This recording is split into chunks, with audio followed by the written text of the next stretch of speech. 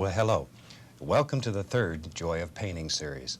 I'm Bob Ross, and I'll be your host for the next 13 weeks as we experience this fantastic wet-on-wet painting technique. In the next few weeks, we'll show you how to make fantastic pictures here using only 12 colors, an almighty brush, and a great big palette knife. So, I've already covered the canvas with a thin layer of magic white, and then we just blend it out with long horizontal and vertical strokes, like so. This just assures a nice even distribution of magic white all the way across the canvas. So while I'm washing the brush here, I'm going to get them to graphically run the 12 colors that I use across the screen. These colors will come across your screen in the same order that I have them on the palette, starting with titanium white and working around. So let me clean the brush and we'll get started here. We clean our brushes with odorless paint thinner. There we go. And just beat the bristles dry. Today let's start out with a tiny little bit of Indian yellow.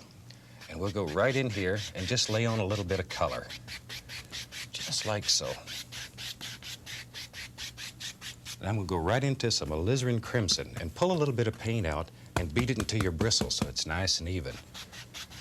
We'll put just a tiny bit of alizarin crimson here. And we do this making little crisscross strokes or X strokes, just back and forth. There we go. And just let it blend right down into the yellow. Okay. Now up here on the top, let's go into a tiny bit of Prussian blue. Now Prussian blue is very, very strong. Be careful with it. And right across the very top, still making the little crisscross strokes, we'll just lay in a little bit of Prussian blue. And while we have the brush dirty, let's take a little bit of blue and add us a little tiny bit of water right here. And you pull from the outside in and leave this area open. We want it to show when we're finished. There we go. And continually your color is mixing with the magic white and it blends it, makes very soft, nice, gentle colors. Okay. Now, let's take a clean, dry brush and just blend all this together. She's still making the little crisscross strokes. And then we'll hypnotize it gently. Down here, all the way across. The yellow will still remain on the canvas. And if it happens to touch the blue, it'll just turn green, which is very nice for water, so we can get away with it today. Okay. Let's start out with a little bit of Van Dyke brown. We'll take a small amount of brown, and we'll go right up in here, and let's put in an almighty mountain. There. Just let this mountain flow right off your knife. And we're really pushing this paint into the canvas. We want to push it right into the fabric if possible. Maybe another little bump right there. Okay. Now with a large brush, we can very gently pull this down a little bit. This removes excess paint and allows your mountain to get lighter on the bottom. Just pull it down. All we're worried about is a nice outside edge. We could care less what's happening inside right now. So let's take a little bit of Van Dyke brown and burnt umber mixed together. Just mix it right here on the palette. And we just touch and follow the angles in the mountain. We'll do a nice brown mountain today. There. Just let the paint flow right off your knife. Right over here, maybe a little light strikes. And we can take a little bit of white and begin adding to it to really put some nice little highlights on this mountain. There we go. And this is your world, so let your imagination take you wherever you want to go. Burnt umber and Van Dyke brown just mixed together. A little bit of the highlight color. Now let's take a little bit of Van Dyke brown with a touch of alizarin crimson in it. And with that, we'll put some shadows right in here. Just a tiny bit of crimson, so when we highlight the shadow color, it'll sparkle.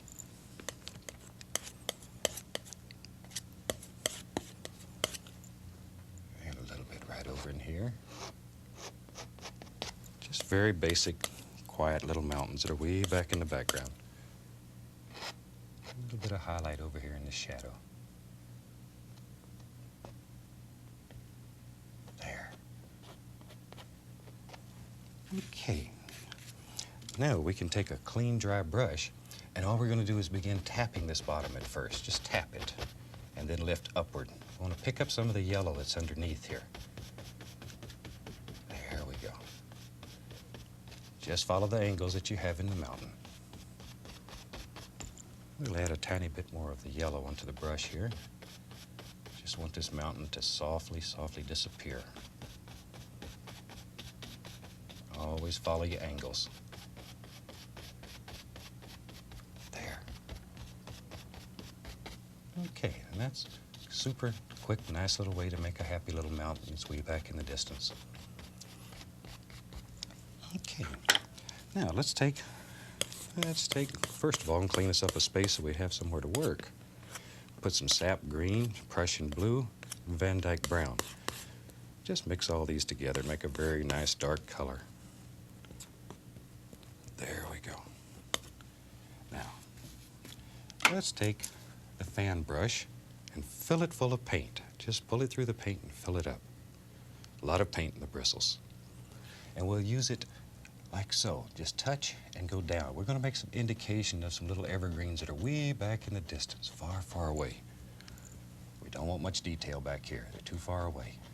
We want to show distance. Just let them work right down like so. Okay, maybe there's one who lives right here. Just wherever you think there should be a tree, you just drop one in. We're not looking for detail. There we go. Just let these rascals fall in. Now, one thing I should mention for the people who are joining us for the first time, the paint we use is very dry and very firm in comparison to most oil paints. You need a very firm paint, one of our golden rules here. A thin paint will stick to a thick paint. So we start with the thickest possible paint we can find. Then we can put layers of thin paint on top of it. Same color, just adding some ground down here. There we go. Just good dark color. One of the golden rules. You need dark in order to show light. So here we're just applying our dark color. And watch how easy reflections are. They used to drive me crazy when I was a traditional painter, but watch right up here. All you do is touch and pull down. Because the canvas is wet, you can make beautiful, beautiful reflections. This simple. Just touching and pulling down.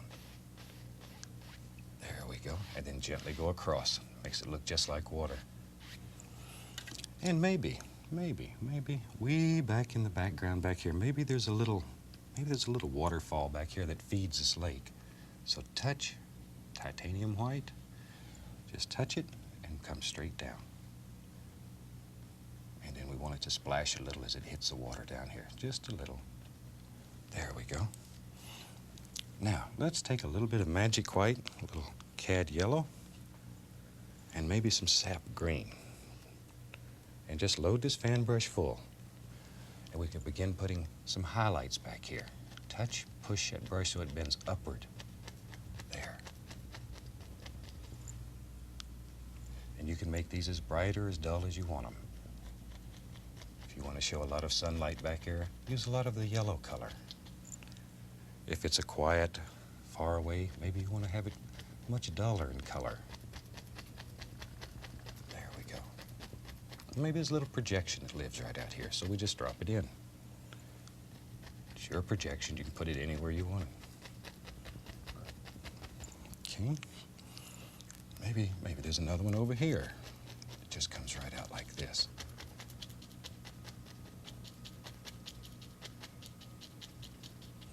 Okay. Now we can take and gently pull a little bit of this down, just so you have a little of that reflection into the water. Go across. Now, let's take the knife, a little bit of magic white, pull it out very flat and cut across it so we can do a very sharp, small little line back here, just to show a little water line. There. There it is. See, I told you that was easy. And this is a very, very free form of painting. We do no tracings, no drawings. We just sort of let these flow right out of our heart. Now, maybe as we get a little closer, the evergreens get a little bigger.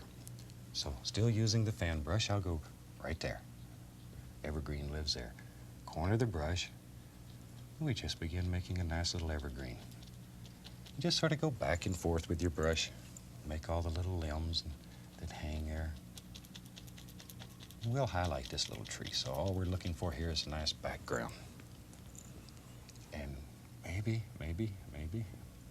there's one right here. You know, trees get lonely too, so they need friends. Just give him a little friend right there. Now we can take a little bit of sap green and just come back and highlight the tree. Now you want to place a lot of emphasis on putting the highlight on the right side of the tree, since your mountain is showing that the light's coming from the right.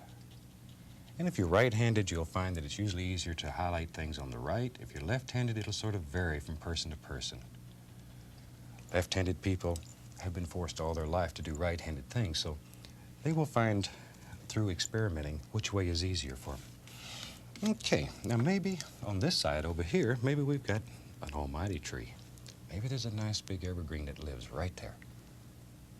And we just start right at the top using very little pressure. As we work down this tree, we're using more pressure and making the brush bend downward. There we go. Isn't that a super way to make a little evergreen? I used to agonize over these. So this really is the way to do it. Just back and forth, let the brush work, let the paint work. There we go. And we have a happy little tree that quick. And maybe we want to have some leaf trees, some big trees here. So let's use the big brush. Fill it up full of paint. Just load a lot of paint into it and figure out where you want a tree and go right up in here and just drop it in. Bend the bristles. Make that brush bend. Make it work for you. And just come right on. Maybe there's a little peninsula right out through here. So just drop it in. There we go. Now, while we got the dirty brush up here, let's put a few little reflections right there. Just let them fall in.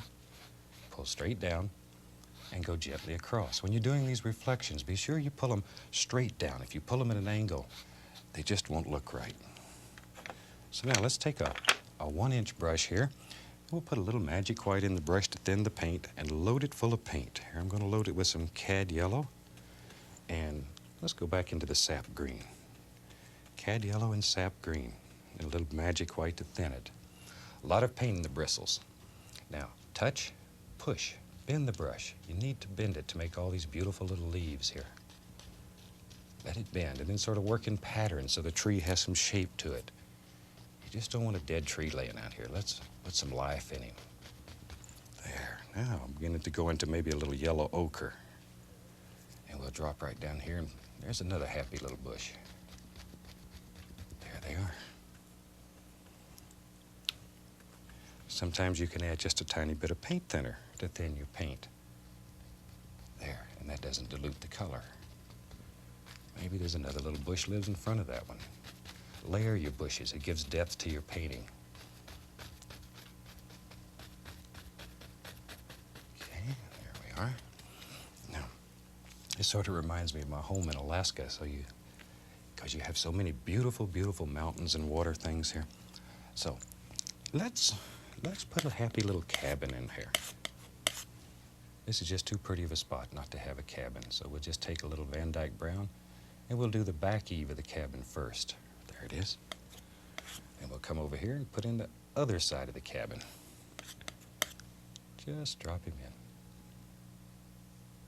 In this series, we're going to try to show you quite a few buildings and how to do it. We've had so many requests from our first couple of series, people wanting to buildings, so we're really going to try to do some in this series. Okay, a little side over here. Well, we've already got the makings of a little cabin there. We'll take a little brown, white, a little touch of umber into it. There we go. Now, maybe we'll just put a little indication of some logs here. We'll make this a little log cabin. And at home, where you have unlimited time, you can put a lot more detail into it. Here, if we go over 30 minutes, they yell a lot at us. So, these logs go in this direction. Just want to show you how to do it. As I say, at home you have unlimited time and you can put a tremendous amount of detail into these paintings. Now on this side we want it to be a little darker, so here we just want a little indication showing. And if you had a cabin, you'd need a little door to get in it, so we'll put a little door right there. This is just straight brown. And we'll cut it off so it fits the cabin. Maybe there's a little window right here. Here I'm using the little edge of the knife. Maybe there's a window right there. Your cabin, so you put windows wherever you want them. And now, let's put some land under here. Need something to hold all this up. There we go. Straight Van Dyke brown again. Just let the land come out like there. And with a large brush you can touch and pull just a tiny bit of that down into the reflection. Very lightly go across. Now we'll highlight this with a little bit of brown and white just so it stands out. There. Isn't that fantastic? Now we'll take a little bit of the dark Van Dyke brown and just put some logs over here on the edge. You can see the ends of them. Like so. A few back over here. There we are. Maybe there's a little color in the roof. I only had just a tiny bit of permanent red to some brown, and we'll put a tiny little bit of color up here in the roof, and a little bit over on this edge. There. Makes that roof stand out a little bit so you can see it better. Let's go back to the fan brush here. We'll get right into our yellow ochre and sap green and little cad yellow, and let's just push in some little grassy areas. He keeps his yard mowed nice, so we got some nice little grassy areas going here. All right. Now, back to the magic white. This is a very thin paint. It's almost like water. It's a liquid. And into that I'll put a little bit of brown, just to make it look like sand. And we'll go right up through here. And let's begin putting in maybe a little sandbar right here. There. Just let it flow off your knife. Now we can go right back into here, get some Van Dyke brown, and let's just start. Let's go all the way over here. What the devil? We can do anything. Just let that dirt flow right off your knife. This is brown with a little bit of umber in it. Van Dyke brown. So Van Dyke's a very nice chocolate brown. Beautiful color. One of my favorite colors. Okay, we put the dirt in first. Then we can come back and highlight this a little with some grassy areas. You just touch. Let the grass grow slightly above here. So there. Just sort of bring all this together. Now, you know, if you had a little cabin like this, you'd have to have a way to get to it. So let's have a little walkway. Maybe it starts back here and just comes around like so, right on out toward the front. A little bit of brown and white, touch of red to highlight it a little. There. There we go. Now we got us a little trail so we can get back in there. Now let's take and begin laying a little tiny bit of grass here that grows down from his walk down to the water. See how much distance that creates? It pushes everything back. Maybe right in here, just like so.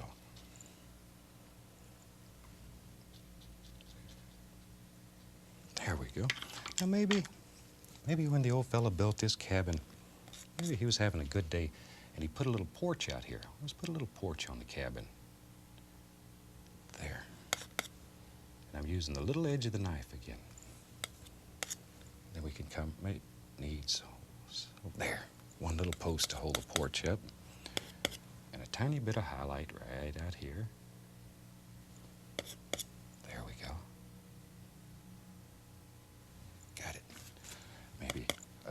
light out here on this post. There, just a tiny bit. Now with our fan brush, we can bring all this together, just like that. Okay, now I'm going to use just a clean knife and cut a few little sticks and twigs here and there. Need some sticks to hold up all these beautiful little bushes that you've done. There. Now let's take some more sap green on the fan brush and let's highlight these big almighty trees here. Once again, you want the most emphasis on the right side of the tree since your light's coming from that direction. There. And as it goes down the tree, let it get darker. Start at the top. As you work down, automatically your brush is going to pick up the dark color underneath. It'll get darker as it works downward. There we go. And now, maybe we'll just take and let's put a little bit of highlight right around the door so that stands out. A little bit around the window, and that'll sort of square it up a little. A little bit over here, maybe. Just an indication. This side's very, very dark. You don't see as much there.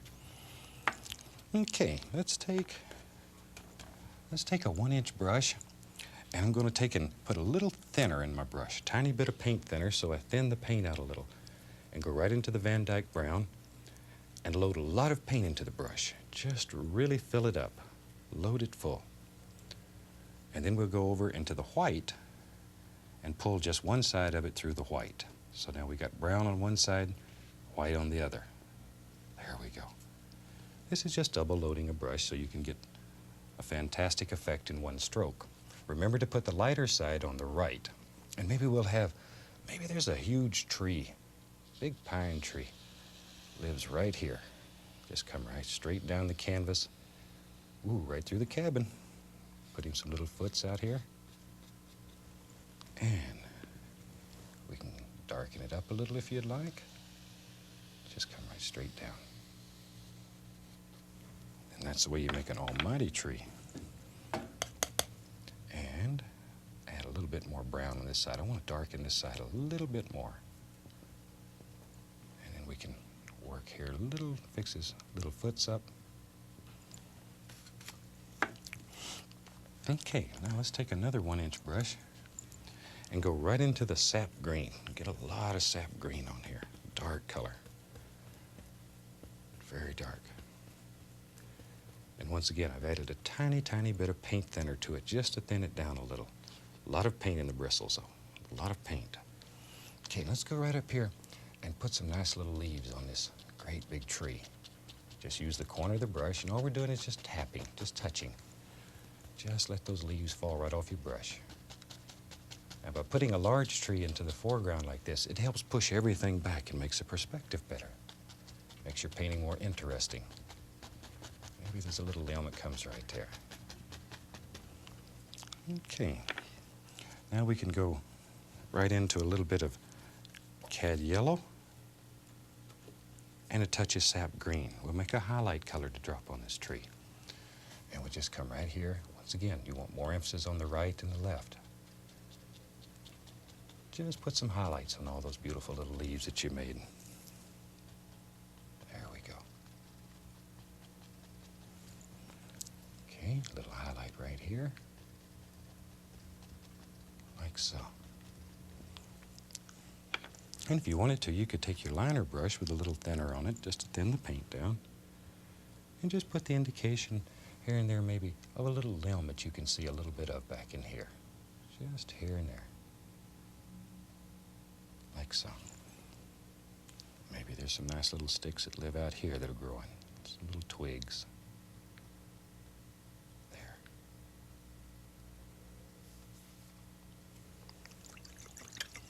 Okay. Now, back to our fan brush.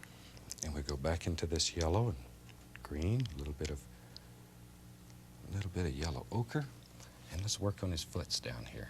We'll just put some grass right down here and cut the tree off wherever we want it. It's your tree. You can cut him anywhere you want him. And maybe there's a few little sticks that hang out over the bank. Just here and there. And I'm just using the point of the knife here.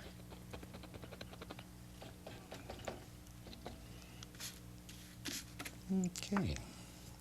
Well, I think we about had this painting ready to sign. So let's take a little bit of paint thinner, or you can use a thin oil if you'd like. A thin oil probably works a little bit better. It works a little smoother. A little paint thinner, and we're going to mix this till it's like water. Very, very loose. Then turn this fan brush, or this liner brush. I'm sorry, you caught me. Turn this liner brush to bring it to a nice sharp point. And let's go right up in here and sign. The paint's very, very thin, it's almost like water. And with that, you can literally just write your name. R-O-S-S, that's what it is. There we go. Next week, we hope you're here with us. Have a big glass of iced tea ready. Got your canvas set up. And we're going to do a black canvas. We'll do a happy little seascape and show you how to very simply do a seascape. It's effective, a lot of fun, and we'll be looking forward to seeing you. Until next time, we'd like to wish you happy painting. God bless.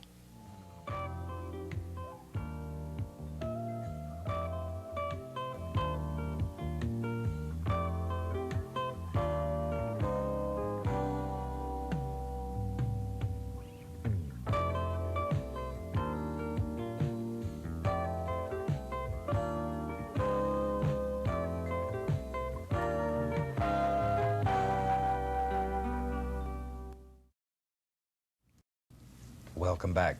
So glad you could join us again today. Today I thought we'd do a fantastic little seascape. This is a very simple little painting that's quite easy to do, and I think it'll stir your imagination and lead you on to bigger and better things. And I've taken the liberty of going ahead and covering the canvas with a layer of Prussian blue, very firm paint. Don't use a paint that's oily or slick. It's a very firm, dry paint. On the bottom, I've added a little bit of phthalo green and a little bit of Van Dyke brown right over here in the corner. So with that, let's get started. We'll take off here with a 1-inch brush, and I'm going to take a little bit of titanium white, just a small amount on the brush. One thing you'll notice on black canvas, color shows up much brighter than it does on a white canvas. And let's just go right up in here and just create a little light area right in here somewhere. There we go. And just making little X's, just brush it like that. Just so we have a light source back here. And now you can begin to see how the white is picking up the blue undercolor, and it shows up. With a large brush, I'm just going to blend this. Just very gently blend it all together. And we talk about a firm paint, but if you were using a thin paint here when you tried to blend, you'd become a mud mixer. So use a very firm, dry paint. Now, maybe we'll put a little moon up here. We can do some finger painting. I'll just take the finger here and go right up to where you want the moon and just push in a little circle. That's all. Just a little circle, like that. And then we'll take the large brush and very gently just blend this. Once again, paint's firm so you can do all this blending. There we go. Isn't that easy? You have a little moon in the sky. Now let's start with a fan brush and we can put some happy little clouds in the sky. I'm going to load some titanium white, and you don't need too much paint this time, because once again, color shows up so bright here. And then we'll just take and maybe come right down here like this, and just begin making all these pretty little things. Just let this sort of disappear. And we can add a little more color back up in here, just white paint. There. Maybe a little tiny bit in here. And just let it gently get darker and darker as it gets away from the moon. Up in here, maybe there's another happy cloud that floats around and lives right here. There we go. Now let's take, and maybe right here. This is your world, so you can put clouds wherever you want them. Maybe right there, I see a cloud. You see these things in your mind and you put them on canvas. There we go. Maybe there's another little one that just sort of hides right in here.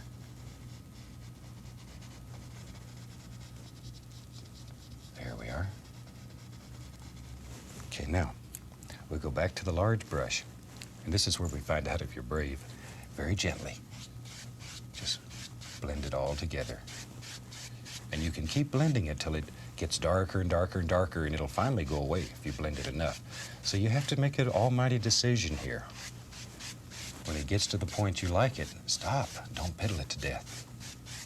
The areas closest to the moon should be the brightest, and as they get farther away from the moon, let them get darker and darker and darker. If you want something darker, once again, just blend it more.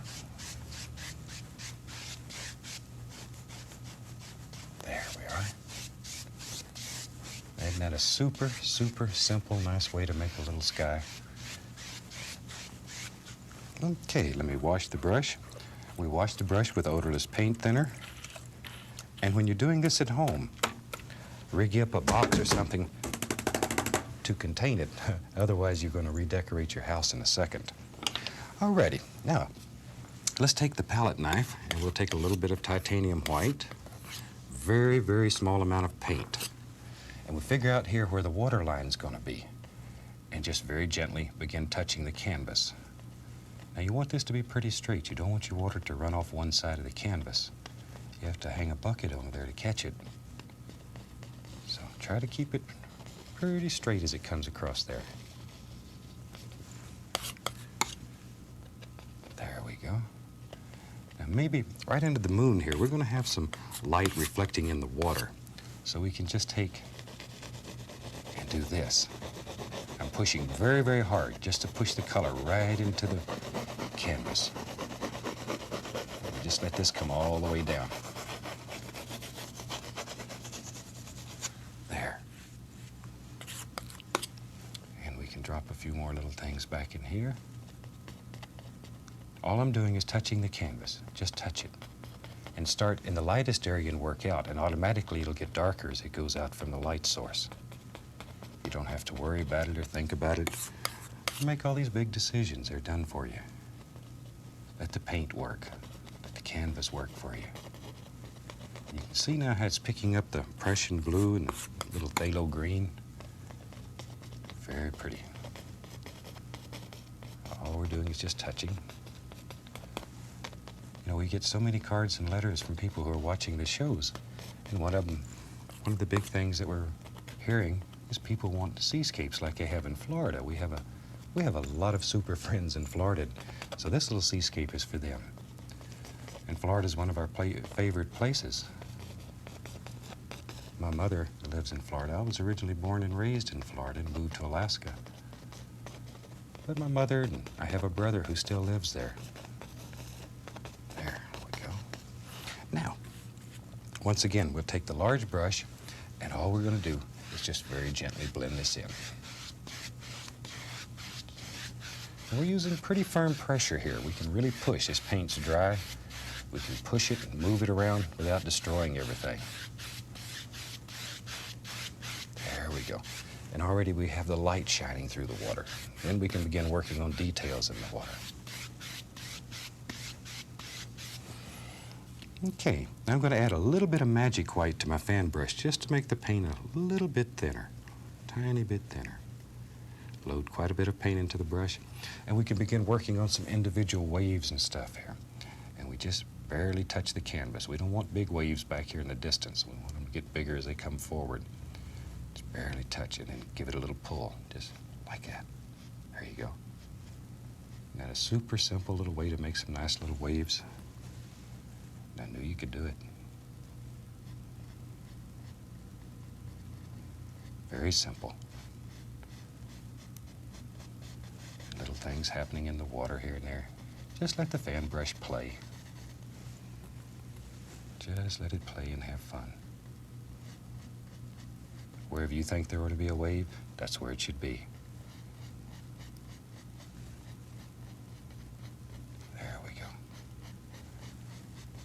Now as we come forward, we want to start letting these waves get a little bit bigger. Maybe right up in here. We'll put some beach in here, so let's put a big wave right in here. Just let it go there. There we are. Okay, now Once again, right under our light source, we want this to be bright. So start here, like that. There we go. See, automatically it gets darker as you get farther away from it. Over in here, it's getting very dark. And maybe this wave comes up here. Maybe it's getting ready to start breaking. We'll put a little more curl in it right here. You can just use your brush to make the strokes that give you any effect that you want. Maybe it's just beginning to curl over. Boom. All you have to do is just take your brush, bend it so it bends upward, and then grab the top and reverse the angle. Pull it over. So that wave's coming up this way and turns. There we go. And here we can just add a few little highlights on the water, just where the light's playing through here. Don't want them to get too bright. Now we can take a good dry, clean brush here and very gently just blend this right out. Just blend it so it just fades right into the background.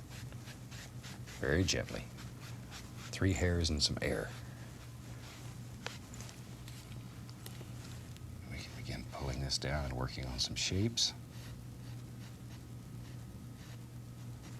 There, little things happening in the water, some little foamies.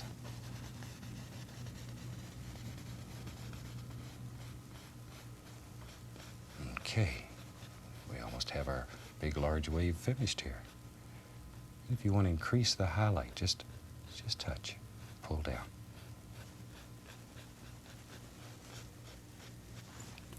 Okay, now maybe we have a little beach up here. I'm going to spend some time working on this beach. Now we can take the fan brush and just put us some basic shapes in here. And we're not too worried about anything now. We're just putting some color on the canvas. And with a clean, dry brush, I want to grab this and pull it down. I want reflections. I want this to look like sand, wet sand. Just pull it down. And then we'll go gently across it. It'll give the illusion of water, of very wet sand or something there. And we can go back, and once again, we'll put in the little foam things that are happening right along in here. And just sort of let them blend backwards.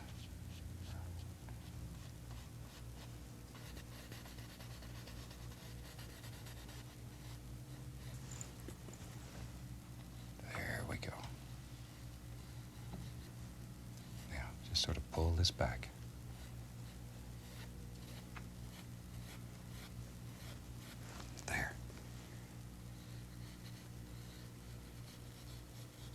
Isn't this the most fantastic little thing you've ever seen? It's a super easy way to do a nice, very effective seascape. There, we just add a little bit of white and put us some little things in here. There we go. And just let your imagination take you where you want to be.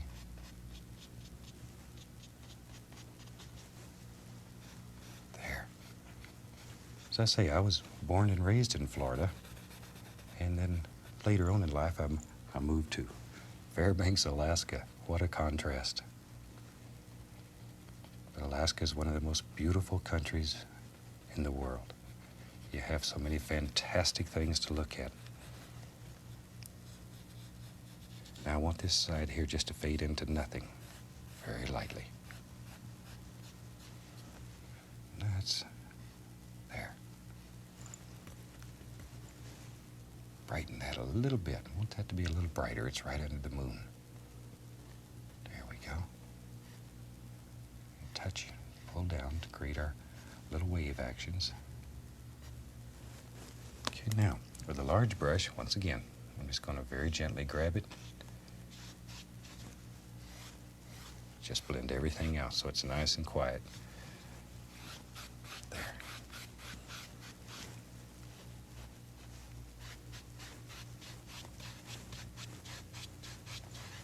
And you can do this blending all the way across the painting and make it as quiet as you want it.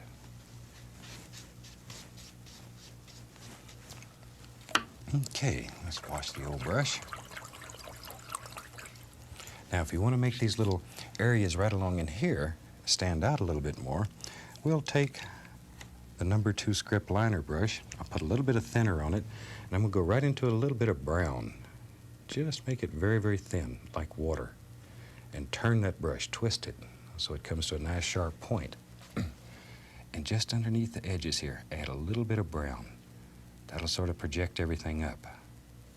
Just pushes it up. Just on the areas where you'd see it on this side. Don't worry about back there.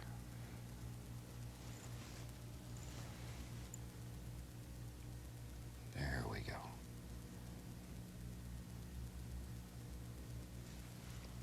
Then, once again, we can gently blend that all in so it's nice and quiet.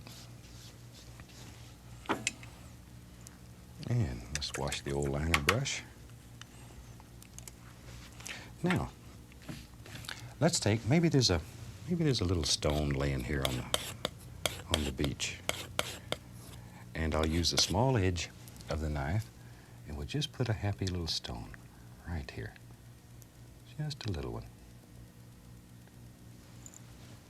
And I'll take a little bit of burnt umber, just a little burnt umber, and go right back and lay a little highlight on that stone. Just a little light playing through there, and maybe a little underneath.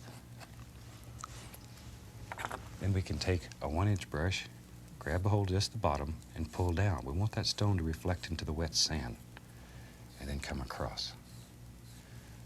Just come across the reflection, though. We don't want to touch our stone yet. Okay.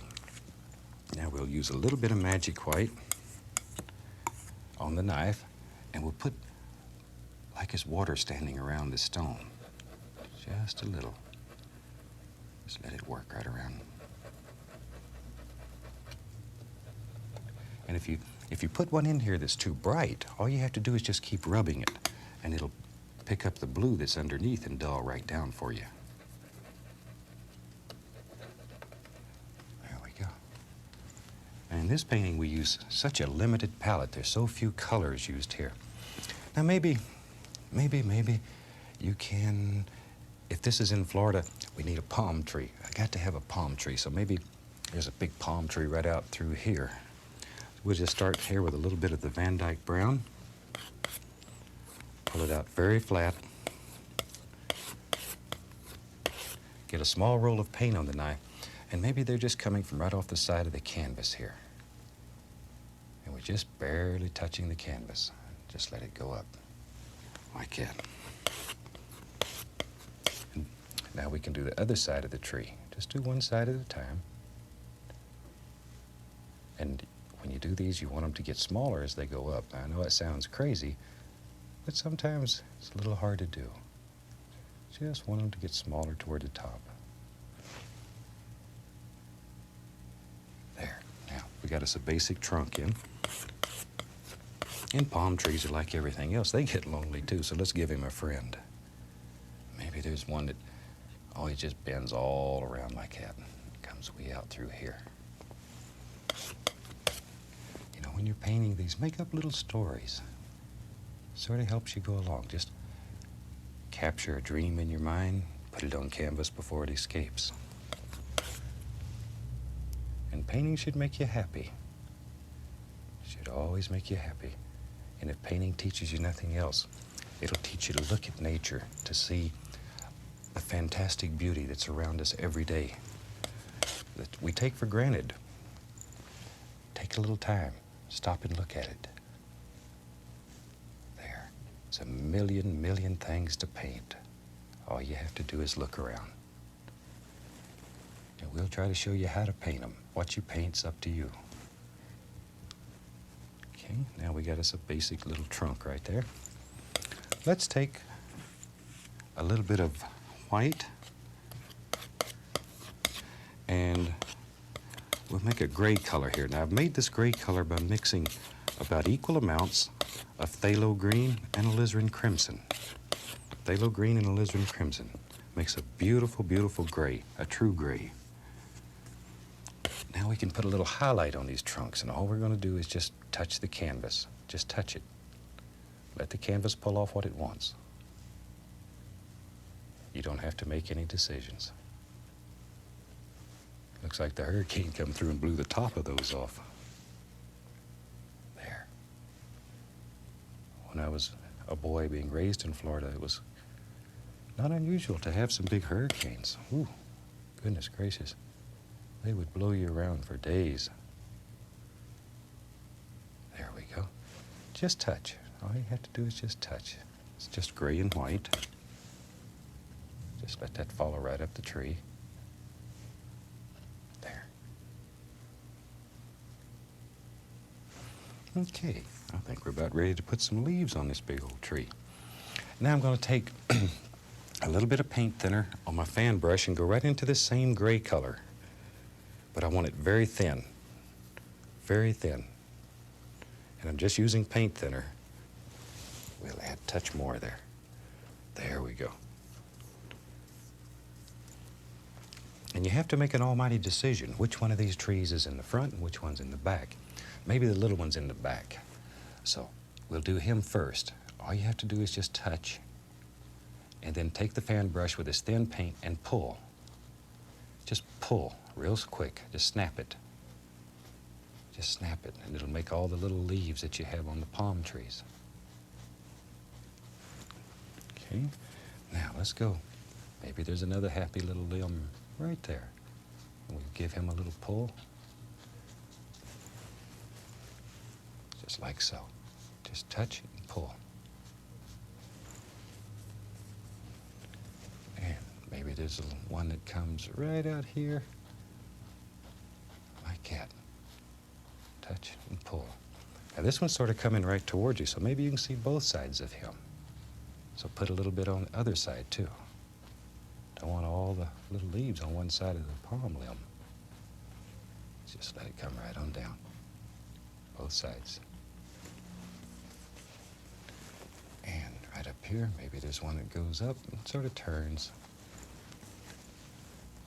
We'll put some limbs right here. There. Very thin paint though. Very, very thin. And one more right there. Touch, pull. Just sort of snap the brush. And you can put as many leaves on your palm tree as you want. I'm just going to put a few to show you how to do them. And then at home you can just do anything because you have unlimited time. Let's have a nice big limb that comes right out there. Touch and pull. Now you can really see these little leaves against the clouds in the sky. There we go. Now, maybe it comes right on back like that. There. And give him another one elm right down through here. Just touch, pull. These are very loose. Okay, here's a little one up here. Maybe there's just a little one growing right there.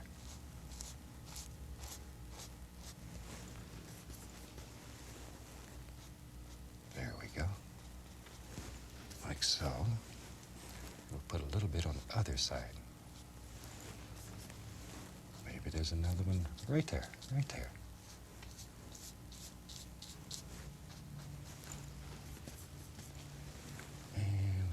Put one more that's sort of going across the trunk. Don't have all the limbs just going on either side. Have some actually go across the trunk. Makes it look a little more realistic. Now I'm going to take the same gray color and go into a lighter gray. Just a tiny, tiny bit. I just want to make these stand out because I really want to keep these silhouetted as much as possible. And just barely touch.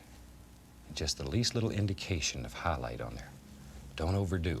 Very easy to overdo. And you have to sort of figure out where the center of the limb is here, the vein that goes through the center. Just touch like that. There we go. There's one. Just barely touch it. Follow the angles that you have in your original limbs. Now, there we are. And I think this will give all of our friends in Florida and anywhere else that want to paint a seascape an idea of how to do a fantastic little seascape that works so easy and it'll make you happy. There. Just like that. Now, maybe, going right back into the same gray color, and I'm using the liner brush this time. Maybe we'll just put a few little indications of things down here. There we are. Just some little sea oats or something that's growing right down in here. Just take your fan brush and drop them in. There, I said fan brush, I meant liner brush.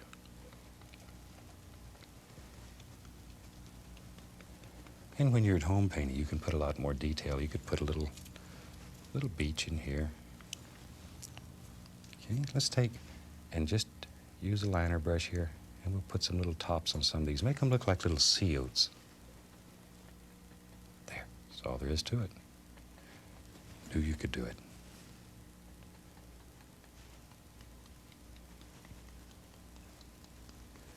And something like so.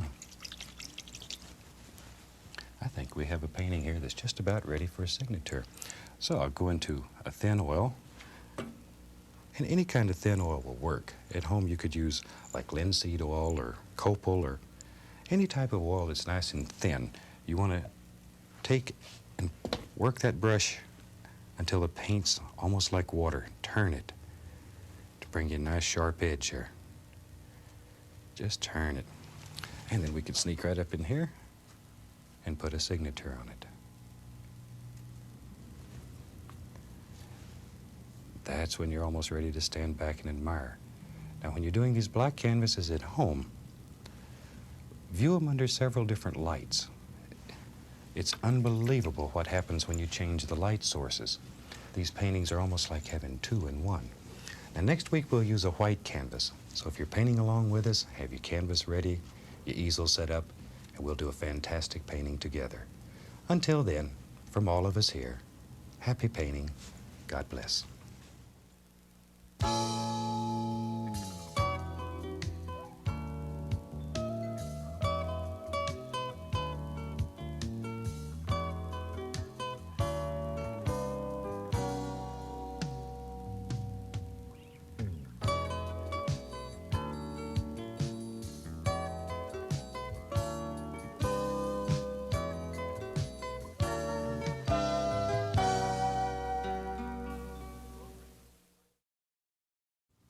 Well, here we are, ready to go again. You have your brush set up and the almighty easel ready?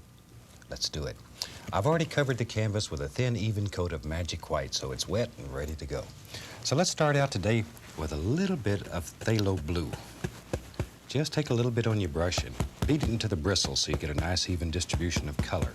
And we'll start right up here at the top, just making our little crisscross strokes, little X's. There we are.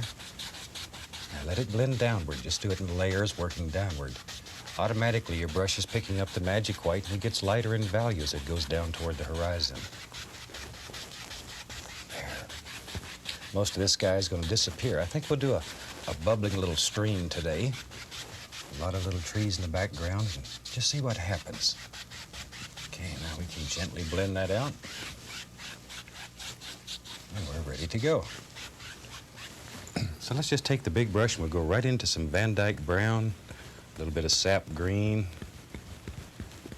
Just use a big brush. Don't be afraid of it because it's big. So brown and sap green, maybe a little crimson. We'll throw a little lizard crimson in there too. Now, let's go right up here to the canvas and figure out where we're going to have some almighty trees and stuff. All we do is touch, bend the bristles. Bend the bristles. Turn the brush in the direction you want the leaves to go and the limbs to lay there.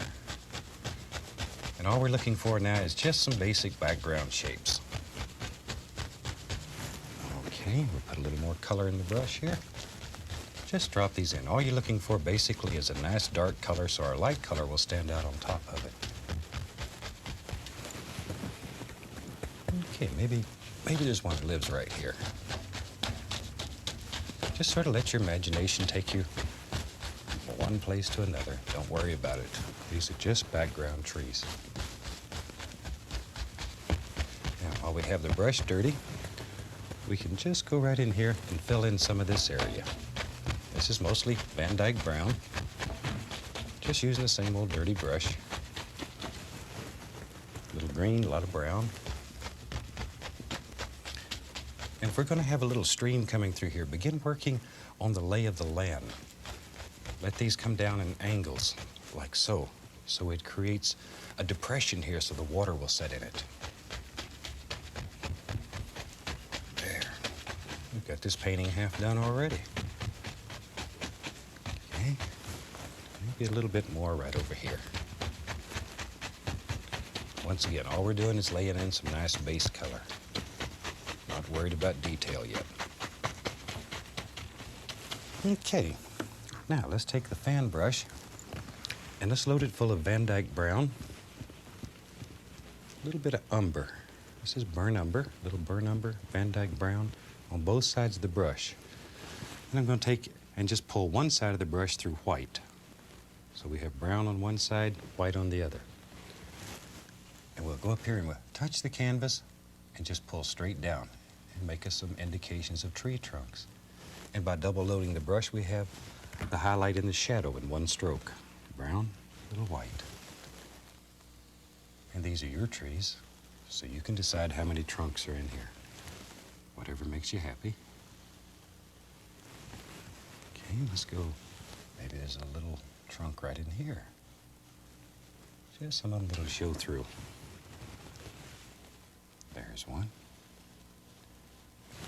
Okay, maybe there's one over here. Maybe he's got sort of a crook in him. All tree trunks aren't straight, so sometimes make some of them with little crooks in them. There we go. Now we can start putting some highlights on these trees. And we'll use the 1-inch brush, a little bit of magic white to thin the paint, use some cad yellow and sap green. Cad yellow and sap green. And just mix color on your brush. That way you have a multitude of colors on your brush rather than just one flat dead color. There we go. Now let's just go right up in here and begin applying some highlights. Go slightly above the dark and just bend the bristles. Put some leaves on some of these trees back here. Just let them fall right off your brush. And we'll take a little bit of the yellow ochre now. We'll start putting some bright little colors in here. Maybe this one right here. There we go.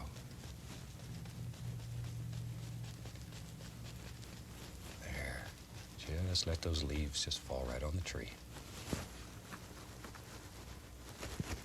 And I've added a small amount of permanent red. Maybe we'll get something in here that's a little bit brighter in the orangey colors. Okay. Little yellow added right to that. We can come right back up here and do this nice little tree. This little tree really is pretty. Has a very nice little shape to it. A little bit over here. There we go. And that gives us some nice background trees. And I'm going to take a little more of the sap green and use the brush sideways. Touch, push, bend upward. Just make it bend upward. And we'll put some little bushes and stuff way back in the background. Not looking for a great deal of detail yet. As we come forward, then we'll worry about detail. Right now, we just want to fill up some of this area with a little color. There. And when you start these paintings, all you need to have in your mind is the time of year and the time of day, and just sort of let them happen. Let them happen. Don't spend a lot of time worrying about what you're going to paint. Just start painting. It'll happen and you can see it on the canvas. Okay, we'll put some highlights on big tree here. We'll just use some green. There we go, a little sap green. Maybe we'll make it a little bit darker. Add a little bit more green to it. There we go. That's what we're looking for. Just some indications back here. We're not worried about a great deal of detail. Okay, that gives us something to work with back there. And maybe if we're going to have a little stream that's flowing down through here, maybe we need to start putting some rocks and stuff sort of to contain the stream and keep it inside of its boundaries. So we'll just use some Van Dyke brown, a little bit of umber in it. Van Dyke brown, a touch of burnt umber. And just sort of touch the canvas and let the paint just glide right off the knife. You're just barely touching. You want the paint to break like this. And hopefully by the time we're finished here, this will look like little rocks. Just touch and just sort of follow the lay of the land. Once again, we want to keep the water down in a recessed area.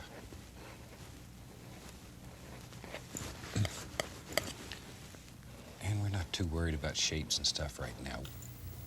And a little bit right over in here. Right now we're just worried about putting the undercolor in. And we'll come back and begin highlighting.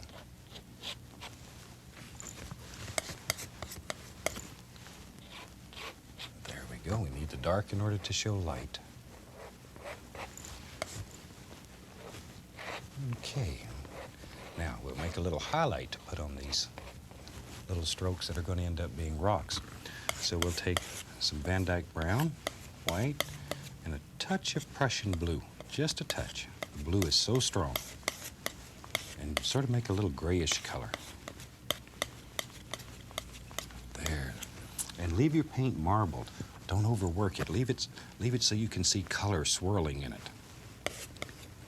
Now, very gently, just barely touch the canvas, just so it grabs the high points. Just barely touching. Don't want to overdo. You can very easily kill all your dark color that you've worked so hard to put in there. We don't want to hurt that. We need the dark. We're just making the bottom of the stream bed here. Following the lay of the land. So important. Okay. Now we can take the fan brush, a little bit of yellow, sap green, and we can get over here in the ochre a little bit too. Just mix all these colors on your brush. Just let them mix on the brush. Now let's go way back into the background back here and begin putting some little grassy areas. Maybe there's a little meadow back here. Quiet, beautiful little place that you'd like to go sit and listen to the stream bubble. I think streams make such beautiful sounds. There we go. Now, I'm going to take a little magic white and mix it with a titanium white. I just want to thin this paint down a little bit. Once again, our golden rule. A thin paint will stick to a thick paint. So I'm thinning it just a tiny bit here, and we'll begin putting in some water for our little stream. And maybe the little stream comes from right there. And it just sort of comes right over like so. And right in here, maybe there's a little, oh, there it went. Just fell right over. Just let it drop. Just let it drop off. See how easy that is? Then it hits down here, and there'll be a little splash down in here. And when you're doing this at home, try both sides of your fan brush. You'll find that one side of the fan brush bends better than the other side. Okay, a little more of the magic white to keep the paint good and thin. Just barely touching here. Barely touching. Maybe it falls again right there. Your stream, it can go anywhere you want it to go. Maybe it goes both ways. Touch. Need a little splash when it hits. Maybe there. Look at there. There's another one. There's another one. It's just going every which way. A little more of the magic white. Okay. Now, even though this is going to be covered up with little foamy things, there's still a reflection in the water, even if you can't see it. It still picks up the color from up here. So I'm going to take a little bit of the Prussian blue, a little Van Dyke brown, just a little blue. The blue is so, so strong. And right in here, let's drop in some little reflections, just like so. Just touch, pull straight down. It's most important that you pull straight down. You want your reflections, even if they're under the water here, to look natural. So pull them straight down.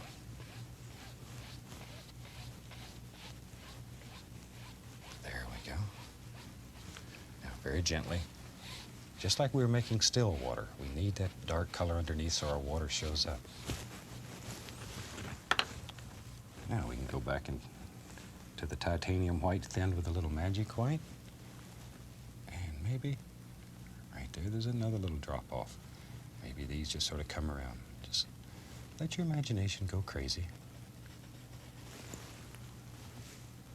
Don't worry about it. We don't make mistakes. We have happy accidents. You learn to work with anything that happens very, very rapidly. That's what's so fantastic about this technique. You don't have to worry about mistakes or accidents. We don't have them.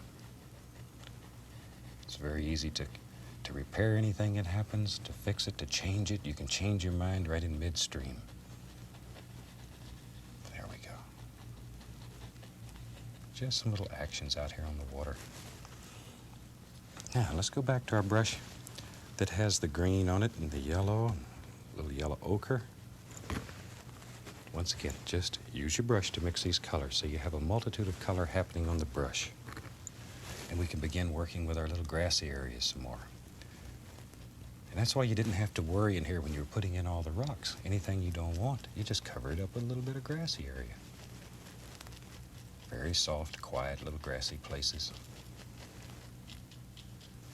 Nice place to go lay and read a book or something. Look at the birds, talk to the little bunny rabbits. Okay, maybe. Now, we need to close up this side so it's contained. So we'll just start right up here and just push that right up over the water. There. Now it's contained. You don't know where it's coming from, but you don't have to worry about it anymore.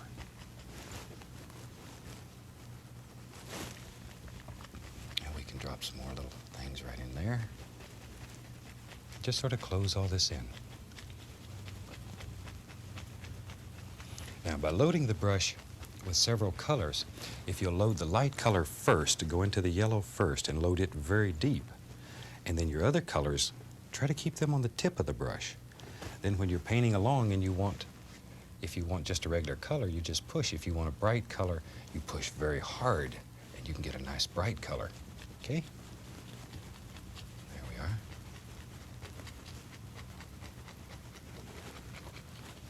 Well, we're going to have to figure out what we're going to do here pretty soon. Maybe this comes down here. Let's get some more brown. Maybe it comes right down through here like it. Oh, look at here. That's what it does. It comes right across like this. Maybe there's a big old stone lives right here. And maybe this comes down right through there. This is just Van Dyke brown with a little bit of burnt umber in it. A little bit of burnt umber, not much. And then we can just sort of fill this in. There we go. And we're really not worried about anything right here. Just drop it in.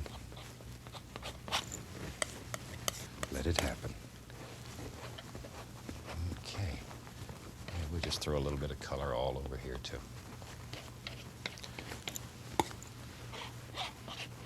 This is just the dark, so our light will show up. Okay, now we can go in here and let's get a little more of our highlight color. That was some Van Dyke brown, white, touch of Prussian blue. Just to make a nice gray color. And let's put a little highlight right out here on this little rock. There we go, just a little highlight.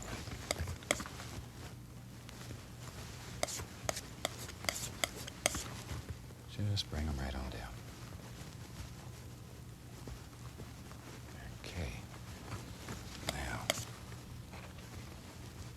the lay of the land. I know you're tired of hearing me say that, but it's so important.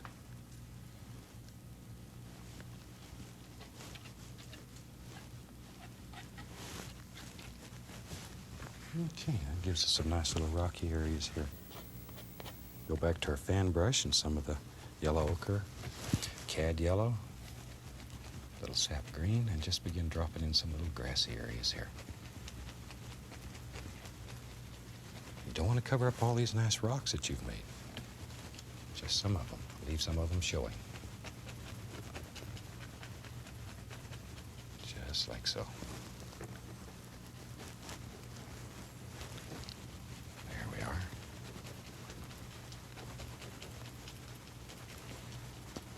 There. Okay.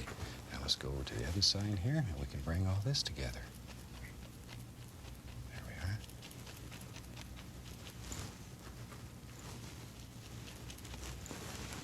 If you find that your paint will not stick, add a little magic white or a little paint thinner to it, something to thin it down. The thin paint will stick very easily to the firm paint. But you got to start with that firm paint. Okay. Now, a little more magic white and titanium white. And maybe this little stream here comes right over, bloop, and falls right over there. Just let it fall. Splashes a little bit. And here it goes again. It's just wandering all over the woods. Maybe it comes out this way. Wherever you want it to go. Just have a little, looks like a little bitty waterfall right there.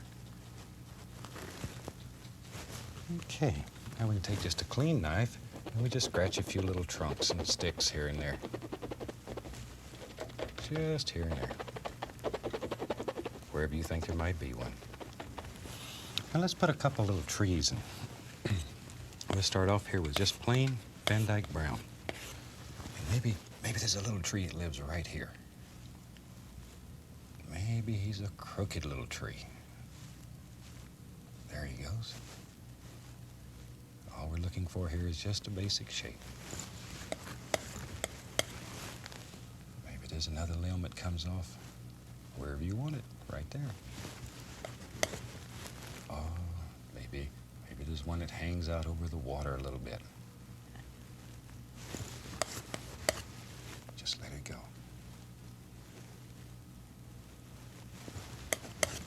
Give him a little foot here to stand on. Maybe there's a limb right up through here.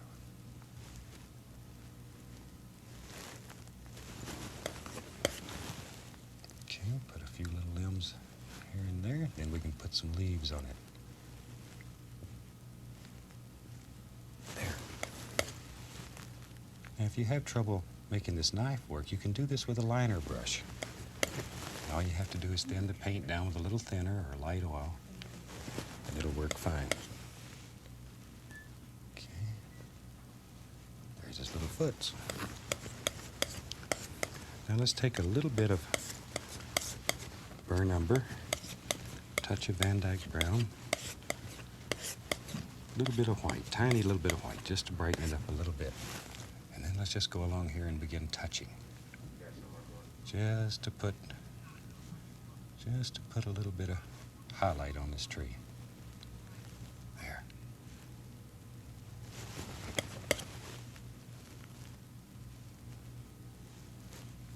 Wherever you think the light would strike this trunk. Okay, while we're in the tree business, maybe we need one on the other side. Maybe over here. Maybe a little bit closer to us, maybe there's a much bigger tree. There he is. Just straight Van Dyke brown to start with.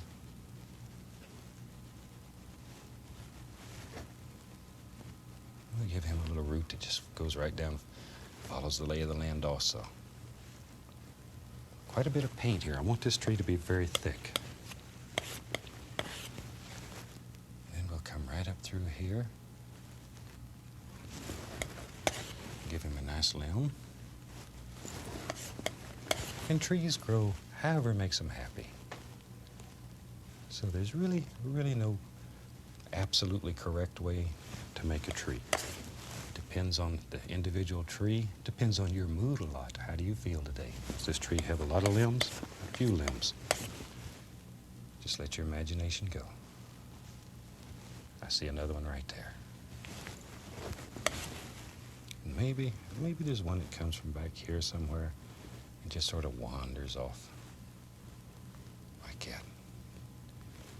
And put a few little leaves, limbs here and there.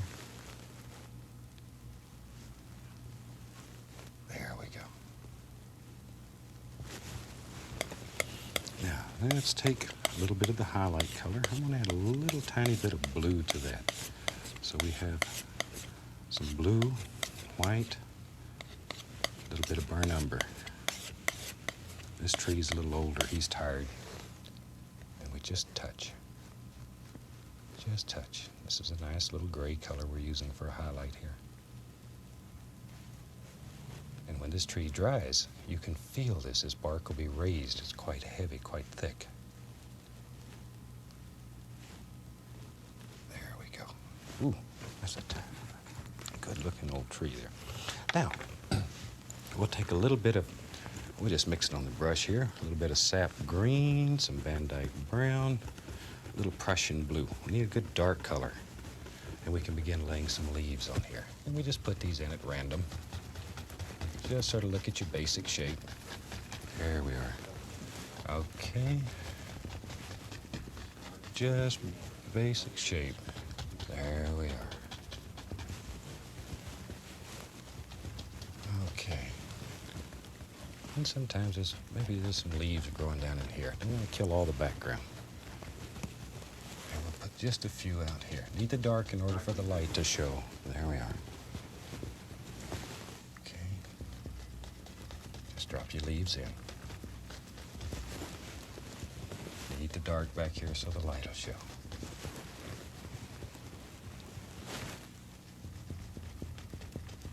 This one hangs right over the stream. Might be the place to sit. It's right under that tree and watch the stream and listen to it.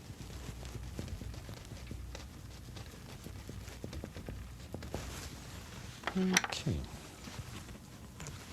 Now we can take, I'm going to use cad yellow, a little tiny bit of green in it. I want quite a bright color here so it stands out.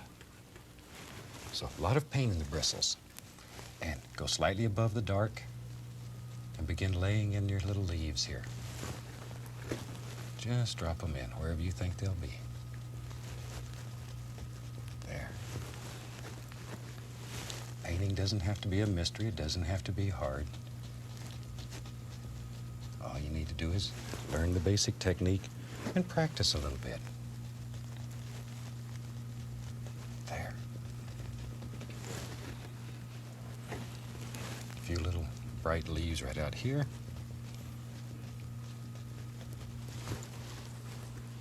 There we go. A few right in there. We just about got this little tree done. Now, let's get into a tiny little bit of ochre and sap green. I want a little different color than I have on the other one. So they stand apart a little better. And we can go right along in here and drop it in. Look at there. Just drop those leaves in that quick. No big deal. Just enjoy. Don't kill all the dark areas. We really want to save some of these nice dark areas. A little bit right in here. Just like so. Maybe a little grass down here at his foots just to cover up the foots. And I think we've just about got a finished painting there. So, on behalf of all of us here, I'd like to wish you happy painting. God bless. We'll see you next week.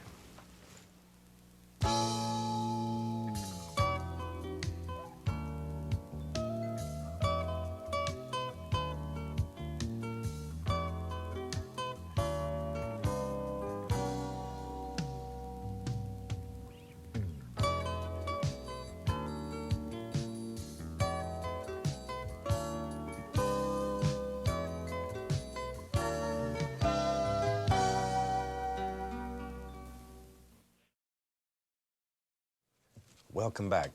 Today I'm very excited because I'm going to show you something that you've never seen before on television. Today we're going to start with a white canvas and we're going to use some magic black on it. So I'm going to let you see me cover the canvas, and this is magic black here. We'll just cover the entire canvas and go all the way across, and there we go. And a little bit more. We apply this exactly the same way as we do the magic white. And just cover the canvas. Thought maybe today we'd do maybe a cold little winter scene. Something with some snow and ice in it, and maybe even a little cabin. Let's see what happens here. Okay, all we were looking for here is a nice thin even coat, exactly the way we put the magic white on. Doesn't take but just a second when you're using a large brush. All right, just about have it finished. And we're ready to go. So now we've started with a white canvas and turned it black, but this is still wet. Now this is an oil-based paint. It'll stay wet for several days. Okay, now we'll wash the brush. And once again, we wash our brushes with odorless paint thinner.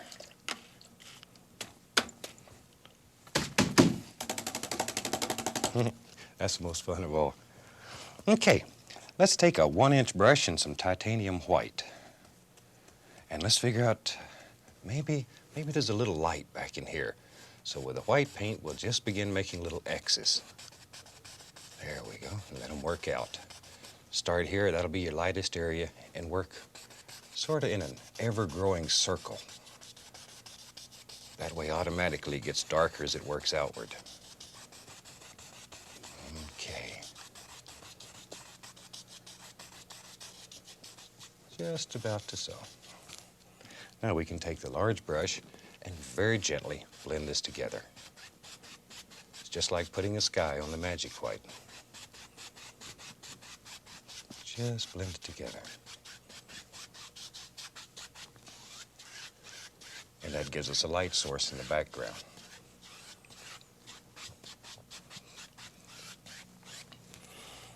Okay, today I want to mix up some alizarin crimson and phthalo green in about equal parts.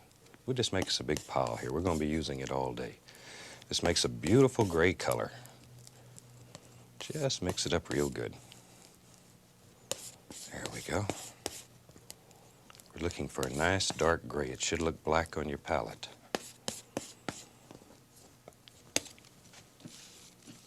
Okay, now let's take a 1-inch brush and load some paint into it. Just load quite a bit of paint into the bristles. And we can go back now and begin putting in some little details that are far away. And I don't want a lot of detail yet. All I want is indications back here. Just want to put some little trees way back in the distance. There we go. Just some little indications. Far, far away. Don't want them too close.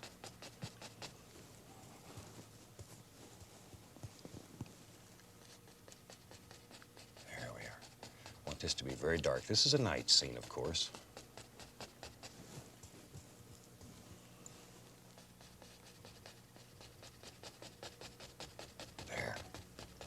Already, we got a pretty nice little background going here.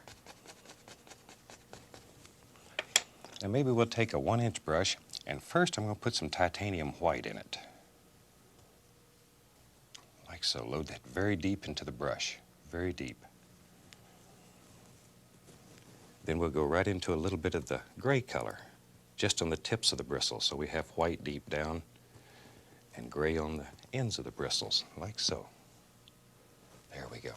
And maybe there's a larger tree back here. And when you push real hard, a little bit of the white will show, just to make it stand out a little better. Just a big old tree laying back here. It's got a little bit of white tips on it where the snow's caught on the little tips of the tree. Maybe right there, a little more snow. Okay. And maybe maybe right over here in the corner, there's a big tree that just hangs here. Just drop some limbs on him. You can see how the white comes out to make the little tips. And now, let's use the fan brush. And we'll load a lot of the gray color on it. And maybe back in here, we can see some little tree trunks. Just here and there.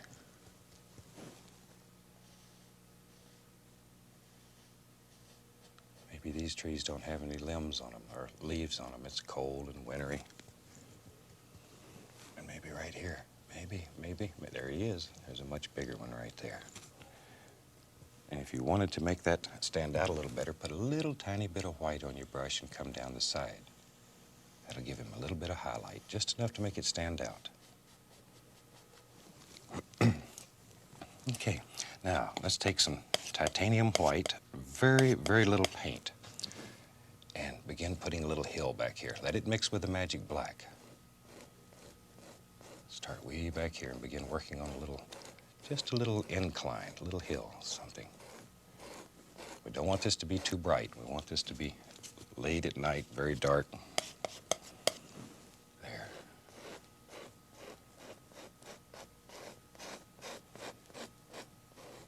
And just follow the lay of the land with your knife.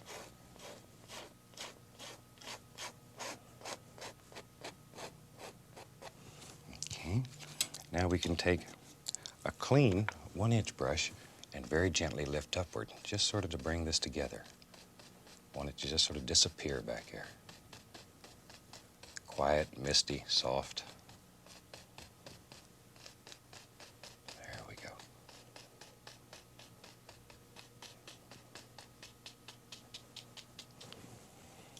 Okay. Now with a liner brush and a little bit of thinner on it. I'm going to put just a tiny bit of thinner, just so I can thin this down until it's almost like water. We can begin. Maybe on this tree back here, we'll just put a few limbs hanging off here. Just a few little things, here and there. Maybe there's another one right there. This is your world, so wherever you think there's a limb, that's where it's at. Maybe there's a couple right in here on some of these little trees. Just makes the painting a little more interesting.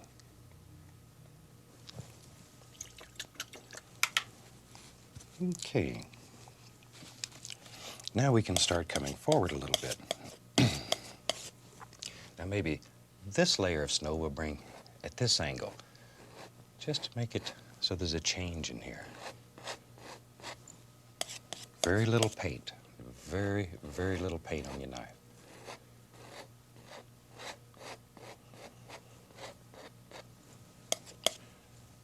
Just sort of have to make almighty decisions.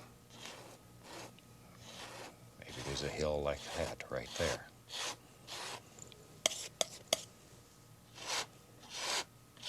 Very little pressure. Okay, now if we had another big tree, maybe right here. Maybe there's a nice big tree back here. So I'm using the fan brush with still nothing on it but the gray. Now we'll add a tiny bit of white so we can make that side stand out a little more. Just a little bit. Want to keep the dark, dark color in here. And with our liner brush, we can put a few little limbs on this one. Just wherever you think there might be a little limb growing. A little bit of paint thinner to thin your paint so it flows on here.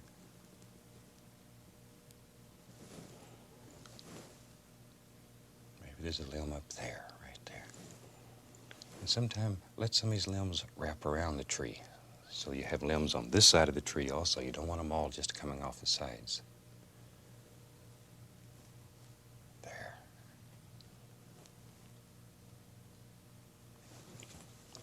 Okay. Now let's get a little bit crazy here.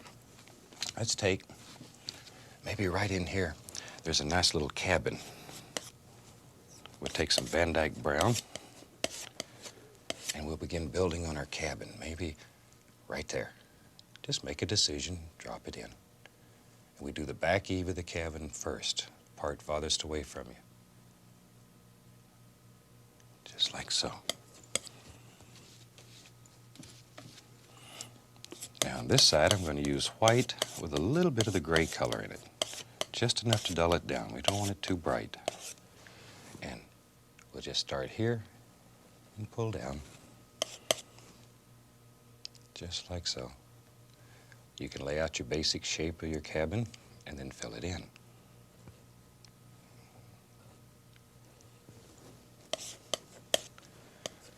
Now, over on this side of the roof, we need a little bit of snow over there.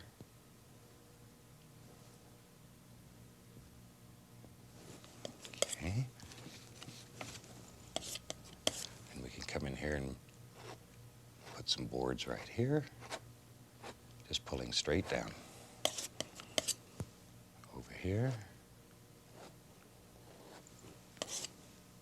There we go. Isn't that a super way to make a little cabin? And all buildings work basically the same. It's just a matter of angles and perspective. If we had shows that were a little bit longer, gosh, I'd love to show you some fantastic buildings. There we go. Now maybe we want to turn this into maybe like a log cabin. So we can take some brown and some white. Maybe we'll put a tiny bit of umber into it. Burnt umber. Want to keep it quite dark. We don't want it to get too bright yet.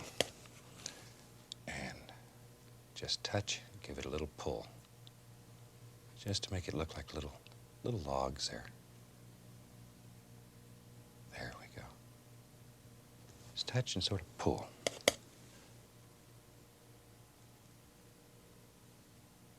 There. Don't get it too bright.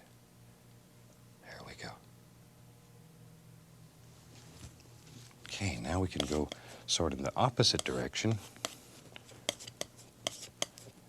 and put some logs going this way. And all we do is touch, sort of give it a little downward pull this time. Just a little. Don't overdo. And just work right across in layers. There.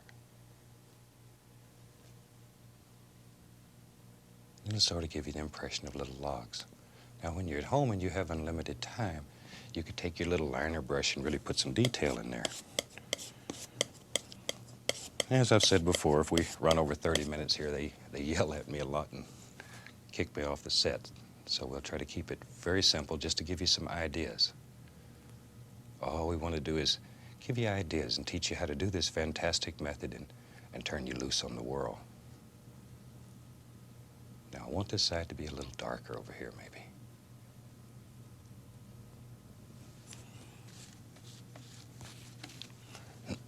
Now, if the old fellow that lived here is like the rest of us, he probably ran out of space very quick and had to build a little shed on his cabin. So maybe we should do that too. I'll take a little bit more of the brown and let's come right in here and build him a shed. We'll just put a little roof right here, coming out like so. Maybe this is where he keeps his firewood, because undoubtedly this is cold. Now we need a little bit of snow on the roof. So we just take a little of titanium white and just come across there. Touch and come across. Just like so. There we are. Now, out here in the foreground, a little bit more brown. Need to put some walls on his little shed. Maybe over here.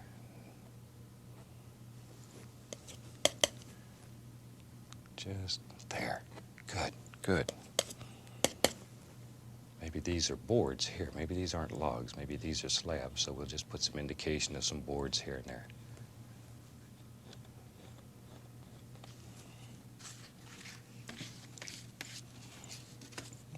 Okay. Now, let's go right up in here and give him a couple of windows. Maybe he needs some windows. Well, we're looking at the back of his cabin. So first we'll take out this paint that we have up here, and let's go right into a little bit of cad yellow. And we'll just put some light in his window. Just give him some light.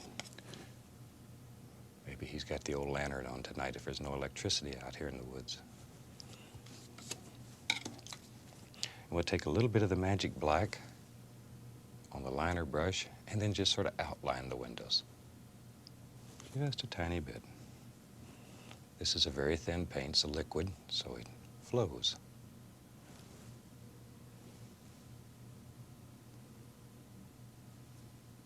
There.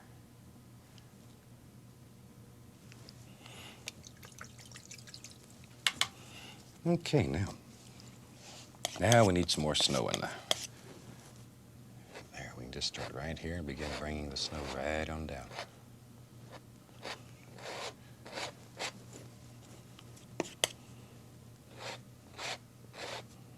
And angles are very, very important when you're doing snow.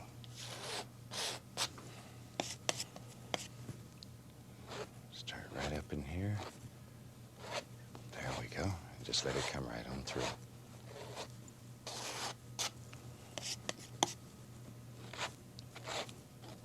There. Okay. Isn't that fun? This magic black is so exciting. There's so many things that can be done with it. Maybe in our next series we'll devote several shows to using the magic black and show you how it works.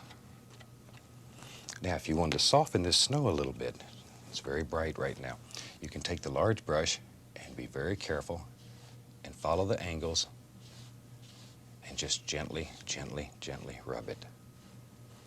And you can blend it right into whatever degree of brightness or darkness that you want. Always follow the angles, though.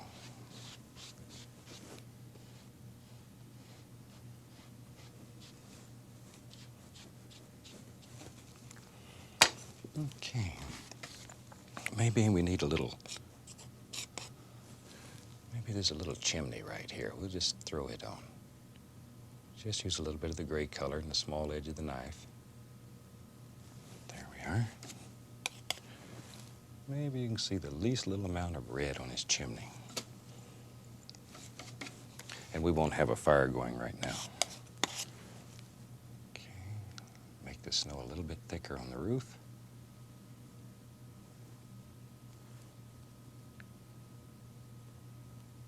And I think we're ready to start playing with some other things. Now I'm going to take a fan brush and start out loading it with titanium white. A lot of paint in the bristles and very deep, very, very deep into the bristles. Then go right over here into the gray color and load the tips. So we've got the dark gray right on the tips and the white farther down. Just double load your brush. And maybe we'll put a couple of pretty little evergreens that are sitting right in here. And we start by just touching the canvas. And we use just the corner of the brush. And as we push harder, the white shows up. Just to put a little white highlight on that tree. Look at that son of a gun. There. Now, load a little bit more of the gray color in here. Let's give him a little friend. Maybe there's another little tree that lives right here.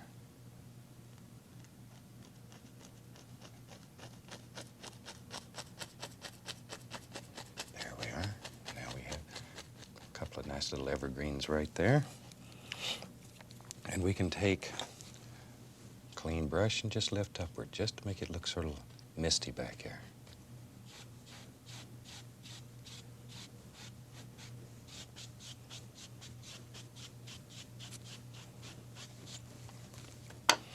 Okay, I think maybe we'll put a very large tree right over in here. So I've got a little white in the bristles, and I'll load it full of the gray color. And remember, this gray is made from phthalo green and alizarin crimson. And maybe there's a large tree that just hangs right here. Nice big limbs that just hang out. Comes right over in front of the cabin here. Pick up a little bit of white and we can highlight this a little bit. I'm just picking up a little bit of the snow and going back. I don't want these shapes too distinct. This is supposed to be late at night, just indications. Now with the liner brush, a little bit of paint thinner and a little bit of the yellow. Just a tiny bit of the yellow. Maybe we want to put a little light reflecting across the snow here. So we can just lay it on with a little bit of the liner. It's barely touching. Let a little bit of the yellow shine out across the snow. And we're not too worried at this time. Then we'll take the large brush and very gently just blend it right in. You know the story is about yellow snow, so be careful. There. There we go.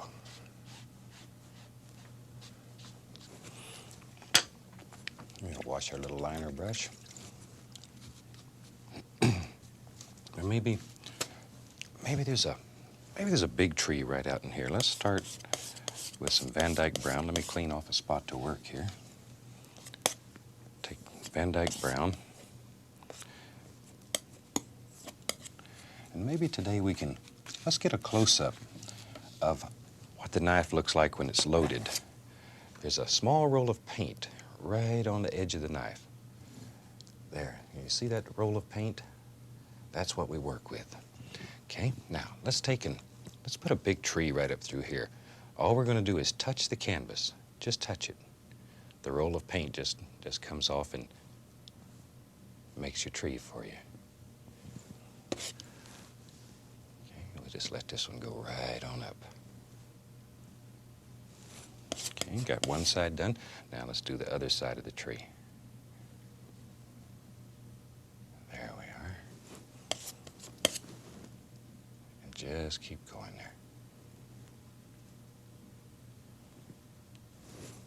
And you can make as many trees as you want in your painting. That's what's so nice about painting. You create your own world and you control it. You can make anything happen in your world that you want. Give him some roots down here. Gotta have something for him to stand up on. And maybe he's got a nice arm right here. Little limb that just goes right on off the canvas.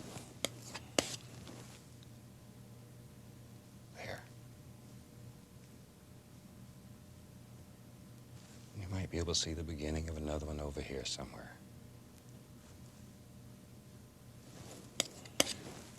Just put them where you think they should be.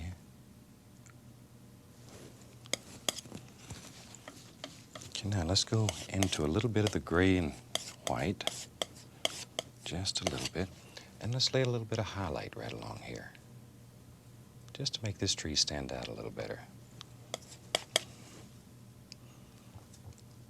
Just follow right on up the tree.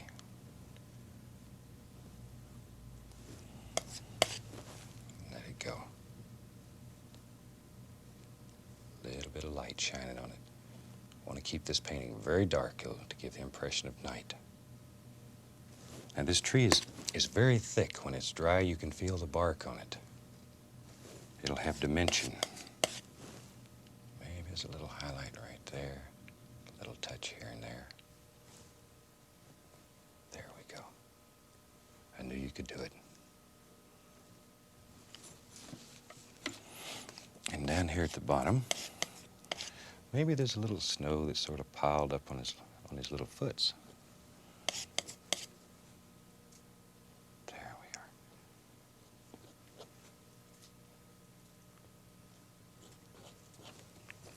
are. And you can take the large brush and very gently just blend that so it just flows right up the tree.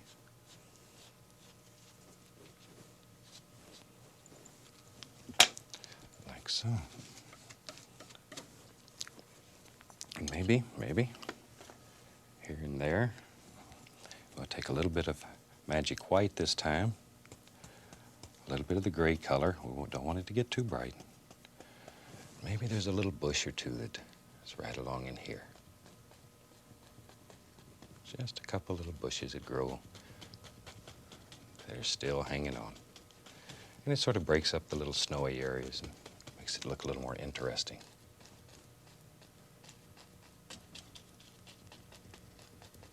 Don't want to get carried away with these, just a few. Okay. I think we have a painting that's almost finished and ready for signature. So I'm going to use a little bit of thin oil and back to my permanent red. I always like to sign in permanent red. And we'll just go right down in here and put a quick little signature on it. Now, you know, if during the course of the series I don't answer all your questions, please feel free to drop us a line, and I'll try to answer any question that you have. If there's things that you want to see that we're not painting, let us know. We'll try to paint them for you, or we'll surely find somebody who can. So on behalf of everybody here at the station, we'd like to wish each and every one of you happy painting. God bless. We'll see you next time. Bye-bye.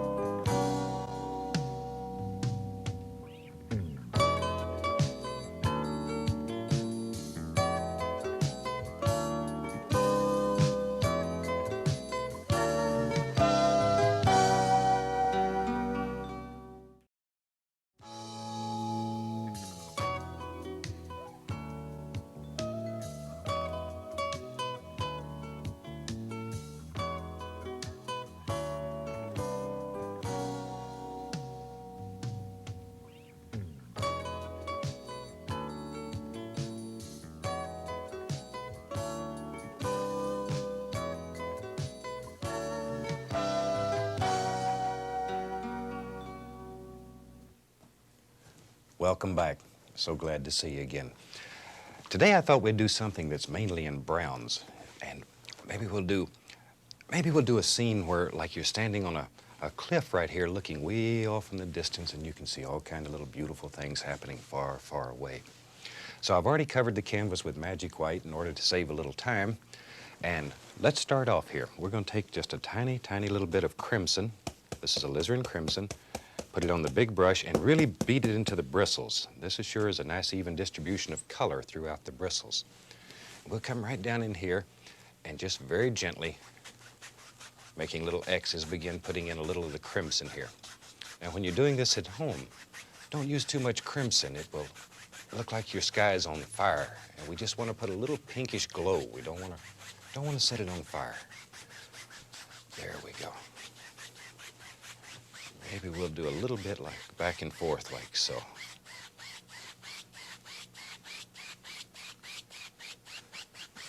Okay, now I'm going to go right into a little bit of burnt umber without washing the brush. I'm going to allow the crimson to mix with the burnt umber. And right above it, a little bit of the umber. There we are. And we'll blend all this together in just a second. A little bit more of the umber, and maybe we'll come from the outside inward here. And just put a little color down in the bottom of the canvas. Try to keep these lines pretty straight when you come across. This will end up being a little bit of water down here. There we go. Now, I'm going to go right into the Van Dyke brown. Still have not washed the brush. And right across the top here, a little bit of the Van Dyke brown. Just like so.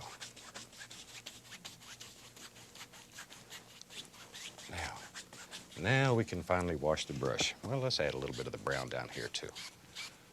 Keep the color the same on top and bottom. Then we can wash the brush. Okay, and we wash our brushes with odorless paint thinner, and there's a screen in the bottom of the can here. And you scrub the brush against the screen to remove the paint, and we shake off the excess thinner, and then just beat the devil out of it. Okay, now we can take and blend all this together. Clean, dry brush. just bring it all together.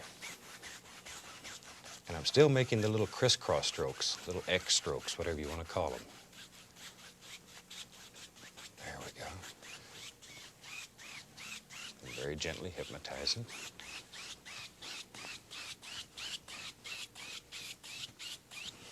And now, let's take a little bit of the burnt umber, a little bit of Van Dyke brown, and a little crimson, in about equal parts. Just mix them all together. Maybe a touch more crimson. There. And now, let's go right up in here and just put some happy little clouds up in the sky. And I'm pushing very hard with a knife. Really push the paint into the canvas. And we're using very, very little paint.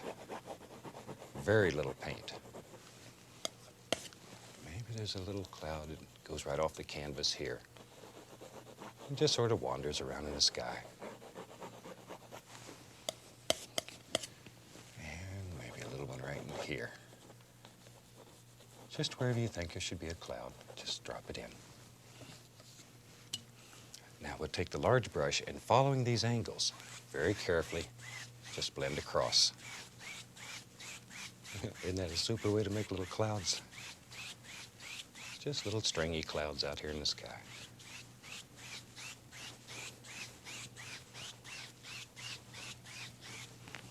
Okay, now let's use the fan brush today and do something a little bit different. Same color as the clouds.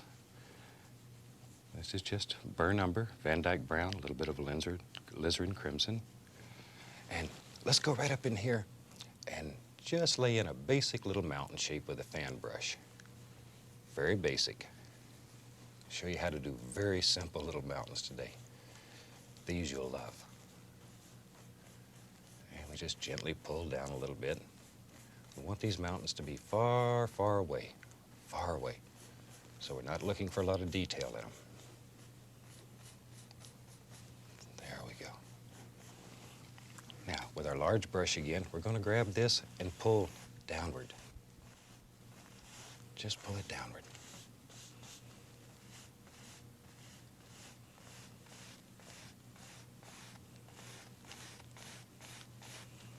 And very gently we can blend all this together. Want this mountain to be very soft, very far away.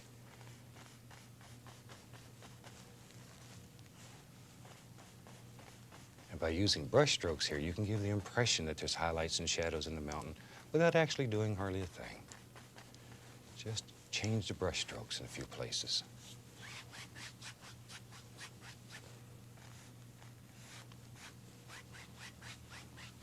Okay, that gives us the impression of a nice soft little mountain that's far, far away.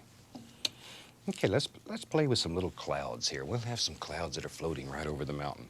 I'm going to add a tiny bit of magic white to titanium white, just to thin it down a small, small amount.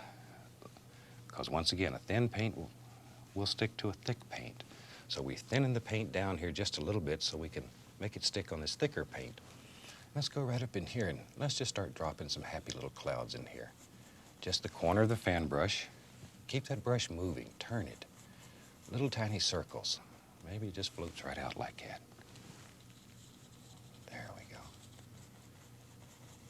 And at this point, the only thing we're worried about is a nice top edge on these clouds. We could care less what's happening underneath. Maybe. There it is. I knew there was one over here. We just had to find it. Just let this one just sort of drip right across the mountain. And clouds are one of the freest things in nature. They just sort of go where they please. Now, with a large brush, very gently, we're going to blend out the bottom of the cloud.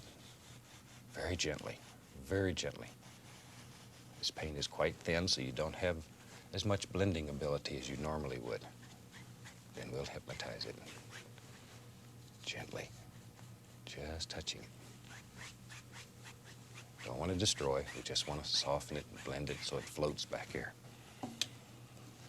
And you can put as many layers of these little clouds in here that you want. Maybe in your world, maybe there's another little cloud that lives right here and just sort of floats around the bottom of the mountain. You have to make these almighty decisions. Okay, and then we'll gently blend the bottom of this one out. And I'm just using the corner of the large brush. Fluff it up a little bit. And then very gently, very gently. Okay. We'll mix up some more color here. We'll take some more of the burnt umber, Van Dyke brown, and crimson, put it all together.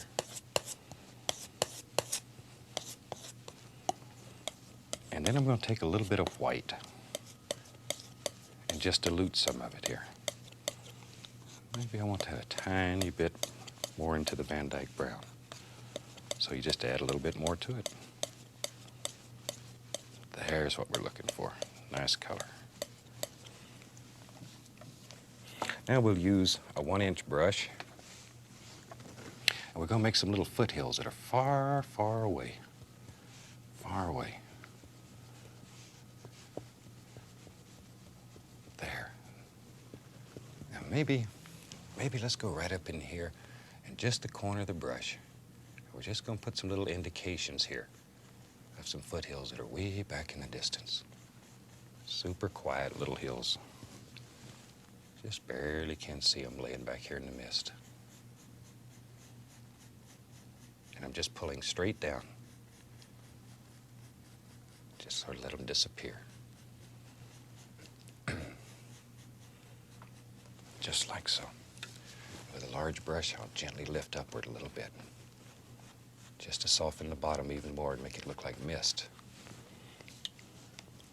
And maybe in your world, right here, maybe there's another little layer of foothills. I make a lot of distance in this painting so we can just play with foothills. You need this little misty area in between them to separate them. Don't kill all that. You knew that. You just wanted to see if I did. There we go. Don't want much detail back here. It's too far away to have detail yet. Okay, then with a large brush, we can just gently lift upward again, just to soften the bottom. And who knows, maybe there's another little cloud, little misty area. It just floats right down in here. Just the corner of the fan brush. This is titanium white with a small amount of magic white in it. Then with a large brush, we blend the bottom of it out. Fluff it up, just like we did before. And then very gently, just blend it.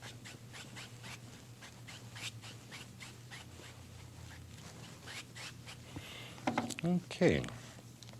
Now, we're going to have several ranges of foothills in this painting, so as you come forward, each layer of foothills should get a little bit darker in color, a little darker in value, and that's what helps create the illusion of distance in a painting. So, to the same color, I'm going to add a little bit more of the Van Dyke brown, just to dull it down a little bit more. Now, don't let it get too dark too soon, because we're going to put several layers in here. Now, maybe right in here, maybe there's another little foothill. It comes right down. Just like so.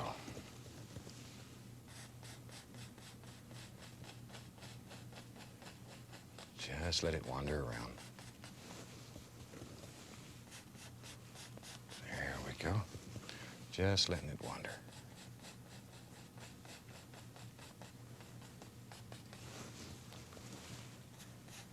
Maybe right there. There we go. And when you start these paintings at home, don't worry about having an exact image in your mind of what you're going to paint.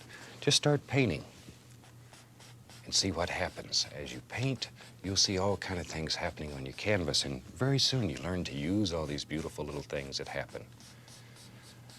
I think in one of the earlier shows I mentioned, we don't make mistakes. We have happy accidents. We learn to use anything that can happen. Anything that can happen. That's when it really becomes fun. Okay, we'll gently lift upward here just to create a little mist.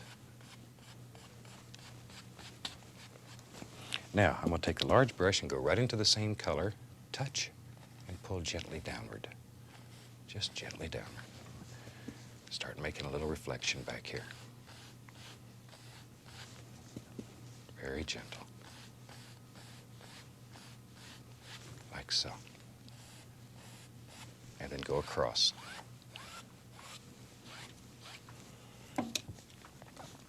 Now we'll take a little bit of the magic white and add the same color to the magic white.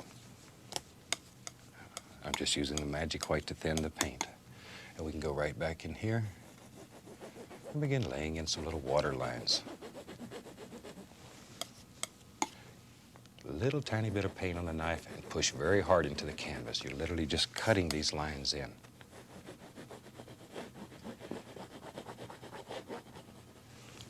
Okay. Now then, let's come forward again. I'm going back into the Van Dyke brown and right back into the same original color, just to make it a little bit darker. There we go. And maybe right over here, maybe there's a nice foothill here. It just comes right on down. You see this color is quite a bit darker, so it stands out. Makes things look closer. And we can just put layer after layer after layer of beautiful foothills and make all kind of things happen. Recently, we did some classes in North Carolina. Oh, that's God's country. That is so pretty. And they have so many of the little hills that just layer after layer after layer.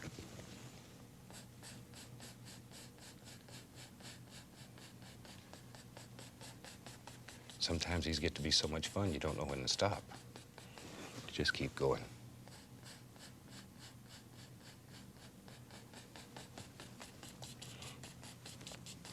Now then, once again with a large brush, this time I'm going to tap it a little bit. I really want to diffuse this one.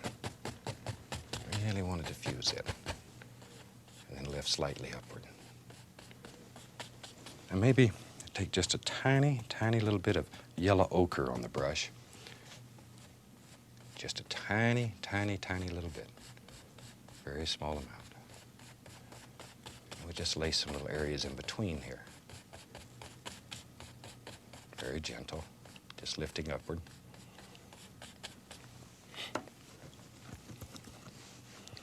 And then we can come back in here and maybe put some more foothills. You tired of foothills yet? This will really teach you how to make them. After you do this painting, you'll probably never again have problems making little foothills. There. Maybe we'll just let this one wander right out through here.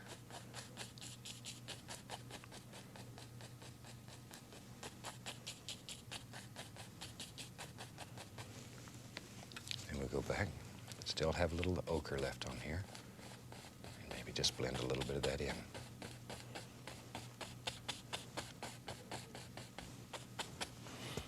And we can go right underneath it and lay in a nice little reflection. Just pulling straight down. Here we just use the corner of the brush and do a little bit right in there.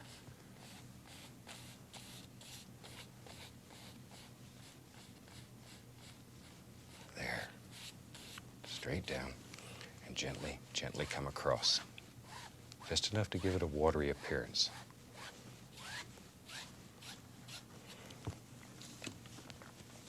Now, a little bit more of the magic white and a little bit of the same color mixed into it.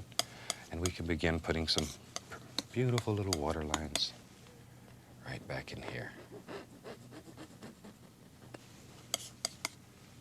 And just let them follow the general contour of the land here.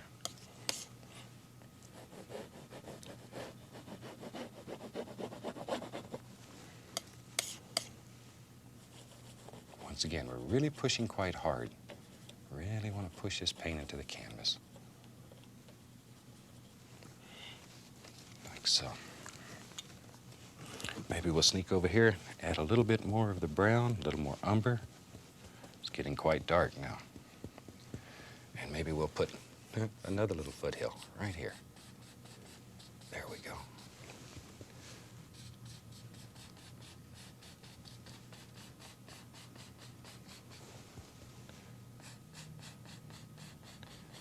just drops right down like so.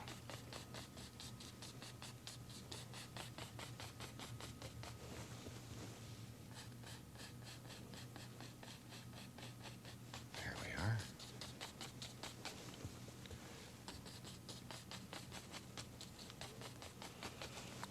And we'll take a little bit more of the yellow ochre, tiniest little bit. Just enough to change the color scheme a little. Drop a little of that in there. Very soft.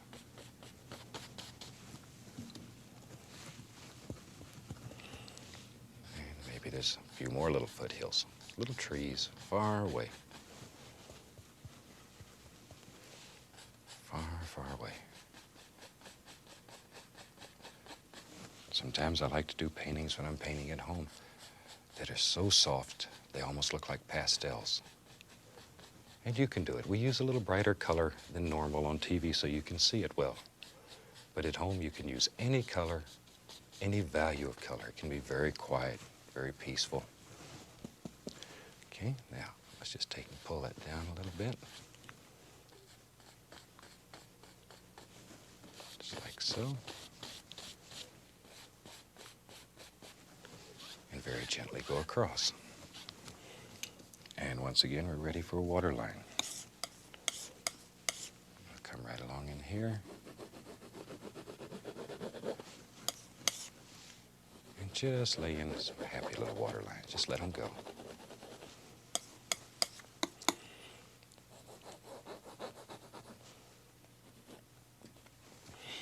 Okay. Now we can begin playing a little bit in the foreground. And I'm going to go right into the Van Dyke brown. Right into the brown.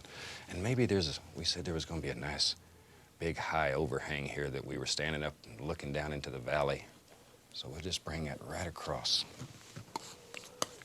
Just bring it right on across here. A lot of paint, very dark. We really want this to be contrasting.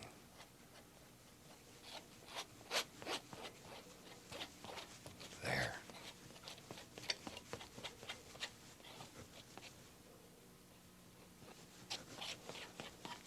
Okay, now we can take a little bit of the brown, a little white, make us a nice little highlight color here, and let's just lay some happy little highlights on top of this. Make it look like stones, rocks.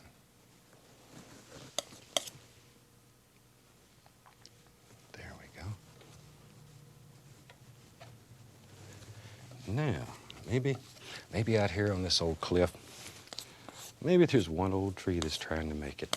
So let's start right here with just Van Dyke brown, and let's put us in a basic, very basic tree shape. And just let this old tree wander around. You know, trees just grow however it makes them happy. So there's really no right or wrong. You have basic shapes, but other than that, just enjoy, have fun. There we go. Just let that tree just wander right on up through the sky.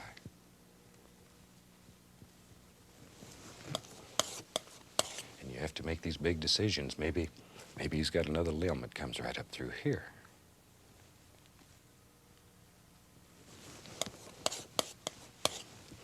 Just let it travel wherever. There we go. And we're using just a small roll of paint on the knife. Just a very, very small roll of paint. And let's put some limbs here and there, just at random, wherever you think there might ought to be one.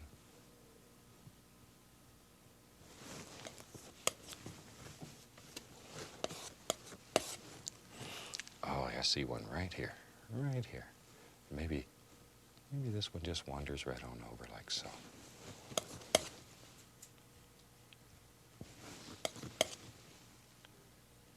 Maybe he's got two arms.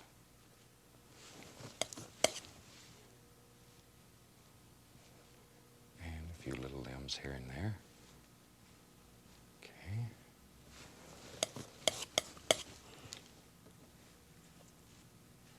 Just let him wander around.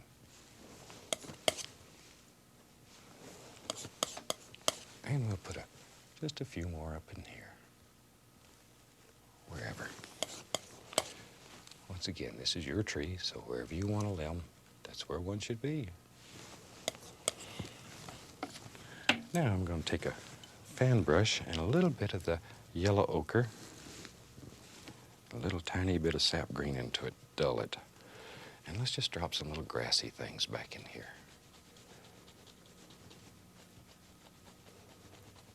Just so we have some little things growing out here on this rock. Just like so. Adds a little color to the painting. Don't have to be completely monotone. Okay, now let's finish up our tree here. I'm going to take a little bit of the yellow ochre and use that for my highlight color. And just touch. There we go. Don't overdo. Just enough to make this side stand out a little bit. And follow the general shape of your tree.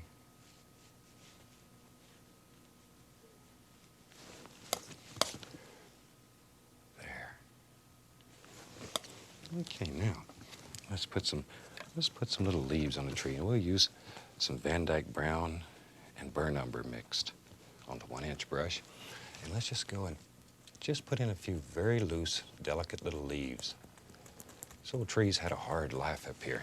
He didn't have a whole bunch of leaves. There we go. Just lay them in, wherever you think they should be. Isn't that a shame, all the work you did back here, now you're putting leaves over it and covering it up. But don't worry about it, because it wasn't wasted. You learned a great deal. You got a chance to practice. And that's really what it's all about. If there's a secret to it, it's practice. It's practice, that's all. Maybe there's something that lives right there. And you can make your tree as full or as loose as you want. Maybe these old limbs here have died and they're just hanging off the side. Now I'm going to take a little yellow ochre, put a tiny bit of paint thinner with it to thin it, and a little bit of the burn umber. Quite a bit of ochre, though. We want it to be bright enough so it stands out. And we'll go right up here and very gently lay some highlights on these leaves. Don't overdo them. We want them very quiet. There. Just let them go. Just a few here and there. Now, next week, we're going to do a white canvas. So if you have your canvas ready and sitting on the easel, you can paint right along with us, and you too can have a super time. There we are. We just about got leaves on this tree. There we are. Just drop them in. Alrighty. I think we're just about finished with this painting. And it's a super nice example of what can be done with just a few colors, little imagination, and a happy dream in your heart. So for all of us here at WIPB, we'd like to wish each and every one of you happy painting. God bless.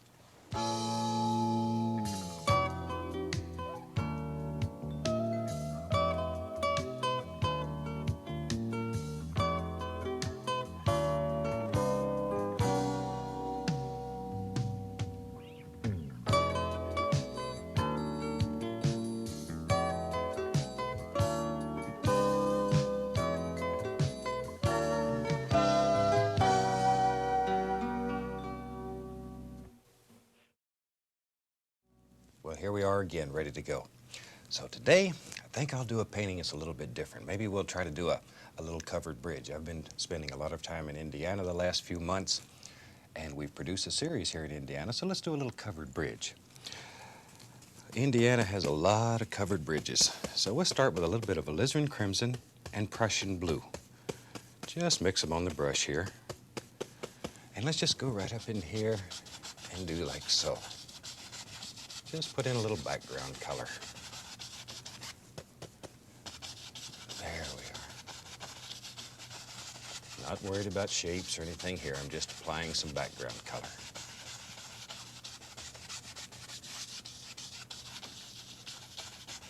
Something like so. This is just a little Prussian blue and alizarin crimson. Now the Prussian blue is many, many times stronger than the alizarin crimson, so use very little of the blue. Okay, we'll wash the brush. And I want to put some little trees that are far back in the background. Okay, let's start with a 1-inch brush, and let's just go right into some cad yellow, some yellow ochre. Just mix them up here a little bit, and a little tiny bit of permanent red. Maybe we'll have a little fall scene here with a lot of colors in it.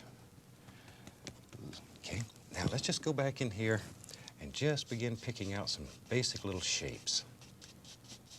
Just barely touching and pulling down. I want to add a tiny bit of sap green to that. Still a little bit of green left back here. Okay. Then, oh yeah, that's much better. That stands out better. And we'll just lay in some little basic shapes far, far back. We're not looking for detail. That'll come later. And sort of vary your colors so they stand out a little bit. Don't kill all the little purplish color that you have here. I want to retain some of that. Just let it work down. A little more green here. Sap green. There. Just something like so.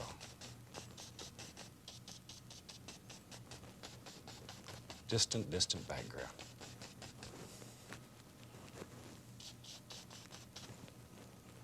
And just, as I say, vary the colors a little bit so they stand out. There, nice yellow.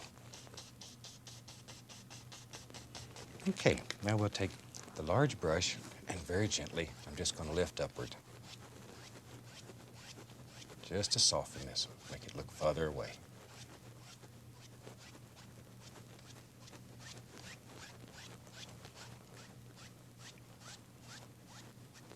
There we go. That'll give us a quick little background. Now let's take the large brush and we'll go right into some sap green, a little bit of alizarin crimson, and some Van Dyke brown. Just mix them on the brush. Looking for a pretty dark color here. And we can begin dropping in some basic shapes. Really push that brush into the canvas, make it bend. Okay, maybe way up in here. There we are. All kinds of beautiful little shapes. Just let them fall off your brush. That's alizarin crimson, sap green, and a little bit of Van Dyke brown. Maybe there's a nice tree here that just sort of hangs over.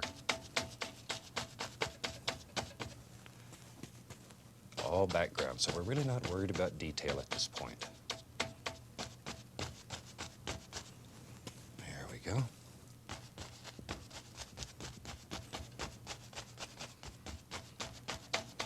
And that gives us some nice basic background shapes.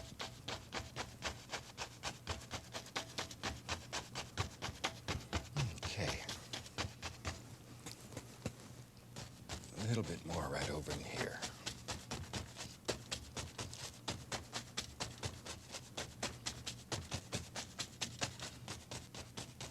Alrighty.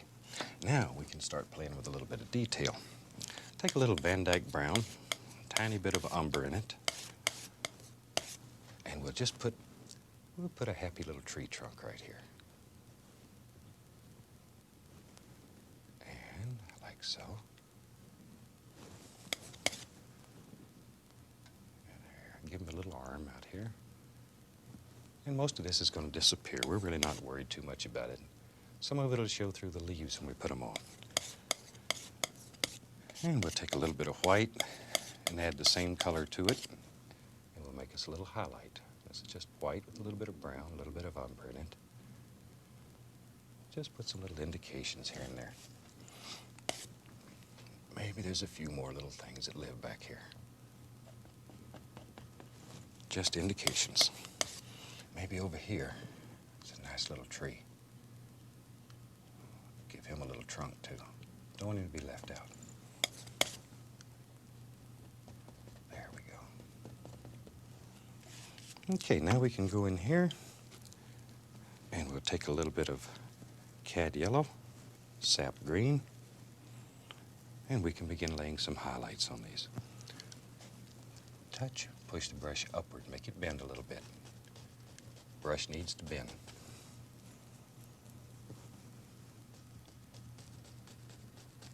Very quiet. Don't want it to get too bright yet.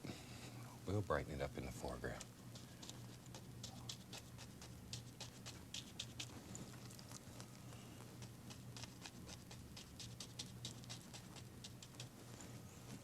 Okay, drop a few little things down in here. A little bit of yellow ochre, just so that one stands out. Here I'm using the brush sideways and making it bend upward, just to create all these nice little grassy things. And we do them in layers, starting in the back and working forward. Okay, let's move over to the other side of the canvas here. And we can begin putting some leaves on some of these little trees and bushes.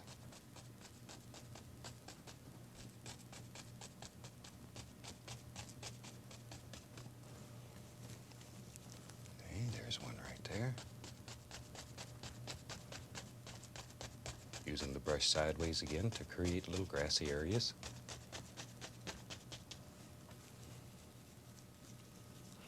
And let's go up here to this old big tree.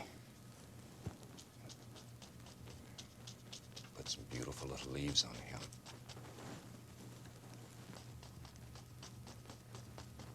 There we are. Just drop them in. It's your creation. Added a tiny bit of paint thinner to my brush there, just to thin the paint down so it'll stick easier. Ooh, a lot of nice foliage here. Give you some good practice. Let's go right in here and drop in a few more little bushes and stuff that stand out. There he is.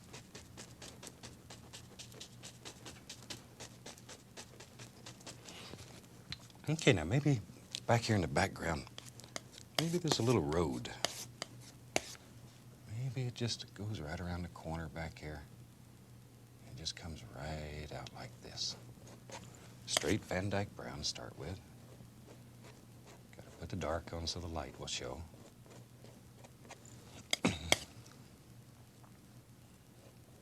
Okay, now we can take some brown and white.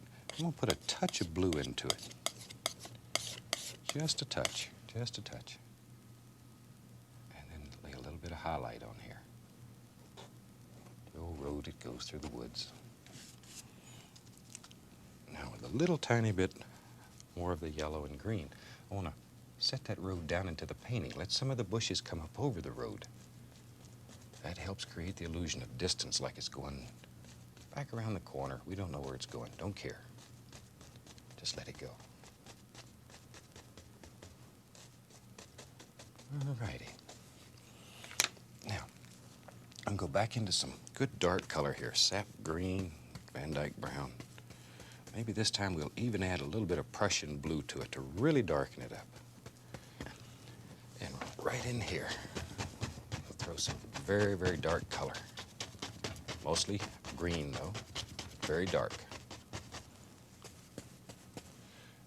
And some on this side.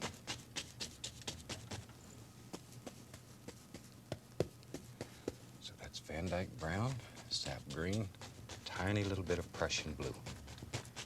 Want this to be very, very dark.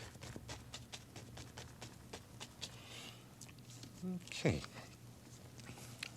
I think it's time we started playing a little bit with the bridge. This is where the fun starts.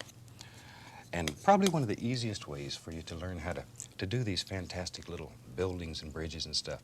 Let's go in here and very gently, let's just scrape out a basic shape. And maybe we're looking at a covered bridge and we're looking right through it so we can see the road behind it. So let's go right up in here and just take and lay in a very basic shape. And I know this is gonna drive you up the wall when you start scraping out all your beautiful painting. And I don't want to kill all this. I want to be able to see it through the bridge. So we'll just take that and try to save quite a bit of it here. Want to be able to see through it. So just scrape out your basic shape, like so.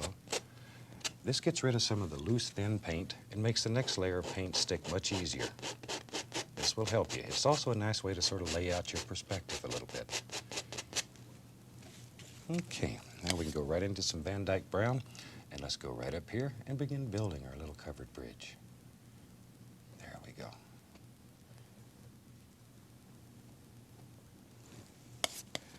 You know, just recently I found out while I was here in Indiana why they built covered bridges. I always thought it was a place you could go and get out of the rain or something. And the reason they covered these bridges was to protect the structure so the weather wouldn't get to it. It really wasn't the reason I thought it was at all. So I learned something. Okay, here I'm going to just lift upward with a little brown. All I'm going to do is fill all this in with the brown, and then we can begin working on detail. Just fill in the entire thing with nothing but Van Dyke brown. There we go. Make us a nice edge. Right down like that. Firm that edge up. Now this old bridge, he's had a hard life. He's not in the best of repair. Give him a side over here. And one here. There we go. Now we can just fill all this in. That's the beauty of using a big knife. You can just drop things right in, no problem. Okay, now we have to do this bridge in stages, and we do the part that's farthest away first and come forward. So I want to be able to see through this bridge, so we'll do the back of it first and then come forward. Down here we can just fill all that in. Just fill it in. A lot of brown.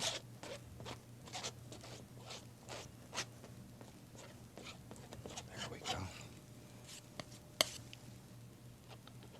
A lot of brown paint. There.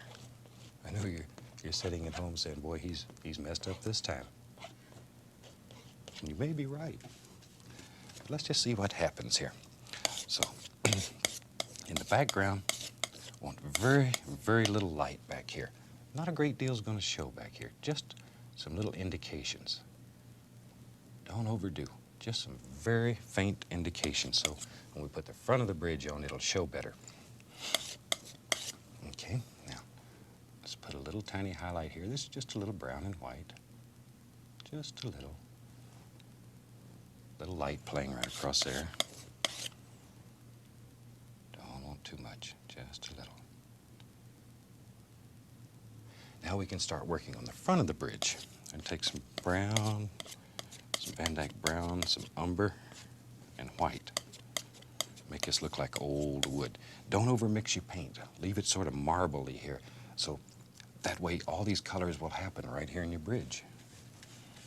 Okay, now let's just take the small edge of the knife and begin making some boards. Now maybe you can just scratch a line right through here if it'll help you a little bit to give you an idea of where you want the front of the bridge to be.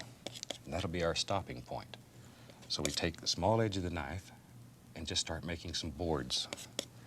This one's made out of old slab boards, just barely touching, pulling down. There we are. And leave some space in between them. As I say, these old bridges, some of them are in bad repair. They've really been beat to death. Just want to make it look like old boards hanging here.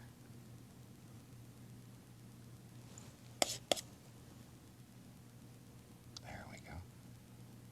Now then, let it come all the way down here.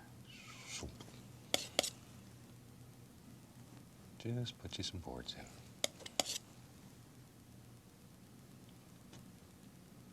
Wow, that bridge has really had a rough life.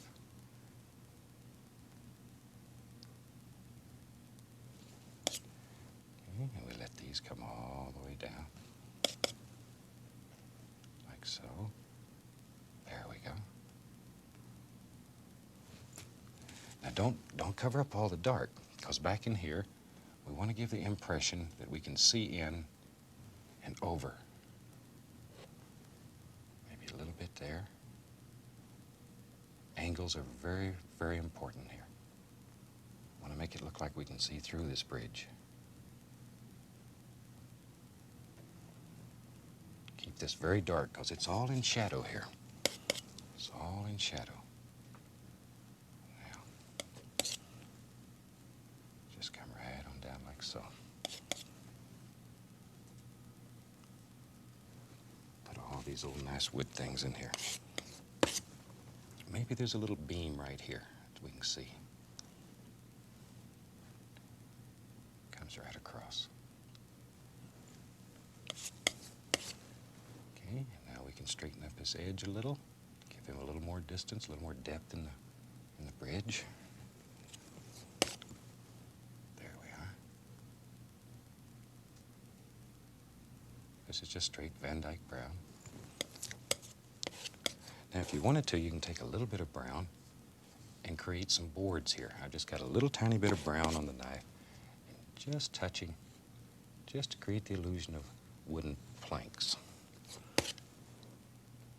Look at that. Did you ever think that an old covered bridge would be this easy to make? And just let a little of it run down. Like so. Now then, I want to leave this area right in here, very, very dark, to make it look like there's a recessed area and water down there. Might even take and add a little bit of brown right down here at the bottom. Really, really very dark. Very, very dark. And we can just fill the rest of the canvas up here with a little bit of sap green, like so.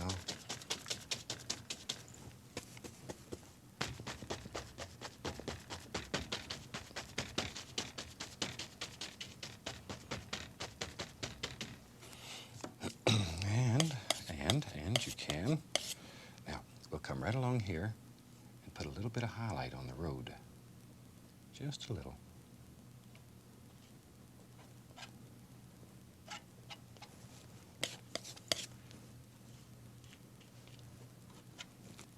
Okay. Now let's take the little liner brush and we'll take a little paint thinner and mix a little bit of this brown till it's just like water, very, very thin. Maybe there's some little cattails that live right here. So we'll just put in some little stems, like so, and then put the little cattail in there. And we just push real hard with a brush, bloop, and drop them in. See how easy that is? Just to give some little indications. Make it look like there's water here without actually seeing any. There we go, just a few little indications. It's a nice one. Bloop, put a little fuzzy thing up on him. Okay, now let's take the old fan brush, and I'm going to add a little of the thinner to the fan brush to make his paint a little bit thinner, and load up some cad yellow, yellow ochre, and we'll put some sap green into it. There we are. And now we can begin deciding where everything's at. Maybe there's some little grassy areas right here that just come right down. Right out in the front, just like so.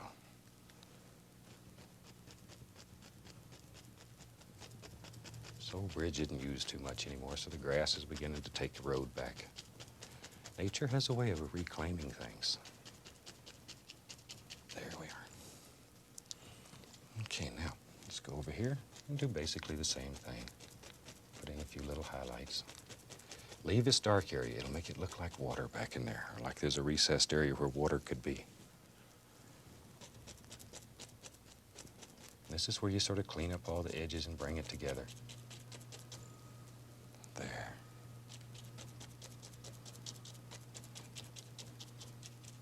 Now, no cover bridge painting would be complete unless we had a big tree in it.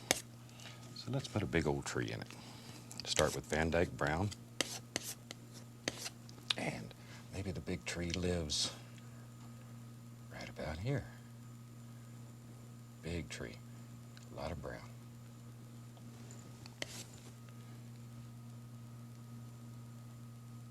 And we can just drop him right in. It's your world, so you put a tree where you want him. And when you're doing this at home, don't worry about copying exactly what I'm doing here. These are only guides. They're only to give you ideas and to stir your imagination and to show you how to make the equipment work. These are only guides because everyone sees nature differently. Put your dreams on canvas. Okay, let's give him a happy little limb right out here. There he goes. And maybe, who knows? Maybe there's a big limb. There it is. Just comes right out. Sort of shadows the bridge. Keeps it nice and cool in the summer. Just recently I had the pleasure of doing some demonstrations at a covered bridge festival here in Indiana. And I met some of the most super people. Fantastic people. There we go. Just some limbs.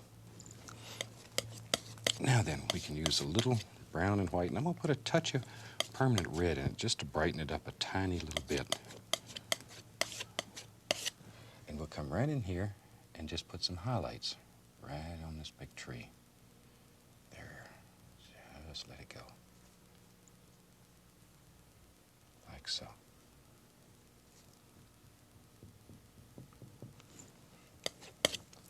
Now next week, if you're going to paint along with us, we'll be doing a white canvas. So have your easel set up, big old glass of tea right there beside you.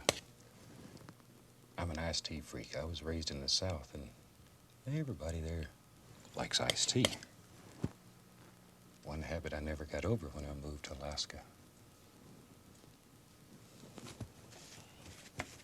While we got this brown going here, I'm going to put a couple little, maybe there's a little fence right here. There. We'll put a little post there. Maybe there's another one right there. Little fence, you know. Sometimes maybe back in the horse and buggy day, maybe they'd had a little too much to drink and they didn't go through here too straight. So this was sort of to guide them through, maybe. There. Maybe we'll put one more post out here with nothing on it. This one's already lost all of its boards. And we'll add a tiny little bit of highlight here to make these posts look right. There we go. Just drop it on. Isn't that fantastic? Okay, now let's go up here and put some leaves on this tree. We'll just use the old big brush, and I'll just use some sap green and Van Dyke brown. And first we'll put the dark in, just to give us some indications. Just some indications. Then we'll come back and lay some highlights on all these. There we go. Maybe there's a few leaves right there, wherever you think they should be. Now, we'll use a little bit of cad yellow with the least little amount of sap green, and I want this bright enough so it stands out. And we can go back and lay some highlights right on here. There. Just let them fall off your brush. Just here and there. Oh, look at that. Sort of brings the painting together. The old covered bridge is standing there and the trees just hanging over it. And when you're doing this at home, let your imagination go. Think of a million little scenes that you could make out of this basic idea. Okay, now we can sort of clean up the bottom, and we're on the verge of having a finished painting here. Put a little grass around the bottom of this tree, just to cover up his little foots, big foots, like so. And I think we're about ready to sign this one. So I'll take a little bit of the thin oil, a little permanent red.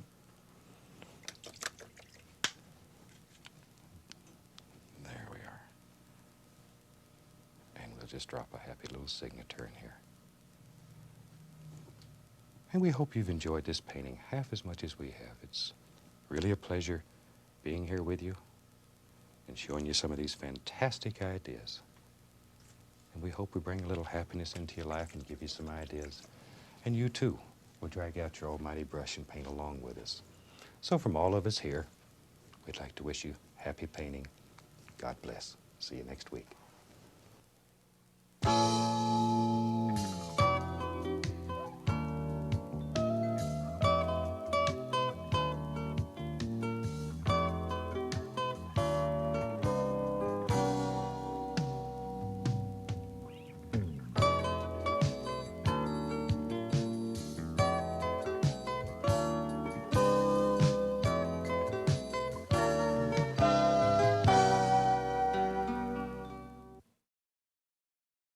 Welcome back.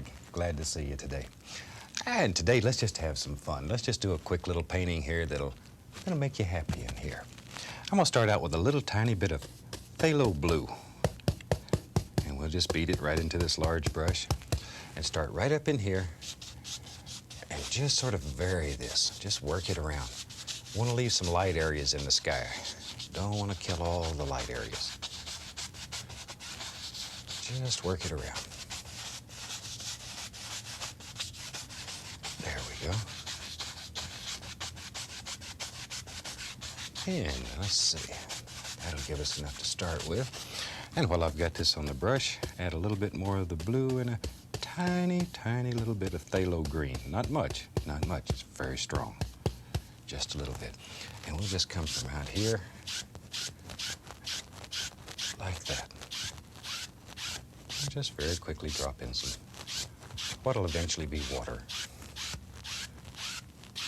There we go. Now we can wash this old brush. Get off the excess paint thinner. And cover the studio. Okay, now with a clean dry brush, we're just going to gently blend this out. Just blend it out. Just have fun, enjoy. Don't try to kill all these little white areas. They end up making things happen in the sky. You don't end up with a sky that looks like you pulled the window shade down at night. Some action in it. Little things that are happening. Okay, there we are.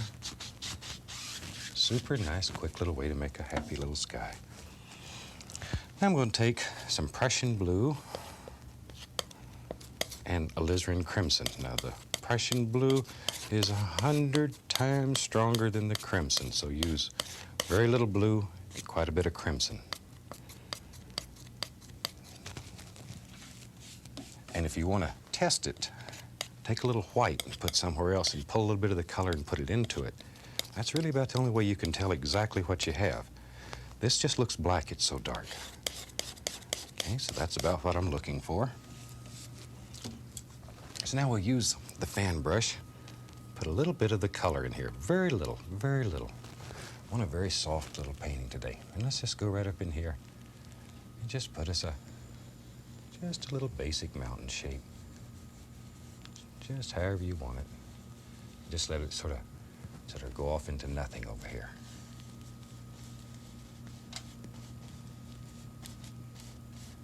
And we'll gently pull some of that down. Just a very basic shape. We're not looking for detail in this mountain. In our other series, we've really put a lot of detail into mountains, and this time, I thought we'd do other things. We've done a lot of buildings in this series. Gonna do some more before it's over with. Okay, now with a large brush, just gonna grab a hole and pull it down. Just like so. Don't spend a lot of time worrying about it. This is just a little mountain that's way back in the distance.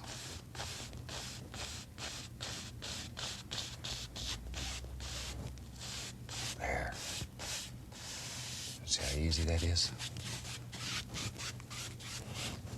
Now maybe there's one a little closer. Maybe just like a little foothill or something. And maybe it's just like this. And we want it to be a little darker. A little bit darker. So I'm going to add a little more paint into this one. As these things get closer to you, allow them to get darker. That helps create distance in your painting. Okay, now very gently, we'll just pull this one. There we are. Okay. And you can move this paint all over the canvas. The magic white's underneath, and it allows the paint to slide.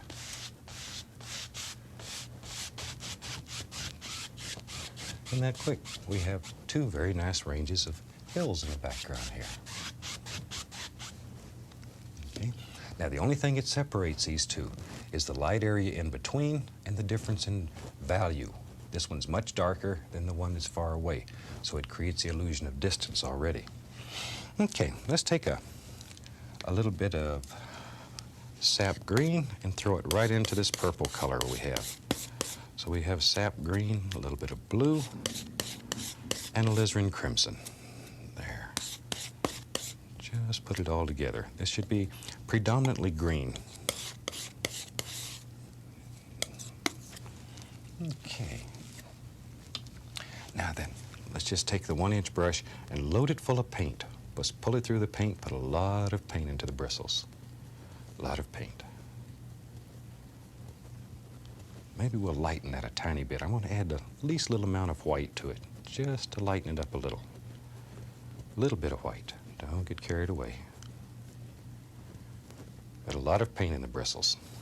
Now, let's go right up in here, and we'll put some little distant trees back. There they are. Let the brush work. Let the brush work.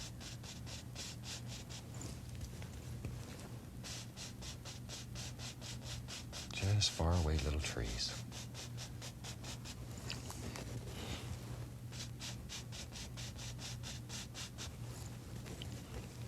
And you can put as many trees in your world as you want, so just let them happen. Let them happen. Don't worry about them. Enjoy, have fun.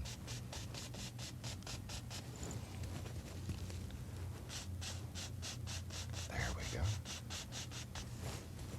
See how easy it is to make little distant trees? It really gives the illusion of trees that are far, far away.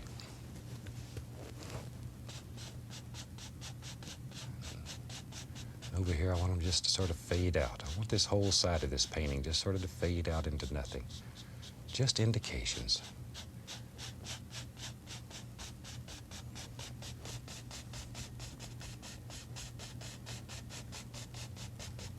Okay. Now we can take the large brush and very gently lift upward, just to create a little bit of mist down at the bottom. Just a little bit of mist. Now we know there's going to be some water back here, so we can begin working on some reflections and just begin pulling a little bit of this down. Not much at this time, just a little bit. Not going to worry about it right now.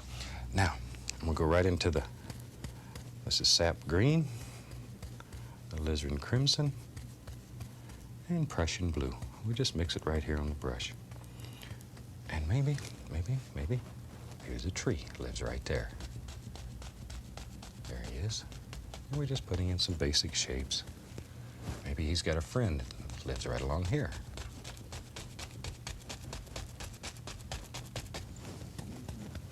And all kind of little things are happening all down in this area. Just let them happen. I want this to get very light over here. Just sort of disappear. Maybe there's another little tree here, a little bush or tree. You have to make these decisions, what you want it to be.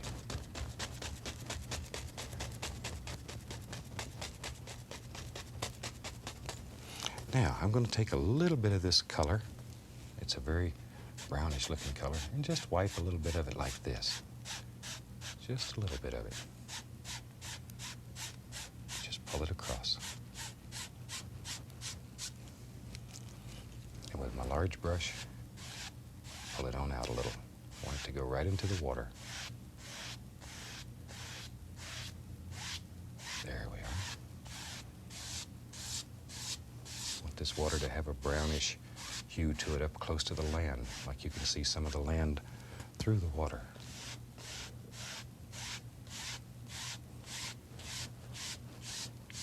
Good, good.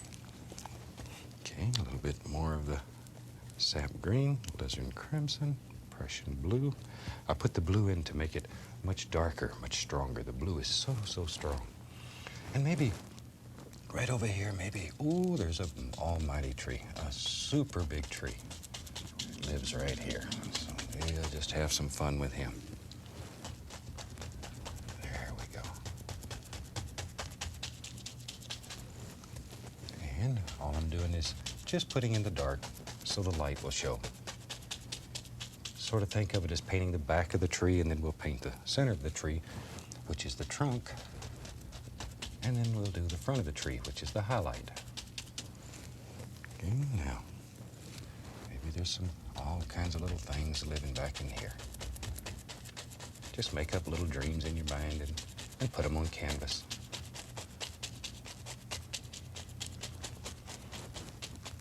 Okay, now let's go into, take a little titanium white, some Van Dyke brown, a little bit of the umber, burnt umber. There. Put a touch of blue into it to gray it. Just a little bit of blue. Some brown, white, touch of blue. That grays it down very nice. Now we're ready. Now we're ready. Now we can begin laying in some nice little land areas back in here. Just drop them in. See, by not over-mixing your paint, all these beautiful colors happen automatically. If you mix it till it's dead, then you only have one color. Here we have a multitude of little colors happening. There we go. And back in here, just want this to slowly just disappear right on into nothing. And let's go right into a little bit of Van Dyke brown and burnt umber, and up in here we'll make this darker. Much darker, right up through here. Van Dyke brown and just a touch of umber.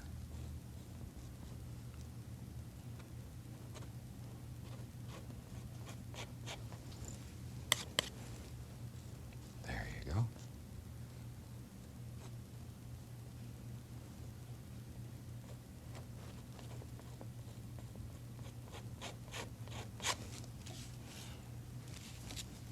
Then we can sort of just gently bring these together.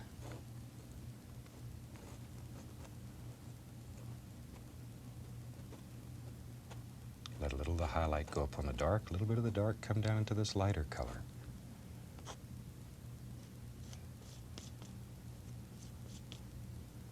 There. Okay, now we're ready to start doing some playing back here.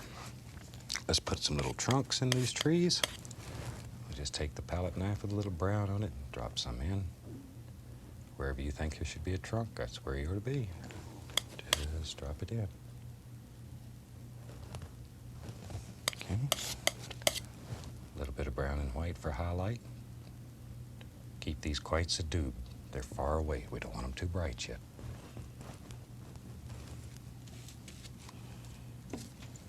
Okay, now, in my mind, I'm going to give this tree here a shot of vitamins and make him grow a little.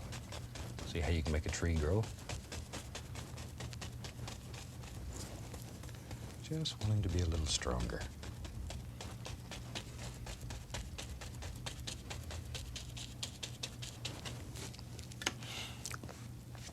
Okay, now we can start highlighting some of these. And now I'm going to take a little bit of the paint thinner into the brush, a little bit of yellow, making a very thin paint here, very thin. Yellow and sap green. Very thin. Thin paint will stick to a thick paint, so you need to start with a very thick paint so you can put this thin paint over the top of it. And let's just do this. Just touch. And let's begin highlighting some of these little trees. Just let it drop right off the brush. go. Maybe we'll add a tiny bit of ochre to it just to change the color, yellow ochre. And we'll put some highlights right up here on this little tree.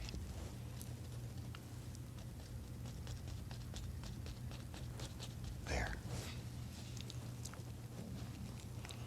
And while we got the brush going here, maybe we'll just get right over in here and we'll drop some happy little things on top of this one too.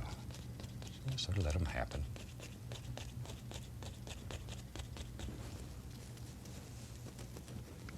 Some down in here, a little bit darker because they're a little bit lower. Maybe not as much light's going to strike down there.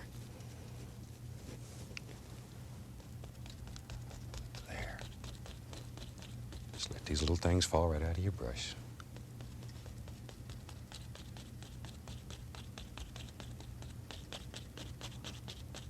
Over here, just want them to sort of disappear right off into nothing. And let's go right up in here. There's another one.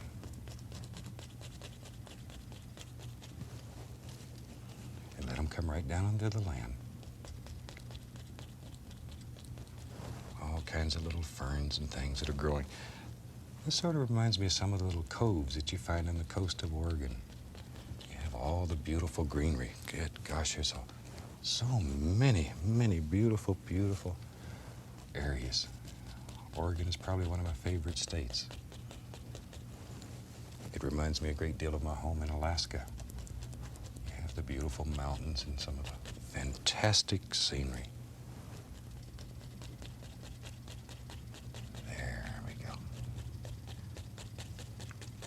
Okay, I think maybe we better put us a tree trunk in there. And let's have a big old tree. Just comes right up through here.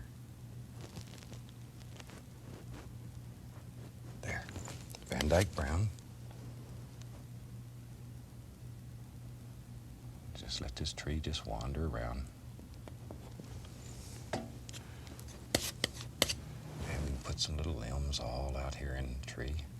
A lot of these will be covered up, but some of them will show it. It'll make your tree much, much more interesting if you can see some of these. Just here and there. And at home, where you have unlimited time, you can just put all kinds of detail.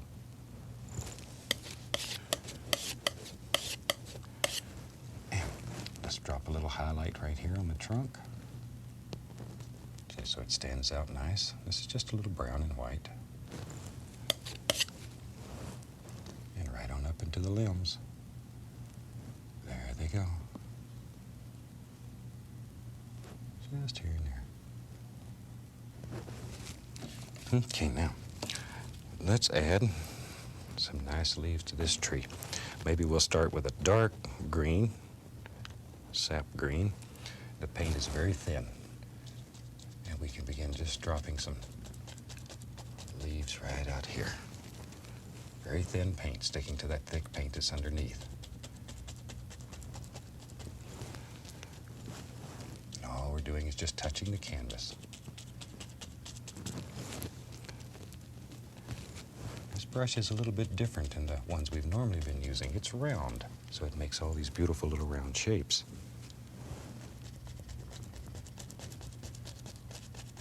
And we just let them drop right off there. You know, in each series, I try to introduce something new to you that you haven't seen before, just to keep you excited and to keep you interested. In this series, we've introduced the Magic Black, which does fantastic things. I think we had a super time with it. Okay, now we'll take a lighter green, add some cad yellow to it, and I'm gonna come back and put another little highlight up here. Maybe even a little bit lighter than that, Chet. So just add a little more yellow.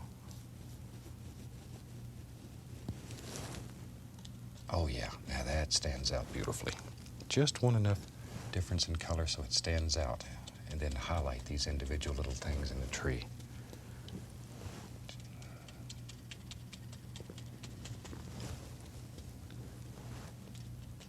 There they are. All kinds of little things happening out here. And work with some basic patterns in the tree. Don't just hit it random. Think about it. Think about how limbs are projecting out here toward you. And they have shape and form, and they're different than limbs that are going out the side. Look at trees. Spend some time, just sit out in the yard or something one day and sit and look at trees.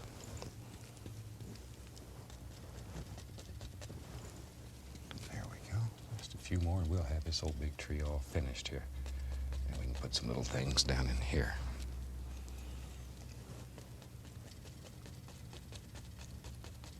There we are. Now let's get out here and play with the water a little bit. We'll take a little bit of magic white and a little bit of the firm white. And put the magic white in just to thin it a little. And we can begin coming right in here. Putting some water right up to the land.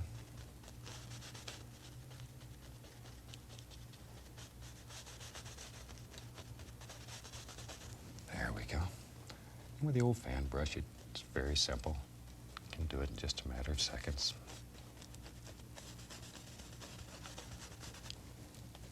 Fan brush is a super, super brush. You have to make friends with it, though. It takes a little while. It's not the easiest brush in the world to master. But once you do, oh my gosh, what you can do with it. What you can do with it. Entire paintings can be done very easily with just a fan brush. There.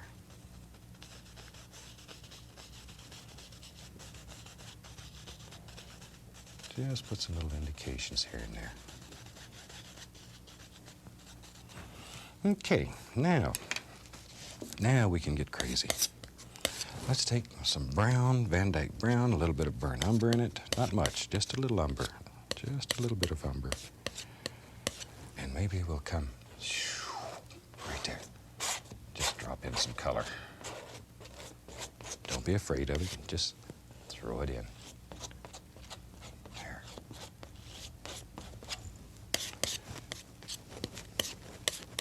A little bit more. And we need the dark in order for the light to show. So all we're doing here, just adding some dark. Let's just let this come all the way across. What the heck? What the heck? This is our world, so we can do what we want to. Okay, maybe you have a happy little tree that lives right here. So we put some dark in, same colors of dark, just there. Ah, there's one. I see one right there, right there.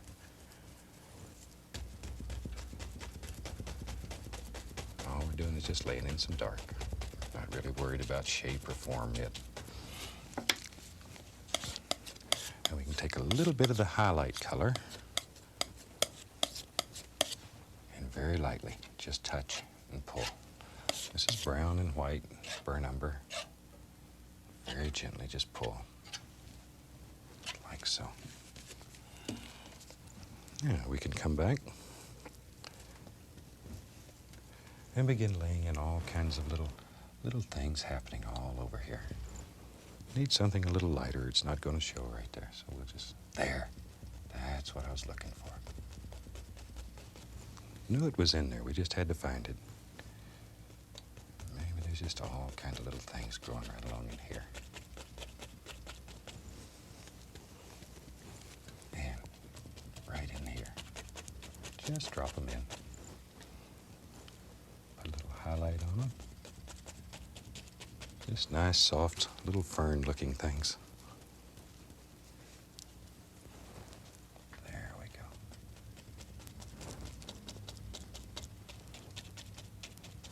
go. Isn't that fantastic? Now, next week, we're going to do I tell you what, let's do next week. Let's do the little painting that we animated at the beginning of the show, the little lighthouse. So, have a black canvas ready. We'll do a black one next week. There we go, a few little highlights right up in here. Just drop them on. Let them go.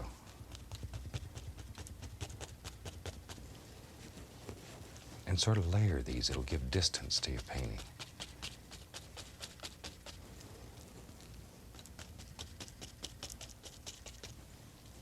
There.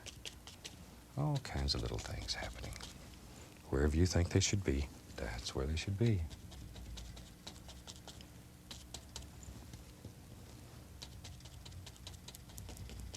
Like so.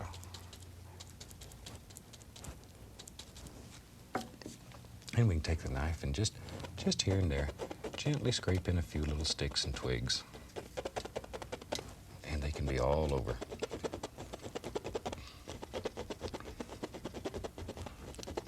Just wherever you think there should be a little twig showing here and there, just drop it in. And all I'm doing is using the point of the knife, cutting right through the paint, and allowing a little bit of the canvas to show through. We're not really putting any color on the canvas. There. Just like that. Maybe right up in here.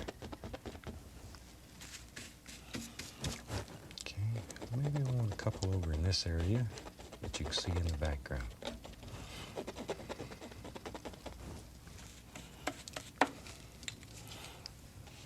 And let's take right in here, maybe just add a little tiny bit more that's growing right down, almost at ground level, like so.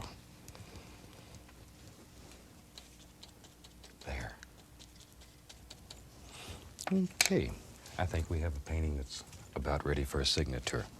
So let's take the liner brush, a little bit of the thin oil, and I'll go right into some permanent red. That's sort of my color for signatures. And we'll just drop a little signature right there, like so. And as I say, next week, have your black canvas ready, and we'll do that little lighthouse. That's such a fun painting. I think you'll really enjoy it. There we go. Signed, sealed, and delivered. And the old clock on the wall tells me I got to get out of here and leave you for this week. We're looking forward to seeing you again. Happy painting. Bye-bye.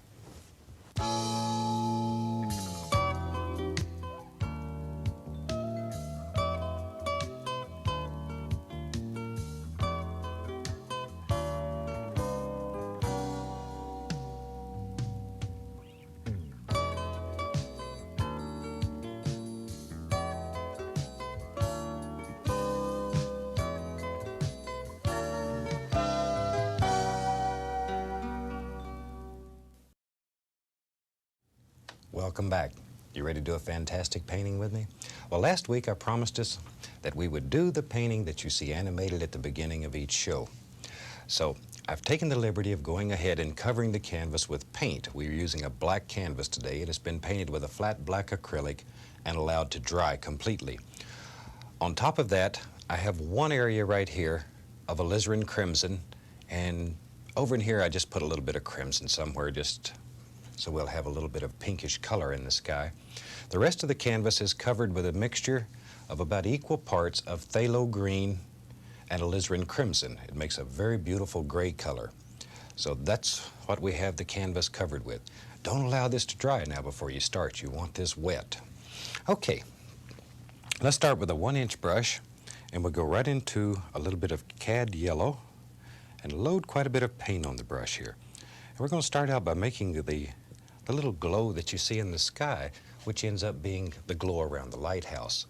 So go right up in here wherever you want the little glow to be, and start making little X's, just very gently, and work around in a circle, like so. You want it to get darker and darker and darker as it goes out from the center. There we go. There. Now, you can make this as bright as you want it. All you need to do is clean the brush each time. You never want to go back into the center area with a dirty brush. So I'll go back into the cad yellow, and we can go right back in here and add a little bit more of the yellow.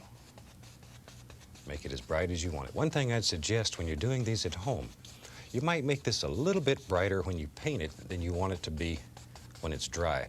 As it dries, it's going to lose a little bit of the brightness, so make it a tiny bit brighter than you really want it to be. All right. Now, we can take the large brush and still making the little crisscross strokes, very gently blend this out. Leave a nice spot of yellow right here in the center. And that's where we'll put the lighthouse. There we go. Just blend it out. And then very gently we can just hypnotize that. Just to put a little glow in the sky. Okay. Now, let me clean the old brush. Shake it off. And redecorate the studio. Now let's take a little bit of white. This is just titanium white. And there's going to be a moon in this painting. So let's go right up in here and put a little black background color in. And we're just making little X's, little crisscross strokes.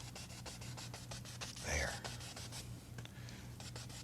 Don't want it to get too bright, just enough so it stands out a little bit. Okay, now we can take the large brush and very gently blend that together. And take out the brush strokes. Okay. Now we can start having some fun. We'll get this brush cleaned up. Let's do a little finger painting here. I'll just take my finger and let's say the moon is right there. Just take titanium white on your finger and just make a little circle up here in the sky. There. Isn't that easy? Now with a large brush, very gently, 3 hairs and some air.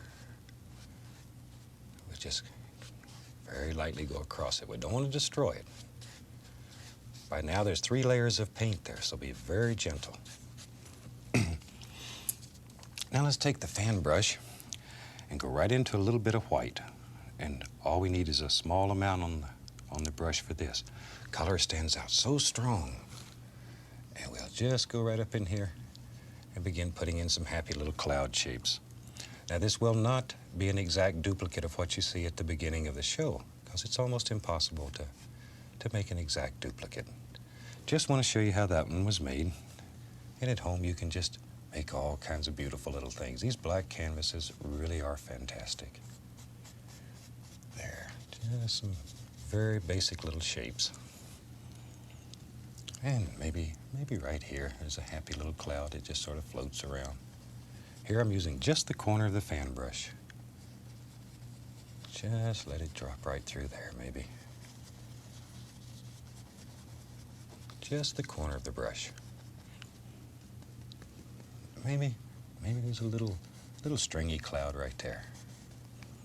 Wherever you want them, that's where they ought to be. Okay, now, let's take the large brush, be sure it's good and dry, and I'm going to very gently blend the bottom of this cloud out, just like when we're making clouds on white canvas. There we go. And then we'll fluff it a little bit, very gentle, and then just brush everything out. Isn't that something? You'd never believe a sky could be made that easy. That went so well. Let's drop another happy little cloud right in here. We'll just let him work right around. Now here it's beginning to pick up a little bit of that crimson color that I put in. So it'll be a little bit different color. Just give us some variation so they're not all exactly the same color. And we'll just let this one float on and on wherever it wants to go. Blend the bottom of it out. Just using the corner of the brush. There. And we can fluff it up. And then gently blend it.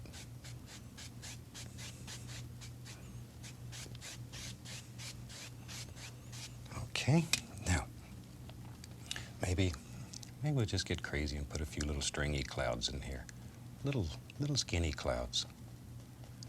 And you just put them in like so, wherever you want them. Maybe there's another little one that lives right there. Maybe there's one back here. Then all we do is brush these. Just to break it up a little.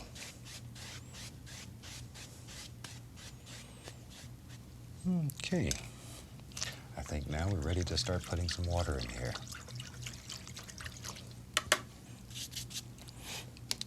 Okay, I'm going to take titanium white, and to that I'm going to add a small amount of cad yellow, just a little bit, don't need much, tiniest little bit.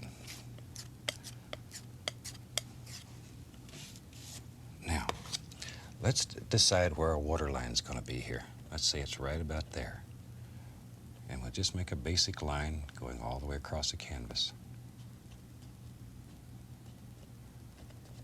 Just something like so.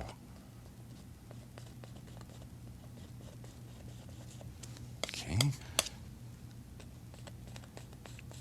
There it goes, just right on across. And try to keep this fairly straight. Don't let it get too crooked on you, it'll bother you. Your water run right out of the painting. You'll have to tie a bucket on one side to catch it. There we go.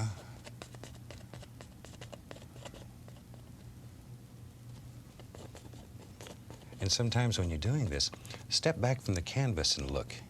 It's very hard to see when you're up close. So just step back and take a look. You'll see it from a whole different angle. And you can see the entire painting much better. It'll help you a great deal when you're at home doing all these fantastic pictures. And I'm just touching the canvas. I have a small amount of paint on the blade and just touching the canvas, allowing the canvas to pull off what it wants. Let the canvas do the work. There we go. Okay. Now, we take a large brush and very gently, we're just going to blend all this together. Just very gently.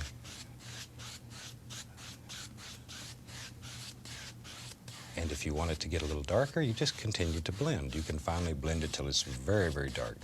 We don't want to lose all this nice color that we put in there, so I'm going to stop about here. Okay. Now, I'm going to add a tiny bit of magic white to my paint, just to thin it a little bit. And we can begin working on some very basic little wave structures here. And let's go back in here and just barely touch the canvas. Barely touch. Now, on one of the shows earlier, we did a seascape that was all in blue.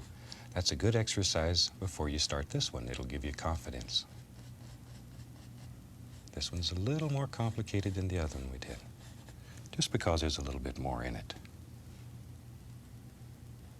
Put a little highlight up here on this wave. There we go. And just let that go right on out. It's your world, so you decide where it's going. Maybe a little more highlight right there. Make that one stand out a little. It's got a little light coming from the moon into it. And we'll just let that disappear right on into the background. And some little things happening all down in here. And just let the fan brush sort of just drift around the canvas and have fun. Just wherever you think light would strike the water.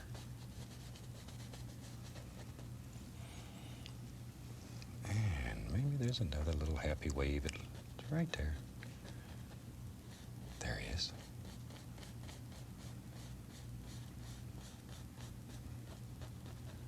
Okay. Just pull downward. And if you ever make one up here that you don't like, all you have to do is just blend it right into the canvas. It's no biggie. Easy to fix. That's one thing that's so fantastic about this technique. There are no such things as errors. All we do is we have happy accidents and we use them. And it's so easy to correct in this. Because the canvas is wet, you can move it, change it, change your mind right in the middle of a painting. There we go.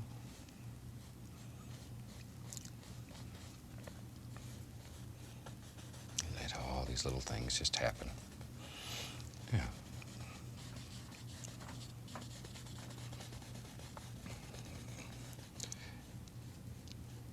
I think it's about time we started worrying about our little lighthouse.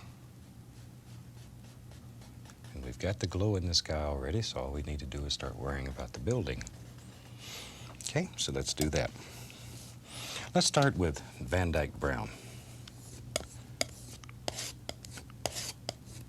We're going to go right up here in the center of the glow, the brightest area, touch the canvas, and just pull across, like so. And let's do that from the other side also, so we get nice, firm edges there. So all you have to do is just touch it, give it a little pull. Now, something that might help you a little bit at home, put a little center mark right there. That'll sort of give you a little guide. Then we'll take the small edge of the knife, and we can put a little top on this lighthouse, a little cap. There. And just use a small edge. It really does fantastic things. And that gives us a little cap right up here. And we can smooth it out a little bit. Okay. Now, got to have some light in this lighthouse, so come right underneath there. And we'll just scrape out a little bit of this, like so, and go right into the cad yellow. And we'll just lay a little bit of yellow in here, just to indicate a nice light. The old lighthouse keeper's got it going good tonight. Got his light burning.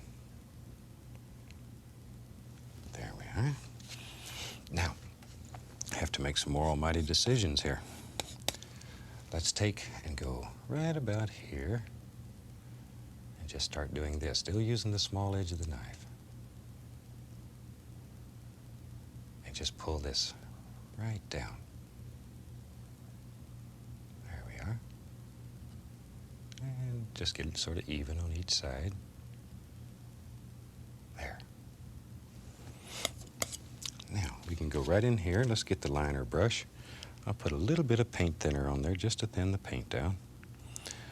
And we can put a few little detail things in here. We'll put some little indications that there's a glass here. There we are. Gives it a little more detail in there. Now, I want a little rail that goes right around here. So we'll just drop it in with a liner brush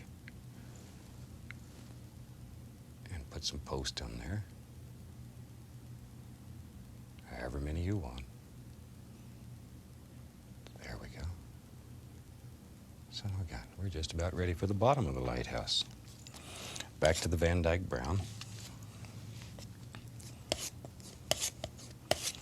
Now, I'm going to start right about here and just begin going straight down. Just like so. It's just straight Van Dyke Brown.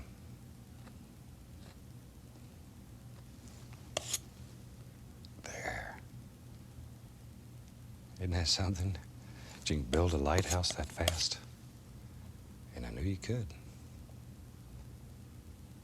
I knew you could. And let's put a little bit of highlight on that.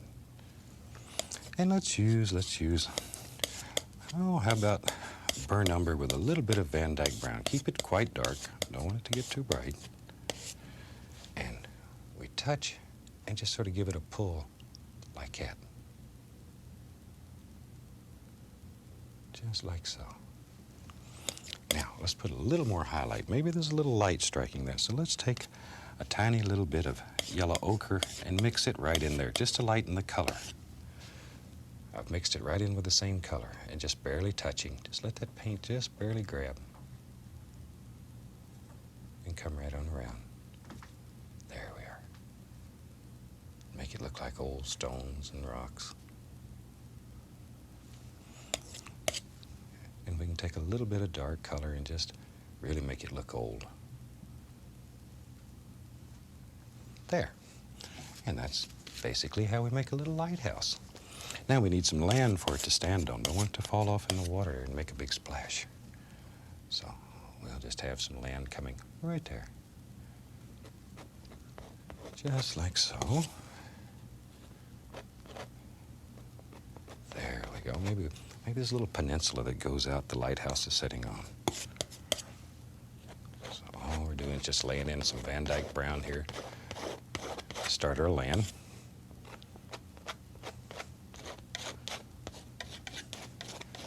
Okay, now use a little bit of the umber just to lay a little highlight out here on these rocks.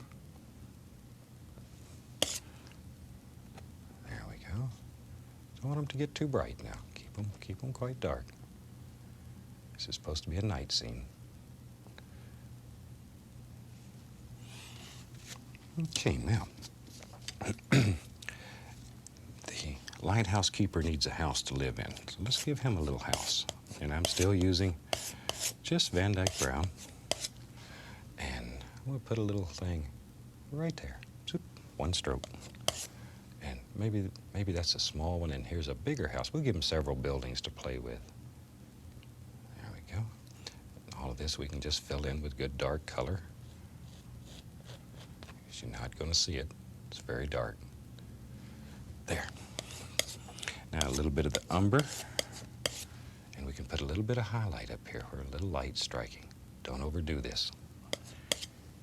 Just a little. Maybe a little bit's coming right down the roof here on the other side. Just a tiny bit. Now, let's take a little bit of white and the same gray color we used in the sky. Make it quite dark, because color shows up so much brighter here than it does on your palette. Just pull down. There's one house, and we'll put a little thing there. Now on this side, ooh, really want it dark over here. Almost nothing. So just work it in and let it get very dark. If it comes out a little too bright, just keep working. It'll mix with the color underneath and go away. And maybe there's some windows out here. I'll just put some little windows in this. There. Maybe he's like me, collected too much junk, and maybe he needs a little shed right here. So we'll just give him one. Put a little front on it, zoop, like that. Needs a dark side right here. And we got the little shed. That quick. Now let's take a fan brush, and I want to use yellow ochre. Let's put a little bit of paint thinner with that, just to thin it up a little. Yellow ochre and a little sap green in it to dull it. Load quite a bit of paint onto your brush. There we go. Now, there's some little grassy areas that grow out here. Just touch and bend. Make the brush bend upward to create all these. If it doesn't stick, add a little bit more of something to thin it. A little paint thinner, a little magic white. Just there. Then it'll stick. That's all there is to it.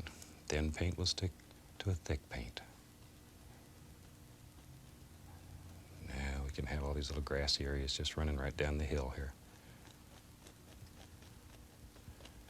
Darker, darker, darker, darker back here. Let them just disappear. Brighter as they get out from behind the house. Dark, dark, dark. There. Okay, now we can go back and play in some water. A little magic white, a little firm white. And we could begin making this water come right up here and hit. Begin splashing. There you go. Got to make these crazy little noises. They help. Put you in the mood. And maybe, there it is. Big old wave right there. And it's coming right down through there like so. It just sort of wanders off.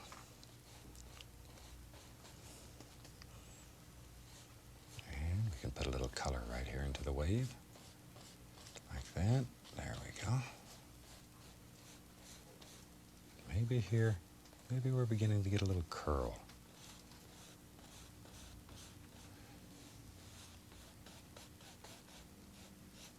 Just pull that up. It's the simplest, nicest way I've found to make waves. Happens very easy, without a lot of work, a lot of thinking. Just drop it in.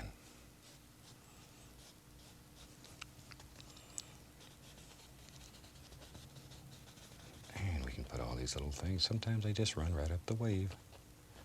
Just let them go. Darker, darker, darker over here. We don't want too much light over here.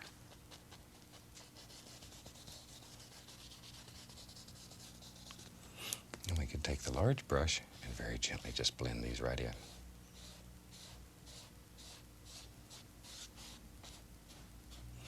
Okay, maybe this wave is already decaying here and breaking. Poosh, just hitting and splashing and carrying on right like that. And we'll just pull him right over, let him fall right up here on the shore. Oh, he's hitting there and splashing. Oh, there's just all kinds of beautiful little things happening. There we go. And maybe we're running right into the shore here. Maybe we can see that. And let's reflect some of this. Sand's wet. We learned that on the other one, so we'll just reflect a little bit of color right down into the sand here. And just pull this back.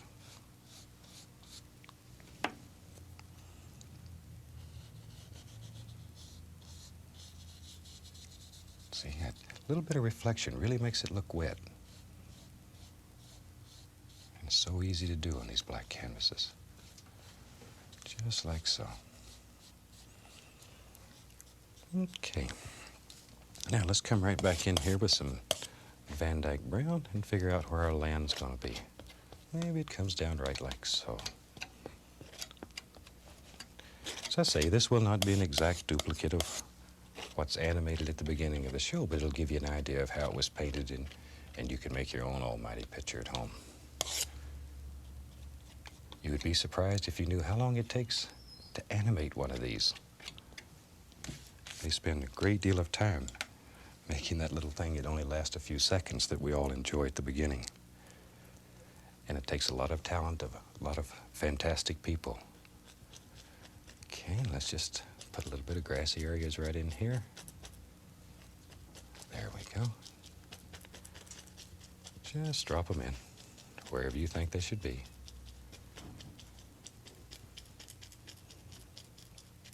Okay, I think we're about to have us a lighthouse here. If you really wanted to get technical now, we could go back and put maybe a little chimney right up here on this house. If I didn't put that in, somebody would write and say, you didn't put a chimney in there. He's freezing to death right there on television. Okay, I think we're about ready for a little signature. Clean up my liner brush. A little bit of the thin oil.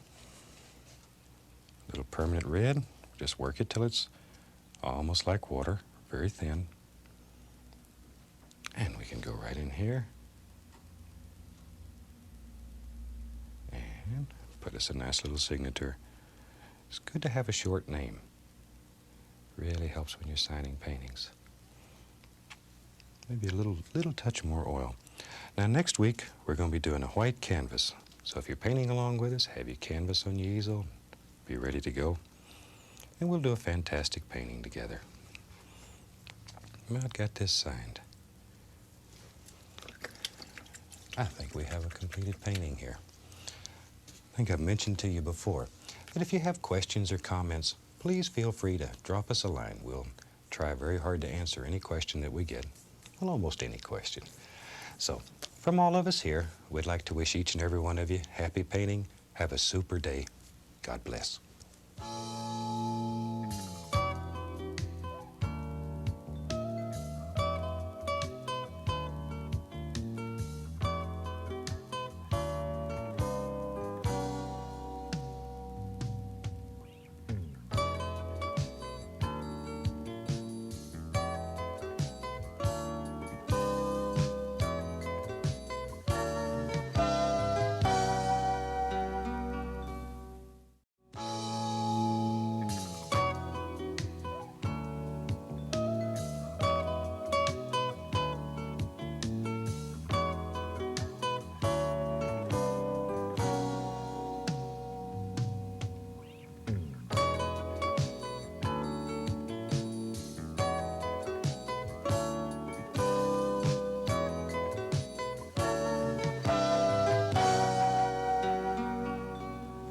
Well, here we go again. You ready? Let's get right on it today. So I'm going to start off with a little bit of alizarin crimson. And the canvas has already been covered with a thin, even coat of magic white. So let's just put a tiny little bit of crimson right up here. I thought today we'd do maybe we'll do a little water wheel. A lot in this painting, so I'm going to just take off and get started here. Without cleaning the brush, go right into a little tiny bit of phthalo blue. And right out here on the edges and bring it right up to the crimson. Just like so.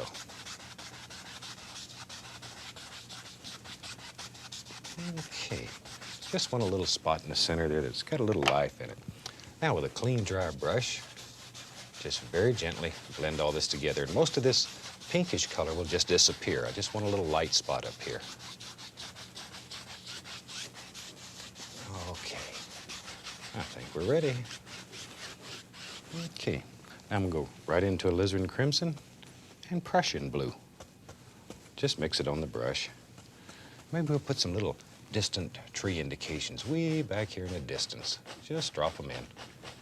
We're not looking for a lot of detail. We want these to be far, far away. There we go. Just little things happening in the distance. Oh, there's one.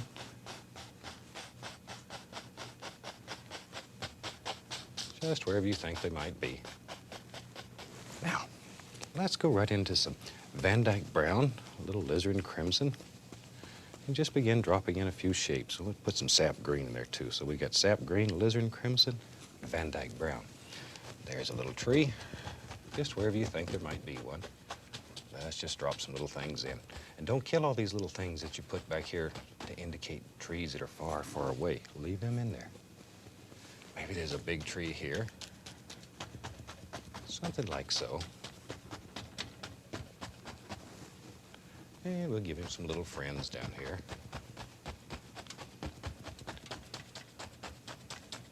Okay, that gives us a quick little background.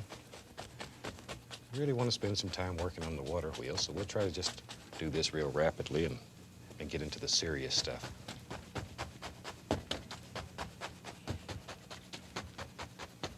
Okay, now let's use the fan brush today. We'll just take some Van Dyke brown, put a little bit of white on one side, brown and white, and we'll just jump right up here and put a quick little trunk right in that.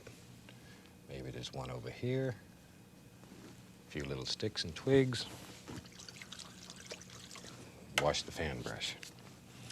Okay, now let's use the 1-inch brush and put some highlights on these. Let's put a little bit of magic white into the brush just to thin it down a little. Yellow and sap green. Yellow and sap green. Makes a beautiful, beautiful tree color. There we go. And just drop some little highlights here. There. Let's get a little bit of yellow ochre in here too. What the heck? Just put a few little highlights back in that little tree. A few little things happening all over.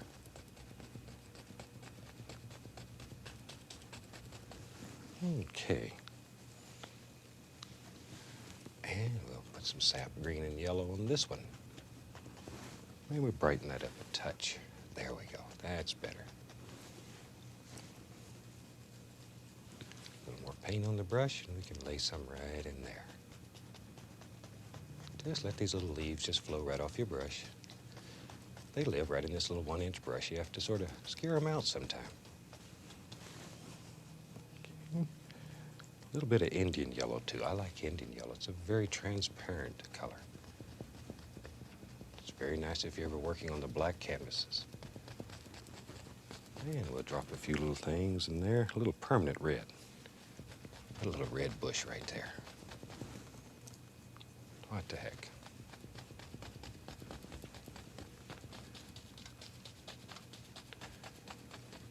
Okay.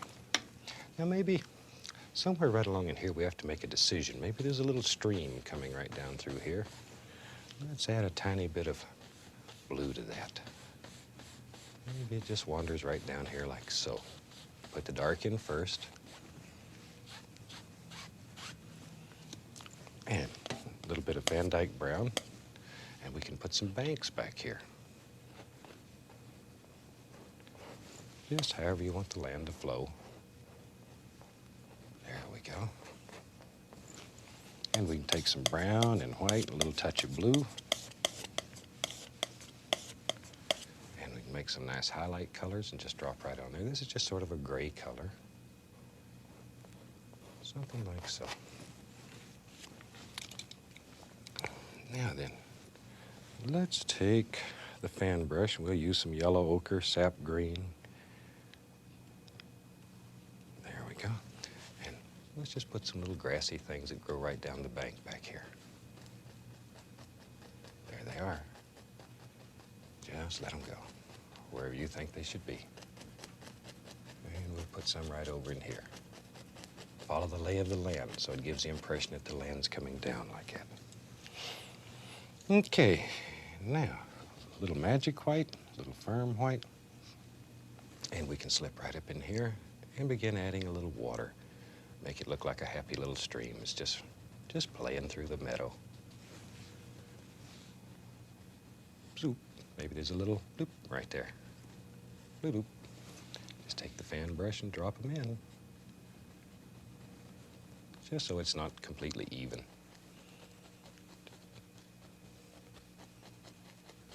Okay, there we go. That gives us a bubbling little stream coming down.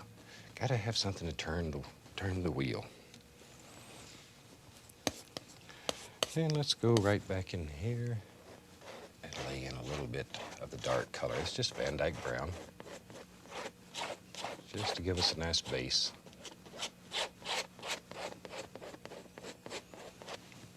Okay, a little bit of the highlight.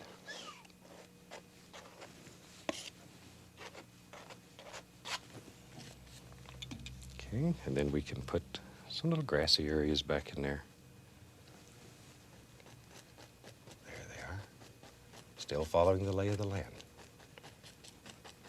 Always try to follow the lay of the land. Add a little bit of sap green there.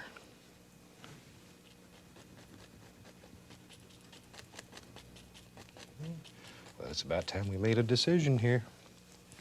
Where is our water wheel going to be? And like we did when we did the covered bridge, it's really better to scrape out a basic shape. Just decide basically where your wheel is going to be. And it removes the loose, thin paint, and it gives you a guide to follow. And sometimes that's very helpful to you. So we'll just, ooh, isn't that terrible going through there and scraping off all those trees you worked so hard to put on? And we need a tall building for this wheel to be on. Big, tall building. So how about there? Be brave. Just drop it in. It really makes it easier. Once again, if you get this loose paint out from off the canvas, really and truly helps. Okay, now we can just take the Van Dyke brown and just go right up here and begin building us a house. And all we're doing is putting the brown in, so we don't have to worry about detail or shape right now. Just drop it in.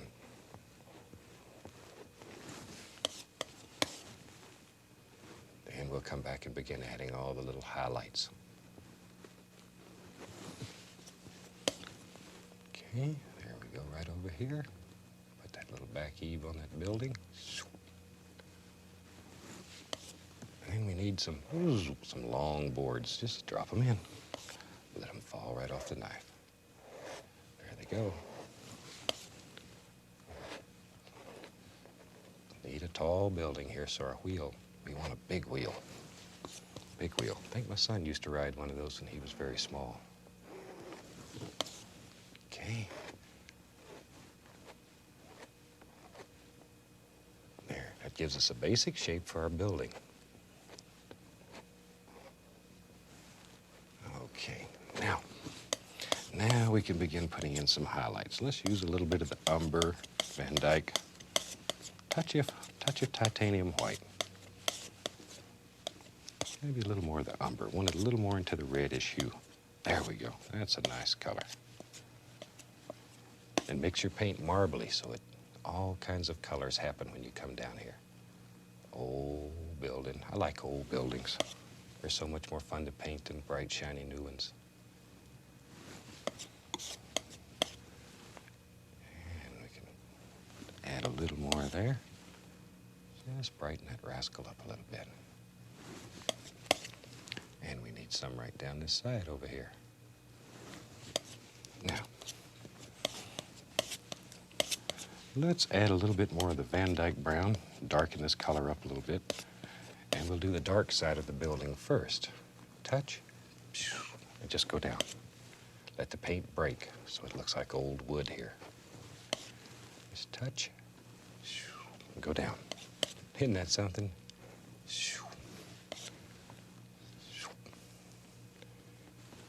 Okay, now, the front of the old mill here, we need to have a little bit lighter because the light's going to be striking in this direction. So I've just added a little bit of white to the same color. And just drop it right down like that. Makes nice looking old wood. We can take a little bit of color on the knife, a dark color, and we can put some boards in here. Like so. A lot of times when they built these, they'd put a little, maybe there's right up here, just a little tiny little projection right there. And just drop that right in. And fill that up full of dark paint. Then we can come back and highlight it. Just put a little highlight right there. A little bit right there. And maybe we'll make this one right here quite bright. Just come across. There we go. And now, just come straight down and cut that off. That'll get you the right angle in there. You can put some little board indications. And we got a little roof. That's all there is to it. Okay, you ready to build the wheel? Probably the same thing as before. It's easier if you sort of scrape off some of this loose paint. So let's start right here and make part of the wheel. And then right here, ooh, there goes the building. Now, one of the big things here, I want this to show through. It's very important to me that this part show through so you can see depth inside of this wheel. So we just scrape that right off like that. Go right into the Van Dyke brown, touch, and sort of fill it up. Shoop. Touch, come around, just come right on around. Now, how do you make a round circle with a square knife? That's your challenge for the day. And want to see the back of the wheel back here, so we'll just do that. Now let's just take a little bit of paint thinner, a little bit of yellow ochre, and let's just highlight this little rascal here a little bit. There we go. Just to highlight it. And we can work that paint right in.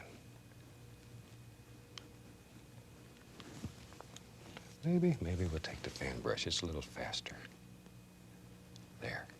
That's better. Pull that right around like there. Now we need a little bit of water on this wheel. So let's start right up in here somewhere. Maybe there's just the littlest indication of water, and as it comes down, more and more and more. Now you could go real slow and put the water in between each one of these little pegs, but this is much easier. Then we go back and put the pegs over the water. Sneaky, huh? Then we just drop that right in, come right on up like that. Back to our little fan brush. We'll bring this right on around. Just like that. Son of a gun. We got a basic water wheel already. Okay. Now, got to have something to hold the wheel up. So let's just do this. Come all the way through that way, all the way through that way. Maybe all the way through that way, and that way. Just have all kind of fun. Then we need a rod that goes through here, a big shaft to hold it up. So we'll put that in. Now, let's put some spokes on the other side. From there, there. Let's bring this one right on down like that. Right over here. Right about there. And maybe there. Now on these, we need a little bit of highlight on the ones on the outside. So just touch. Just put a little bit of highlight out here. Don't overdo. Just enough to make them stand out. Create a little depth in there. And we can take our liner brush and smooth all this up. There. And by golly, we got a pretty good wheel going here. And at home, you have a lot of time, so you can really put some detail into this if you'd like. Here, we're just trying to show you how to do it. Okay, got us a wheel. Maybe there's another little projection that comes right out through here, just like this. That easy. Just drop it in. Okay, we'll put a little bit of highlight on that.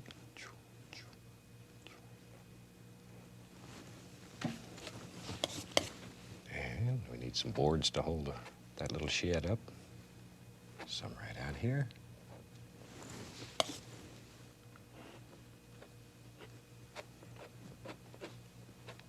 There we go.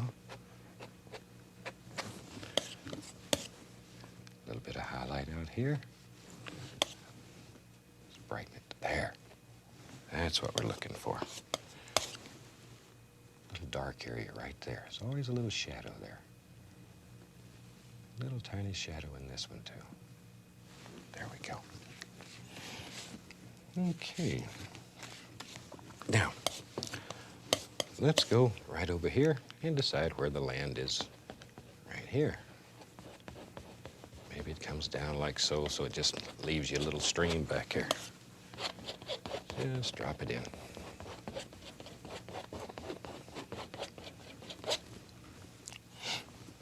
Now then, with a fan brush and a little bit of the sap green and yellow, and we can put some little grassy areas coming right down here. Isn't that something? Okay. Now we got to have something to hold this wheel up. We don't want it just to float out there in space. So we'll take some Van Dyke brown and we'll put a little block right there that holds it up. And then we have, maybe there's a little stone thing here. There. That's got to have a place to sit. Just put it right there. Bring it down. Maybe it comes right on over like this. Big stone thing. That's holding up a lot of weight. A lot of weight. There we go. Now let's take a little permanent red here. Make that look like maybe old bricks or something, and just give you a little indication. That's permanent red with a little brown and a little white in it. And there's some little things on the side here. Yeah, something like so. Just a basic idea. Okay. Now, let's just bring some land right down like that.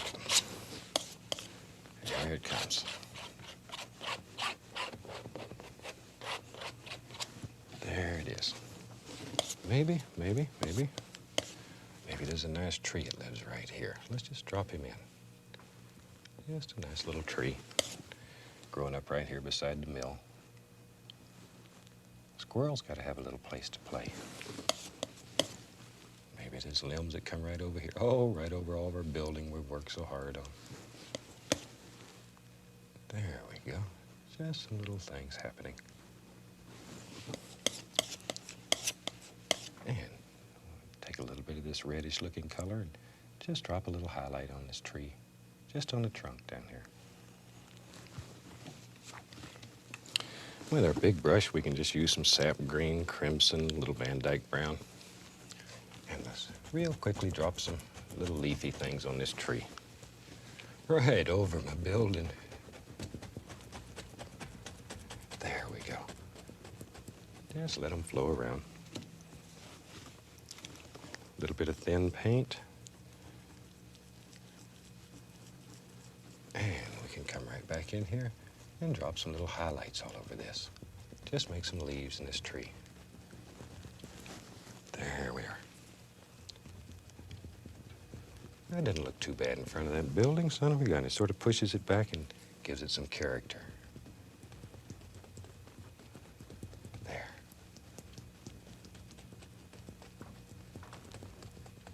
Okay. Now, let's take a little bit of the dark color. Just pull it right straight down here. We need some dark in the water. Just pull it down. This will make our water stand out a little better. Go across. Okay, now we can get in here and start working with a little bit of water. Need a little magic white just to thin it down a little bit. And this water is going to just sort of dribble around and fall. And let it just sort of come off the sides here and fall right down. It's a slow old wheel. It didn't have a lot of pressure on it. It hits down here and it splashes a little bit. Like that.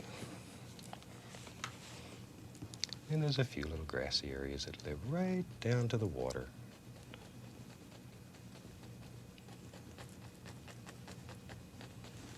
There. Okay, now, there has to be something here to keep the stream from coming around because water is lazy. It'd find a way to sneak around. So we'll put a little gate right here, and we just do that by going shoop. And then turning it. Shoop. And put a little touch of highlight right there, and one right up the center. Just right up the center. And the least little touch and go shoop, shoop. Just make it look old. There we go. Now, we drop some water in here. Just like that. Okay. So we're coming right along here. Put a little bit of highlight on those little pieces of dirt right there. And let's maybe bring some ground area right through. There we are. There it is. And just had to find it. Knew it was there somewhere.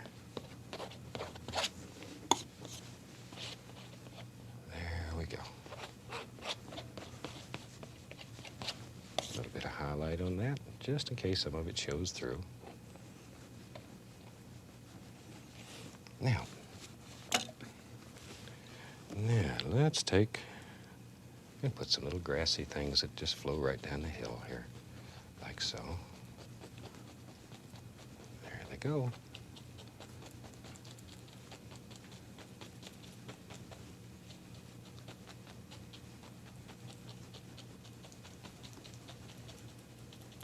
Ah, golly. Now, need some over here on the other side, so let's just drop them in. Just let them flow with the lay of the land.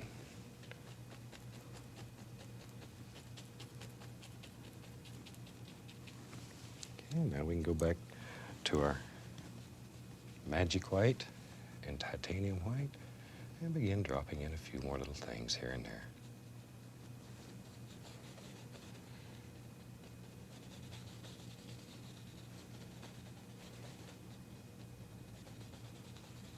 Just clean the edges up a little here. There we go. Just like so. Gives you a good idea of what can be done. Maybe,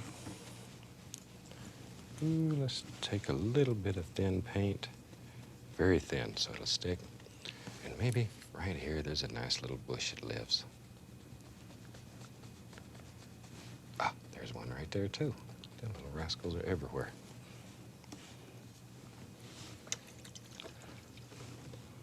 And we can put a few little stems in there using a little brown that's been thinned down. Just like so, here and there. We can use the point of the knife. Let's go back in here and just drop in a few little sticks here and there. We just need to have those in there, give it a little depth.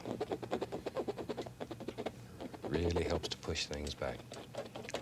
Now next week, we're gonna do a crazy one. So have your black canvas ready and we'll have a super time together. And I think this little painting's about ready for a signature, so let's do it. Take a little bit of the thin oil. Ooh, a little more thin oil. There we go. A little permanent red. And very quickly, we'll drop a little signature in there and call this one just about finished. So I hope you've enjoyed this. It's something a little different. It'll give you a little challenge when you're doing it at home. So until next time, from all of us here, happy painting. God bless. See you next week.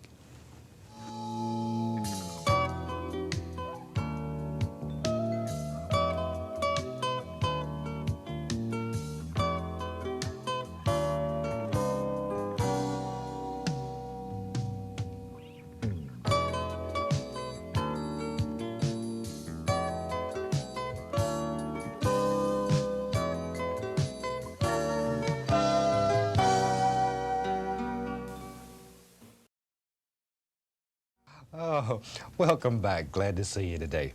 You know, in every series there has to be a crazy day, and this is our crazy day.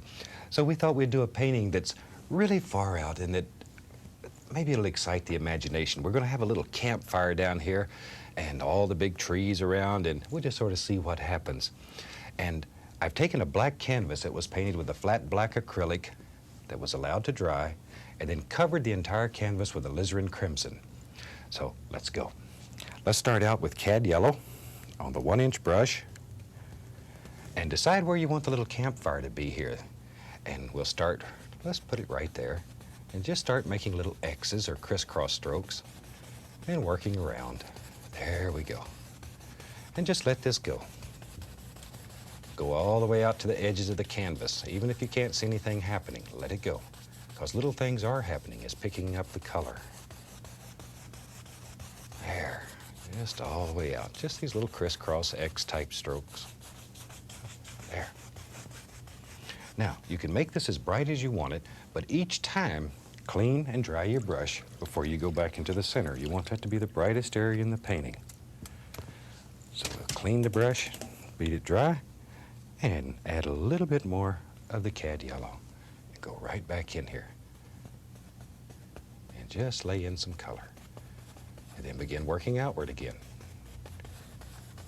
That way, automatically, it gets darker as it goes farther away from the little campfire that's going to be here. All right. There we go. Now, clean this brush up and we're ready to get serious with this. Okay, with a large brush, I'm just going to begin blending this out. Just very gently, still making the little crisscross strokes. Working outward. You don't want to bring a dirty brush back to the center. Don't want to ruin the beautiful bright color you have right there. Okay. And then very gently we take the brush strokes out just by going across the canvas. All right. And we're going to try to show you some things today that are a little different than anything we've done in the past, so hope you'll enjoy this one. Okay, now, let's take the fan brush. We'll put some Van Dyke brown on it and a little bit of crimson. Van Dyke brown, touch of crimson. Just mix them on the brush. And maybe we back here in the distance, we can just see the trunks of some trees and just let them sort of disappear. These are just some little trees in the background. Just sort of let them disappear. Maybe right here, maybe there's a bigger one. So we just push a little harder and just let it disappear. And we can put a little limb out here on him He wants a little arm. And, oh, wherever you want them here, you can just put little indications.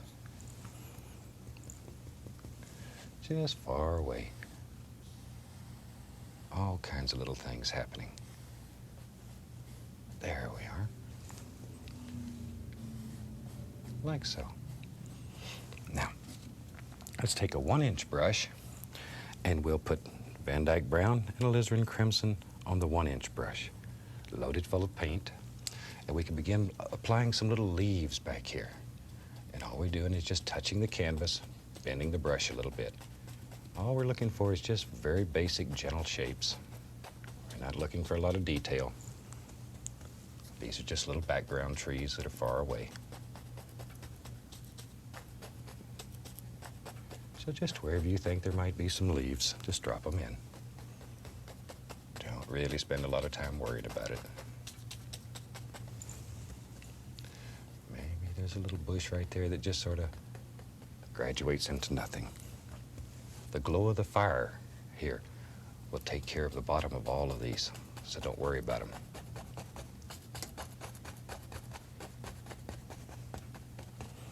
Okay, now we can take and let's add a little bit, then just a tiny bit here. A little yellow ochre, Indian yellow, mixed together. And we can just highlight some of these where the light's striking them from the fire. And just begin picking out little individual things and drop some little highlights on them here and there. Don't overdo. Keep it quite subdued. Little yellow ochre, Indian yellow mixed together. Once again, this is just going to be background trees far away, so we don't have to spend a lot of time worrying about them or trying to make them perfect.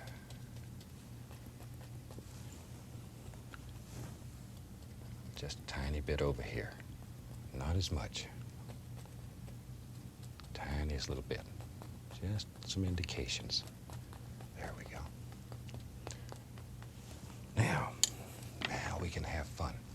I'm going to take the large brush and very gently, I'm just going to blend all of this in. I want it to be very soft and very far away. So let's go right up here and watch. Very gently. Just still making the little crisscross strokes. Just begin blending all of it. Just let it blend away. Okay, now we just take the brush strokes out by just going across.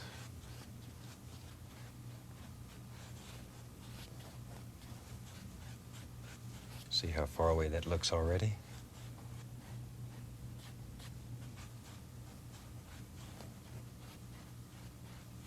Isn't that fantastic? Okay. I didn't put any highlights on this one little bush that I laid right here, so let's put a few little highlights on him. Don't want him to get upset because we didn't have any. And then we'll just very gently blend him also. There.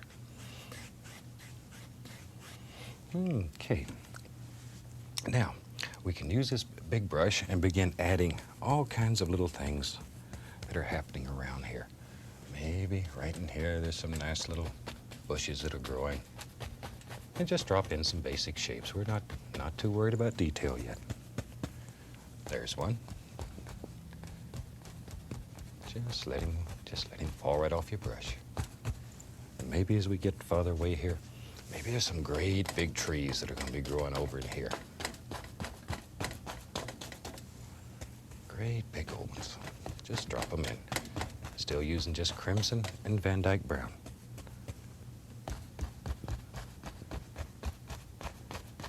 There we are.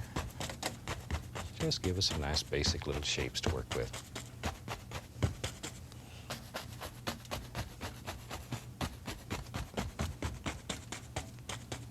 Okay, now then we can start playing a little bit. Let's take Indian yellow and permanent red and just mix it together. And let's begin dropping some little highlights right up in here. Just let them sparkle. Think where the light would hit them. There we go. Maybe a little bit up in here.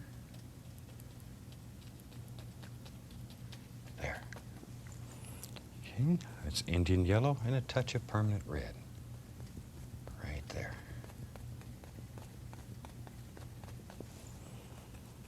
Okay, maybe right here there's another one. Now, as they get farther away from the fire, less and less you're going to see. So, back in here, we're just going to begin putting a little bit of stuff, but don't worry too much about highlights back in here. Like so.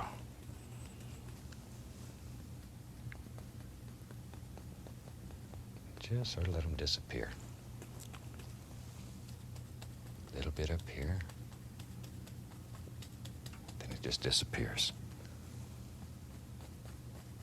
Just enough to set them off a little bit so you can see them. There we go. Nice little one lives right there.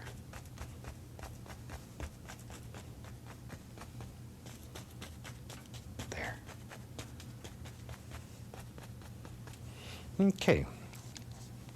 Now then, let's go right up in here and play with the fire a little bit. I got in trouble for playing in fire when I was young. Today we can do it. Going to take a little bit of Van Dyke brown, and we'll just make some little indications of some wood here. And it's all burnt. It could be just about any old way that you want it. There. And then maybe there's some ground area right down through here that we can see. Still Van Dyke brown. And just pull it across. Just pull it.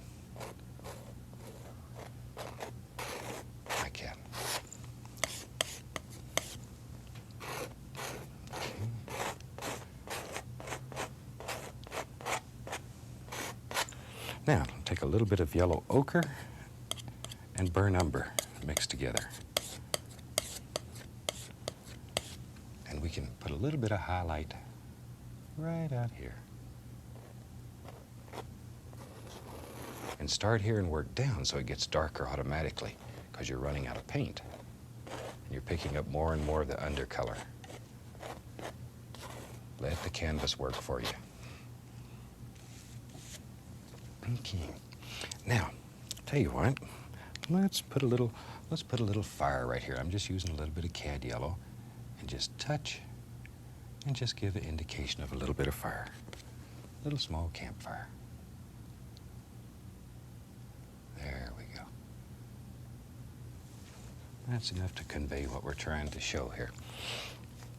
Now, take the fan brush and we'll use a little bit of the yellow ochre, Indian yellow, and permanent red all mixed together on the fan brush. And mix them on the brush. And we can begin laying in some little grassy areas here. A little bit brighter up here by the fire. So start at the brightest area and work downward. Want these to be very soft, just where the light's striking them. Get darker, darker, darker. There. Dark up here. And we can just lay in all kinds of happy little things. Maybe right along here. There.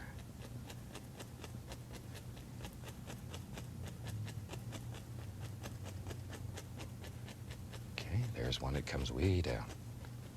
It's your world, so you can put them anywhere you want them.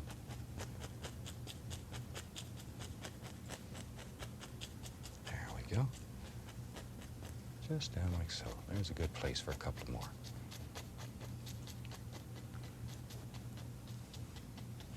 Okay. Now maybe I want to take and add a little bit more of the Van Dyke brown right in here.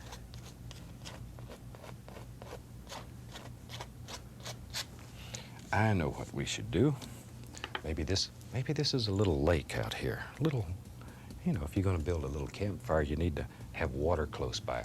So we'll put a little cad yellow on the large brush, go right here, touch, and pull straight down.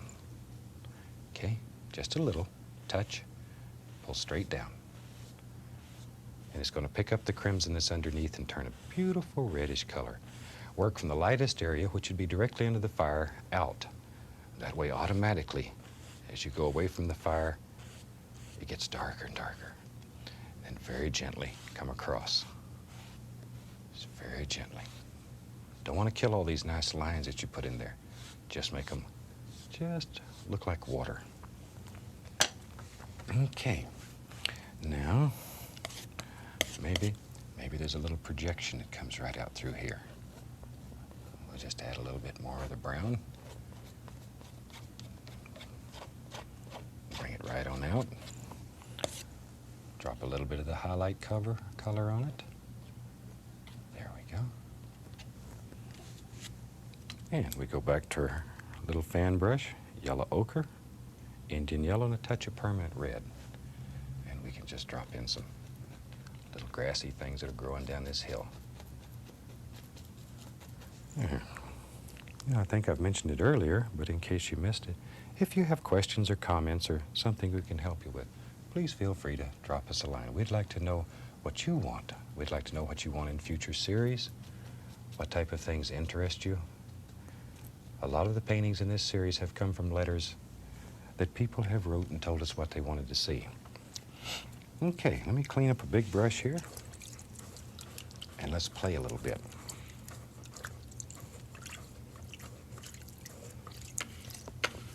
Okay.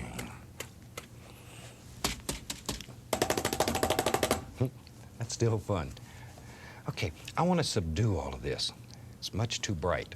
So with a large brush, very gently, I'm just going to begin blending it. Very gently. Just let it barely touch. Make it very quiet. Push it way back. Because you wouldn't see all this much bright if it's dark. So we just want to subdue it here. Very quiet. Subdued. Very quietly. Just blend it.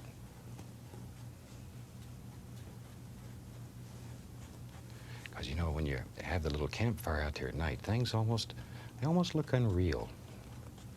You get all kinds of weird colors and shapes. They're beautiful.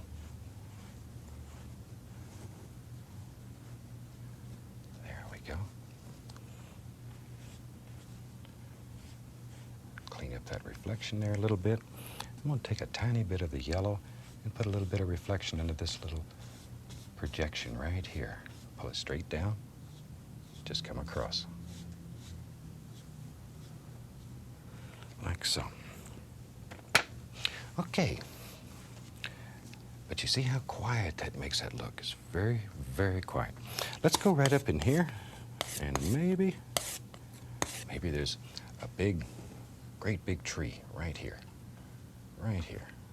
Big son of a gun. He just goes all the way off the canvas. There we are. And you can make your tree as big or as small as you want him.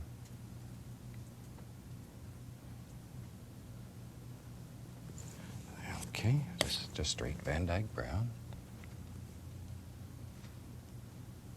There we go. Big, strong tree. I love to paint trees. They're one of the most fantastic things in nature to me.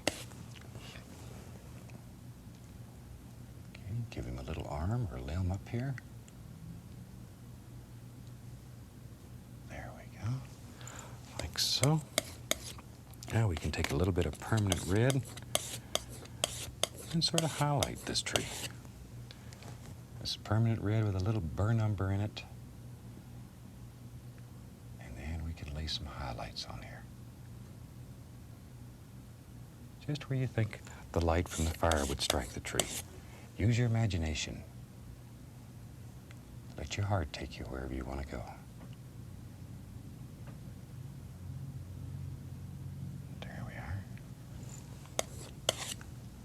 A little highlight playing on this limb up here.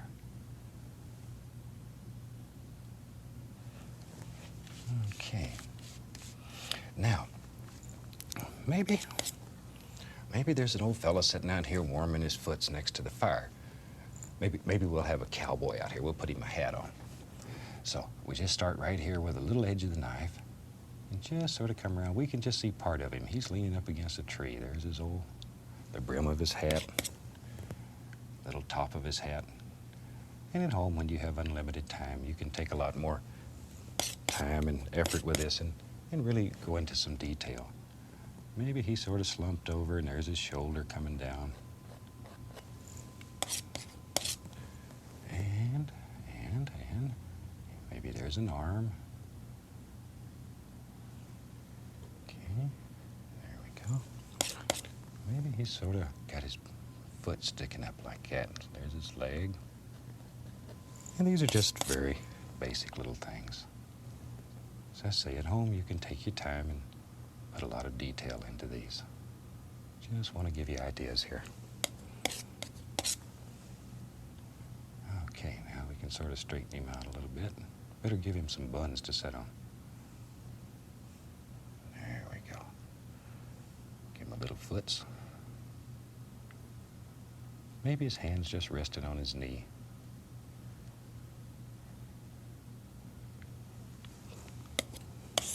See, I should have put him in before I put the highlights on the tree. I've messed my highlights up. But that's easy. We'll just go back and drop our highlights right back in. There we are.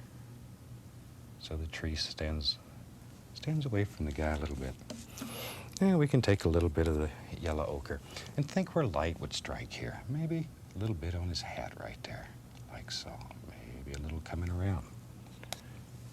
Just a little right there. Maybe a little bit across the top of the shoulder. You know, I got to tell a little story here. We have a lot of requests that have came in wanting portraits. And years ago, I studied with a super painter and studied portraits for, maybe a year and a half, 2 years. And he became a very dear friend. And he took me aside one night and he says, Bob, he says, I've got to tell you the truth. He said, I want you to go and paint bushes and trees because that's where your heart is, and give up portraits. So that's why I'm here. There we go. And just maybe a little highlight bouncing across there. A little bit on his knee. That really is a true story, too. He really did tell me I should give up portraits. Takes a special knack. Okay. You know, we talk about that sometime, about talent. What is talent? Talent is nothing more than a pursued interest. In other words, things that you're interested in, you'll spend a lot more time working at than something you're not interested in. So that's all talent is. It's if you're willing to practice, spend the time to perfect something. Okay. Now then, let me clean up the brush a little bit. And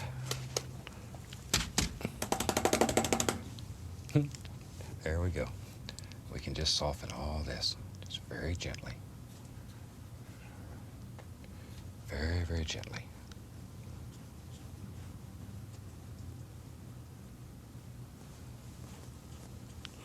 And we can come down here, use a little bit of the dark color and put a little tiny bit of a waterline indication in here. Just a small amount.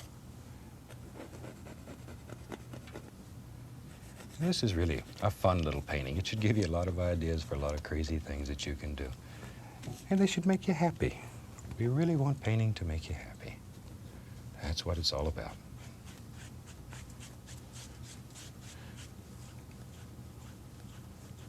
Okay, and I can just quieten this down a little bit over in the corner. Like so.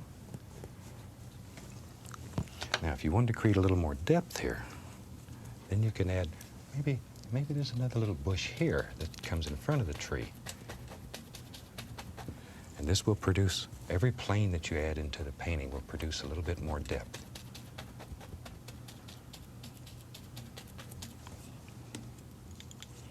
Okay, I'll take a little bit of the Indian yellow, permanent red, and we can put some highlights on this little bush. Push everything back a little further.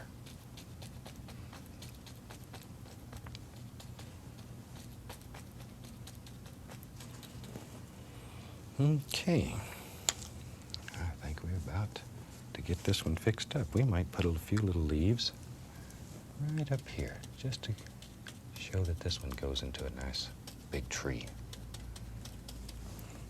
A little bit of the color. Indian yellow, permanent red. And just drop it in.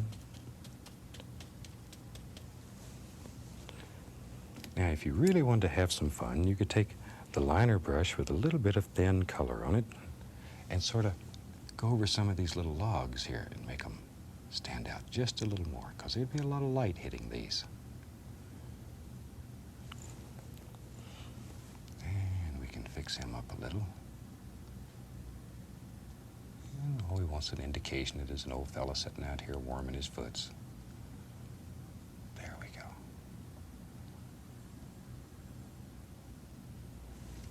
All right. Looks sort of like an old guy out here just silhouetted against the campfire. And I think this one's about ready for a signature. So let's put a signature right about here. You know, there comes a time when you can just absolutely piddle a painting to death. Okay, there we are. And we have that one all signed. Now, next week, I want to show you a fantastic little painting that I think will just tickle you to death. So have your canvas set up. We'll be doing a white canvas. I think that you'll really enjoy it. And, you know, talk for just a second. We would really like to hear from you and know what type of paintings that you would like to see in the future. So drop us a line in care of WIPB, Muncie, Indiana, and we'll be glad to answer any question, and we'll try to put together shows that supply you with the type paintings that you want to see.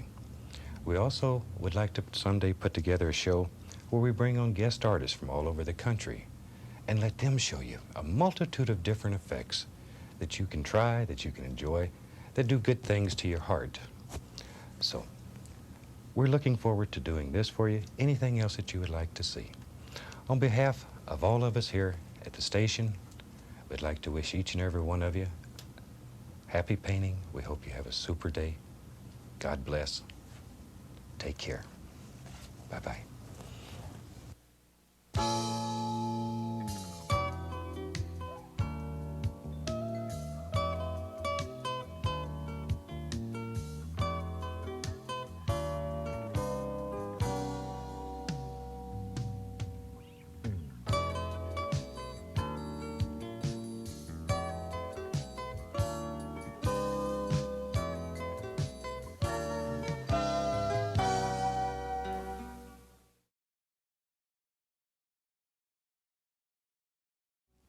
Welcome back. Today I thought we'd do an almighty barn. And I'm going to ask them to graphically run the colors across the screen, so in case you missed them in one of our earlier shows, you can pick them up now. And thought today we'd do what they call a Wisconsin Swedish barn. Now, that's just a big old huge barn. So let's get to going here and let's do one. Going to start out with a little tiny bit of phthalo blue, just a small amount on the large brush. And we'll drop in a happy little sky here, starting right at the very top, going all the way across. There we are. And we already had the canvas covered with magic white, so it's nice and wet and slick and ready to go. And you can see how it's blending with this color. As you work down the canvas, it picks up the magic white, and automatically your color gets lighter as it gets closer toward the horizon. Okay, that'll give us a quick little sky, something to play with. Maybe we'll take the phthalo blue and add a little bit of Van Dyke brown to it, just to dull it down. And let's go right in here. Maybe will there be a little bit of water down here? Just a tiny bit. Okay, that'll give us something to work with. All right, let's clean the brush. There we are.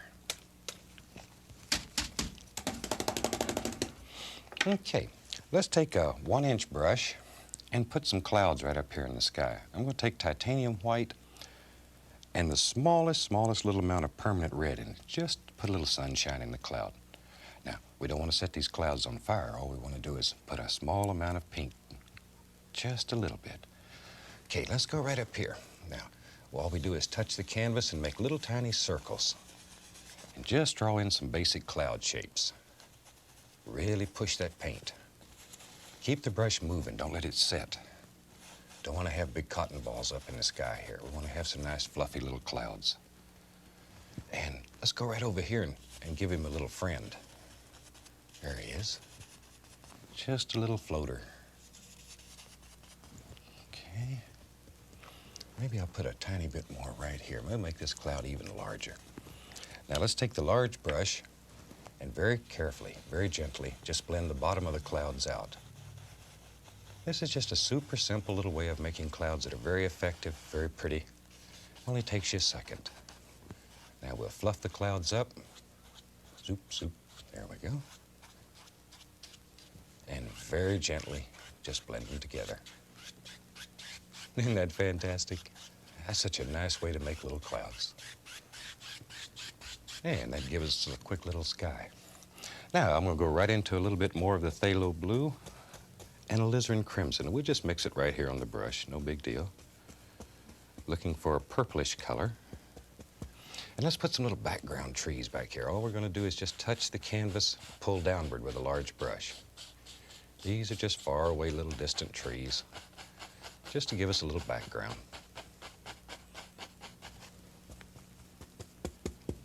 Okay, maybe there's a few right in here. Just drop them in, wherever you think they ought to be.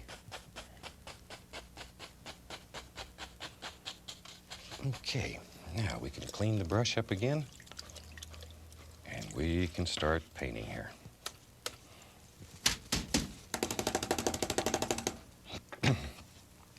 Now then, let's take a 1-inch brush and begin putting a little highlight on some of these distant trees back here. I'll use a little yellow ochre, maybe the tiniest little bit of permanent red. Just mix all these colors on the brush. And we'll go right back in here and just drop some basic little colors here and there. We're not worried about shape in here. We're just want some color in the background. There we go. Just some little things happening far, far away. There's a nice one. There he is. Just let him fall right off your brush. Once again, we're not looking for a great deal of detail. This is too far away. Just want some background. Maybe there's a little right in here. There's one. And leave some of these unpainted. Don't put any highlight on them. It makes it look like trees that are really, really far away, even more distant. There we go. Now then, let's take the large brush and very gently, I'm just going to start lifting up. Very, very gently. Going to add a small amount of the cad yellow here, just so it mixes with this purplish color that we have underneath.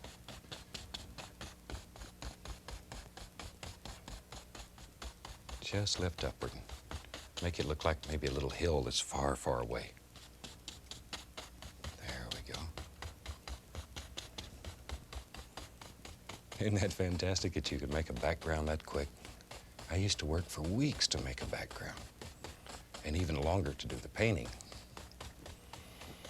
Okay, let's jump in here and start us a barn. Now, if you were with us on previous shows, we've decided it's quite helpful if we take and scrape out a basic shape, and it gets rid of the loose, thin paint off the canvas, and we can put our firm paint back on and really take off. So let's decide where the old barn's going to be. And as I say, this is going to be a big, huge barn, maybe right here, like so. And just put in a basic shape.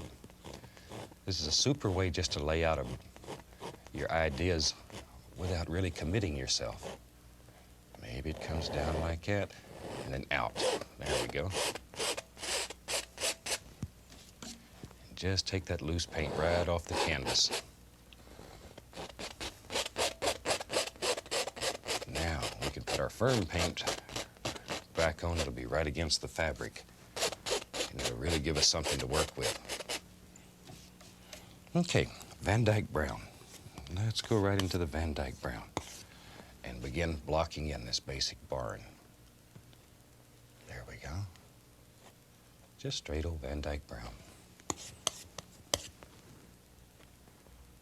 Just let the knife do the work. Okay, maybe right down through here. And we'll just fill all this up with brown.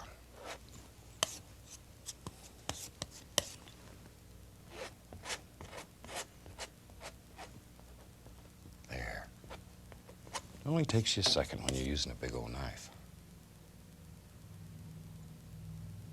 Okay. That'll give us a nice base color to work with.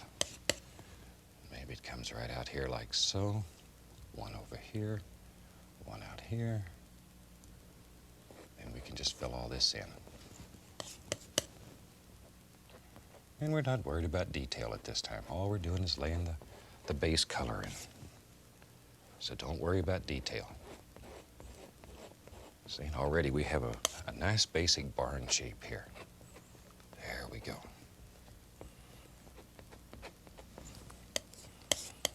And now we can begin worrying about little details. Okay, and we'll take some Van Dyke brown and permanent red.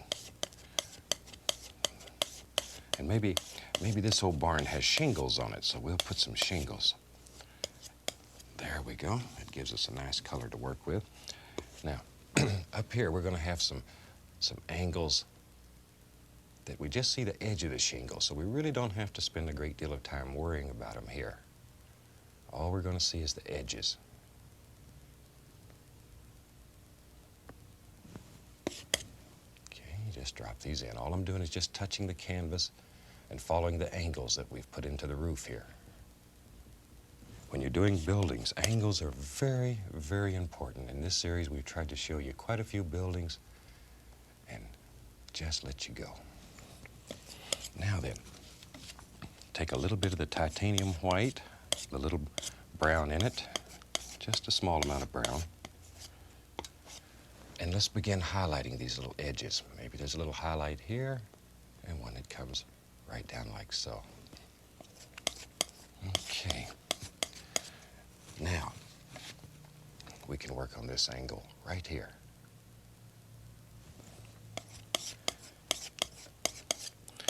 And I'm going to take, let me clean up a spot here to work on. I'm going to take and mix up some phthalo green and alizarin crimson in about equal parts. Make us a nice gray color. There we are. Very, very dark, very dark. Now we'll take a little bit of white. Maybe a touch more of the crimson into that. That's better. That's what I'm looking for. Nice gray color.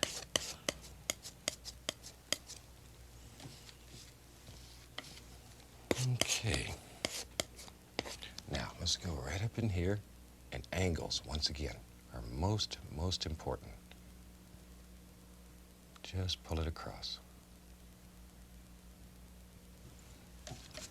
And you can vary that with a little bit of darker color if you want to push it back a little further, make it look old.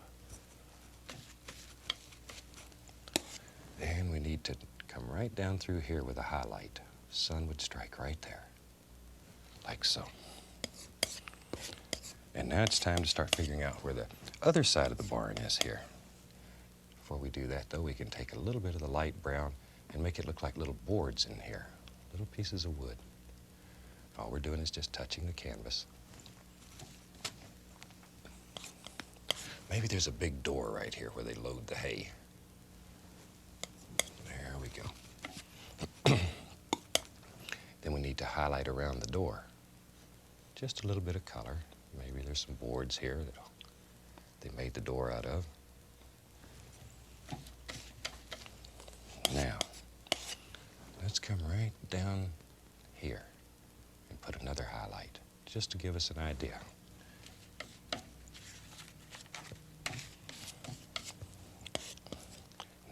And let's make some shingles on this roof. And just like you were laying shingles, start at the bottom using the little edge of the knife. And just start laying in some shingles. Start at the bottom.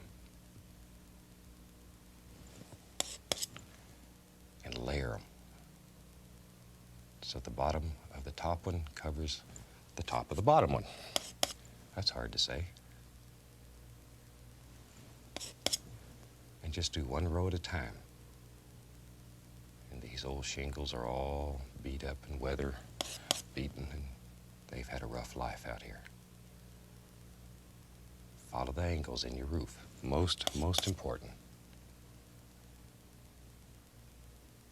And this will give it a layered appearance.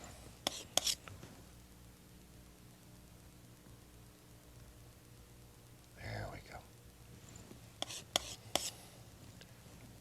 Just keep layering till you get all the way to the top. And at home, when you have all kinds of time, you can really make some little tiny shingles and put a lot of detail into this. There, that gives us a nice shingle-looking roof. Now we have to make some more determinations here. Where does this come? Maybe it comes right out like that. And we'll just put this in to sort of give us a guide to follow. Let's get a little bit more of the brown and permanent red.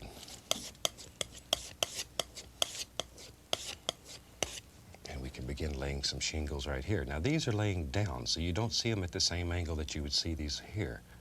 So all you have to do is just touch the canvas. Just touch the canvas. And let it go. There. Isn't that a super way to put a roof on a barn? God, I wished it was that easy in real life. Okay. Now,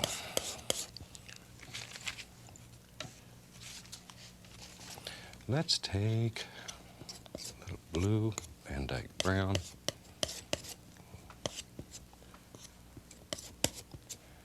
and a little touch of white.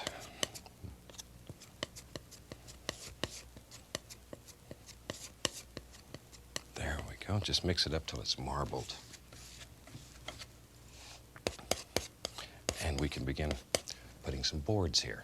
Maybe from here right down. Just let them come down. Like so.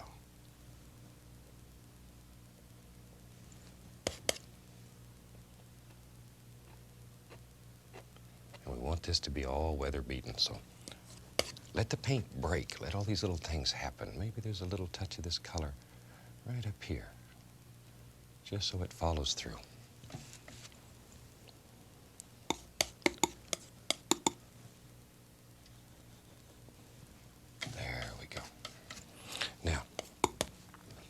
Put in some little boards here just by dragging the knife right down through the paint, like so, wherever you think they should be.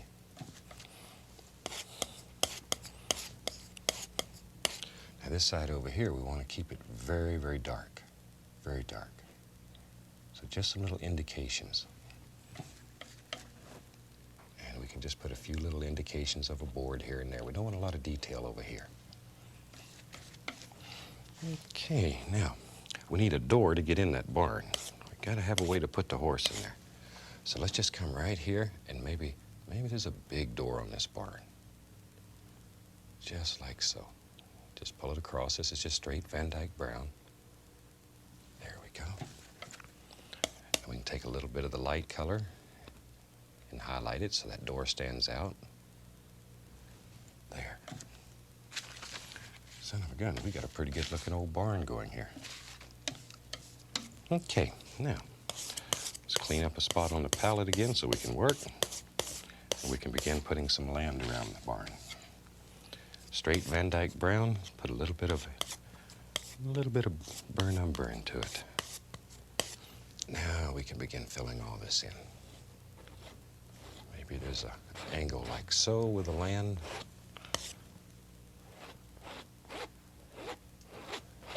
There we are.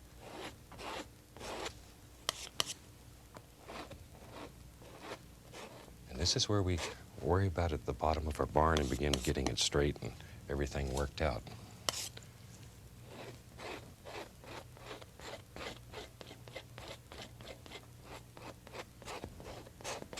Just put the dark in. We need some dirt under there. Then we'll plant some grass on it and let it grow.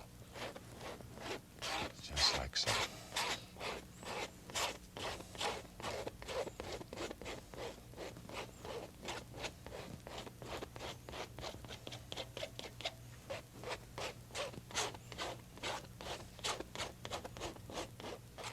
Okay.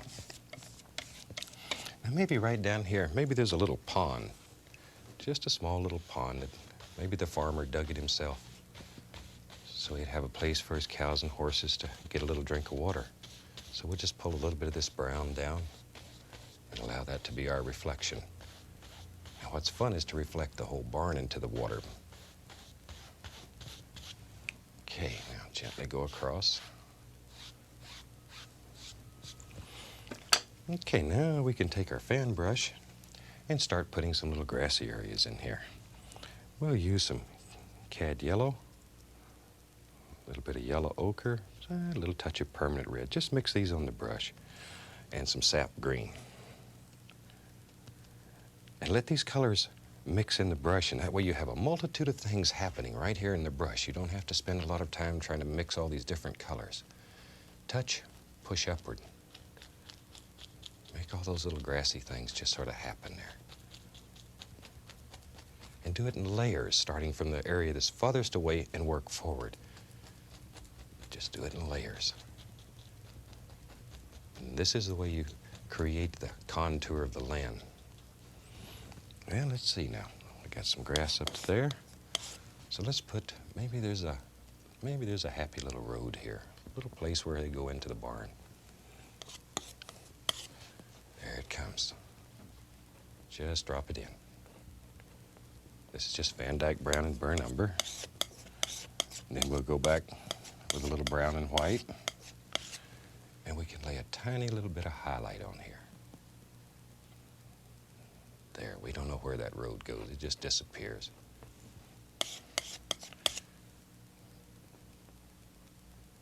There we go. Now we can begin putting some grass on the other side of the road. Just drop it in, using the old fan brush here.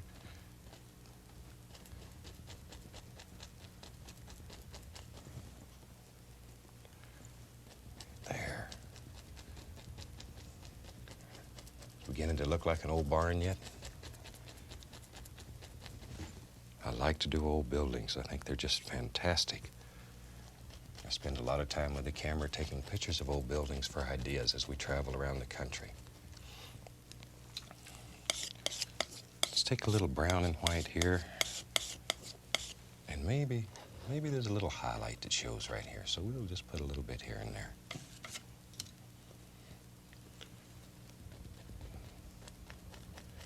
You know, there's a million things around you every day to paint. Just look around and notice them. That's all it takes. They're always present. But we see them so often, we have a tendency just to overlook them. So take the time to look at them. Nature is fantastic, but you just have to spend a little time appreciating it, studying it. There's beauty in every tree, in every bush. There we go. Just put a little water line around there. Couple little ripples on the water. Maybe there's a little water line right there. Wherever you want them. This is your world. Okay, now we got a whole right side here we have to do something with. So, let's take a little bit of sap green, alizarin crimson, Van Dyke brown. We'll just mix it together on the brush here. And let's go right up in here. And take the big brush, and let's just push a happy little tree right out of the brush. There it goes. There. Just let it flow right out of the brush. What started out as a happy little tree ends up as a happy big tree. And some little things right in here, wherever. Just let your heart take you wherever you want to go. There we go. Maybe this just comes right down like so. We'll just fill all this up with some nice dark color. Need the dark in order to show light. There. You know, just looking at my barn here, we ought to have a wheel to pull the hay up. So I'll take a little bit of paint thinner and thin down my Van Dyke brown till it's almost like water on the liner brush. Bring it to a nice sharp point. And let's go right up here. Maybe an old wheel up here. And just go around like so. We'll put some spokes in that wheel. This is so they can pull the hay up and put it up in the barn. So when it gets cold, the old cow's got a little something to eat. And the little stick, it comes out here that holds that wheel. Okay. Let's take a little bit of Van Dyke brown, a little white on one side, and very quickly drop in a couple little trunks here. There he goes. I'll give him a little friend right there. Alrighty. Now, we can take the 1-inch brush. We'll use a little bit of cad yellow and sap green. And let's begin highlighting some of these beautiful little things back here. Just drop them in.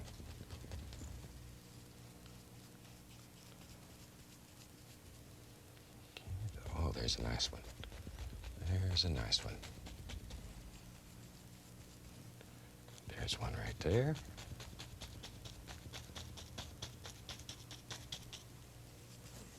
Just drop these little rascals wherever you want them.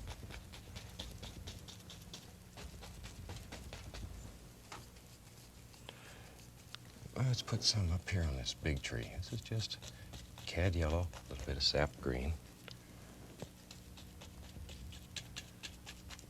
Just drop rascals anywhere you want them.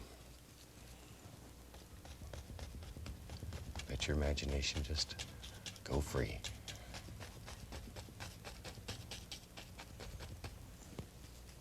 Okay, now maybe the old farmer had him a little fence out here, so let's just drop a happy little fence in. We'll put a few little posts here. There they go. Maybe there's one more right there, and one that we just barely can see. Touch a little highlight to them. Bloop. Don't want a great deal, just a little, just to make them stand out. A little magic white on the knife, and put some wire on that fence. Got 3 strands there. Okay, now we can finish this rascal up. Come right along here and drop in some another little bush. If you're going to be painting along with us next week, we'll be doing a white canvas, so you can have your easel set up all ready to go. Paint along with us. Let's take a little bit of brown. I'm getting crazy here. We're out of time, but we'll do it anyway. I'm going to put a little path right here. We need a little path so we can walk around. Just Van Dyke brown. Let it mix with the color that's underneath. Just like so. And we'll take a little bit of brown and white and put some highlight on here. There we are. Give us a little path. And we put a few little bushes right over here, just to close that path in. Okay. And I think this one is just about finished. We can drop a signature in here and have a finished painting. I hope you've enjoyed this one. It's a great deal of fun. It will teach you a lot about buildings and make your heart happy. Let's sign on the right side this time. We'll drop a quick signature in here. I'd like to wish each and every one of you happy painting. God bless. And we'll see you next week. Bye-bye.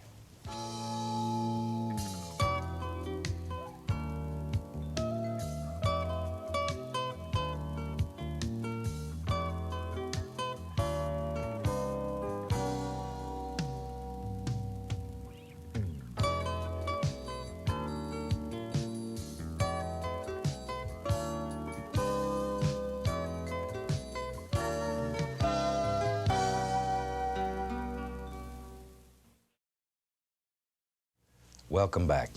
Glad to see you again. Thought today we'd do a nice little easy painting that'll just bring a lot of joy to your heart.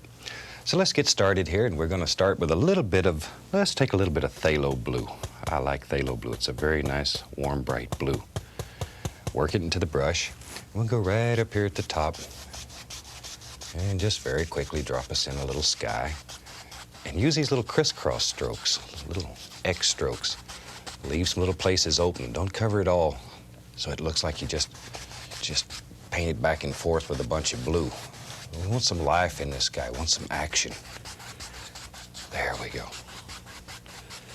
And maybe we'll have a tiny little bit of water in this one. Just play a little bit. I love water. Hope you do too. So we'll just do that. Okay. Now let's clean the brush.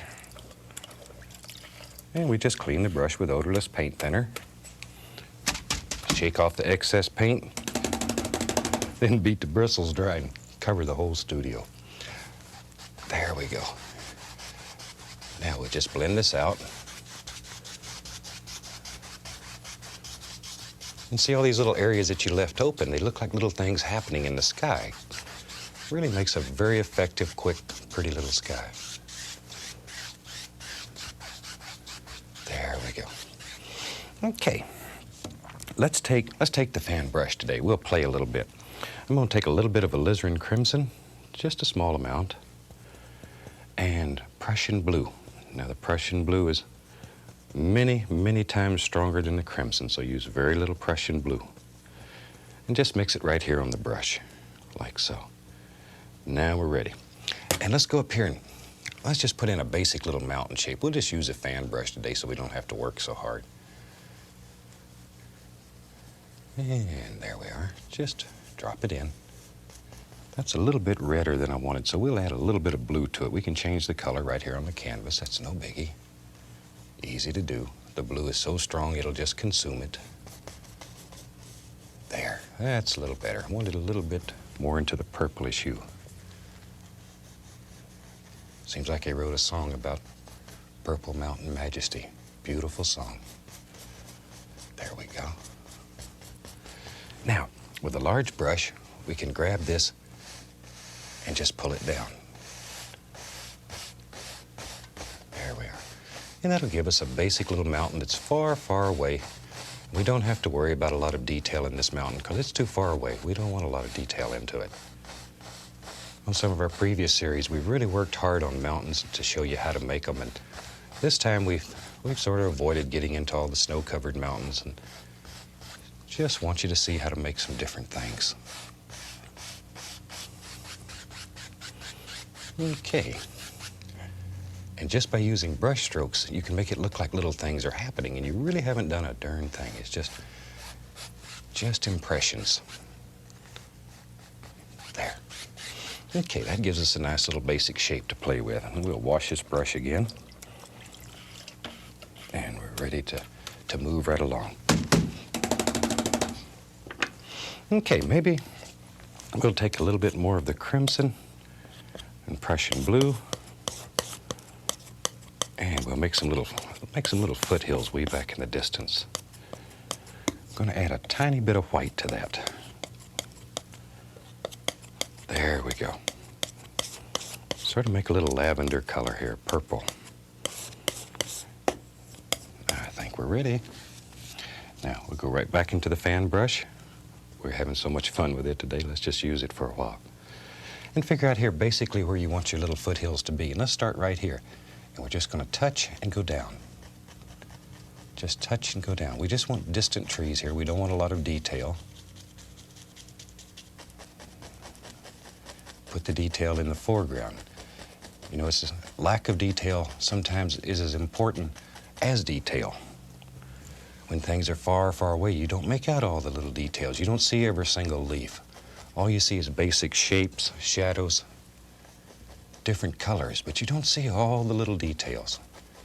It disturbs me sometimes when I look at paintings to see a tree that's supposed to be 10 miles away and you can count every leaf on it.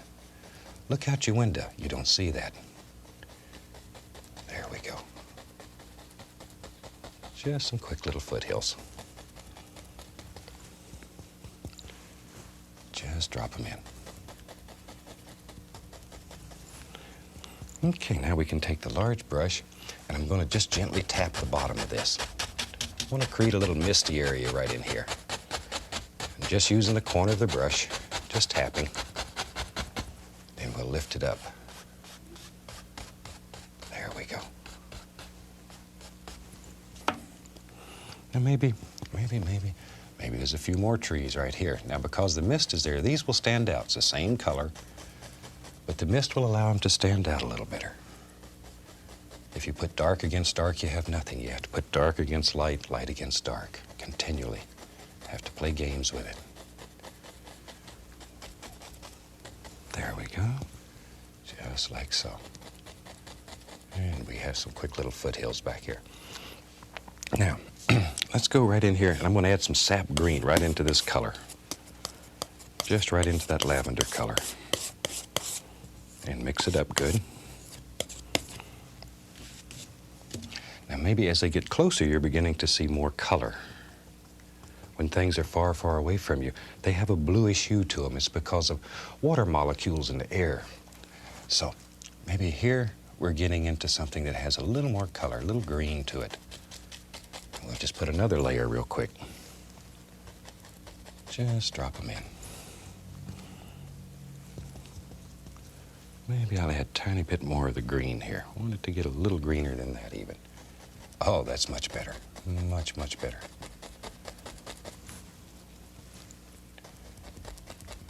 Just let some of these little tones and values happen. Don't overwork them till they turn to mud.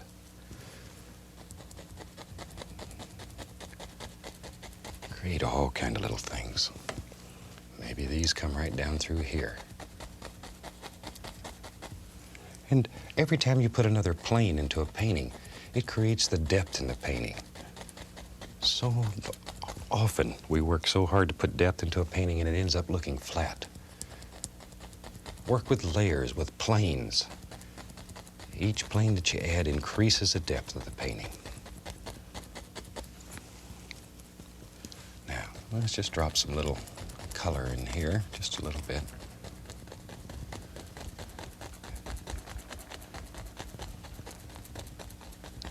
There we are. And already we have several different planes here. 1, 2, 3, 4, right there. It'll really push that painting back. Now, with a clean fan brush, I'm going to take just a little bit of titanium white, small amount. We'll make it look like little trunks way back in the distance. Just touch, pull straight up. Just a little, just a little. Don't overdo. Just a little. There, knew you could do it. There we are. Now, we'll take a fan brush and put some yellow on it, a little bit of yellow ochre, and sap green. There we go. And then we can begin highlighting back here. Just let some little things happen. And this covers up the bottom of the little trunks that you just laid in and brings it all together.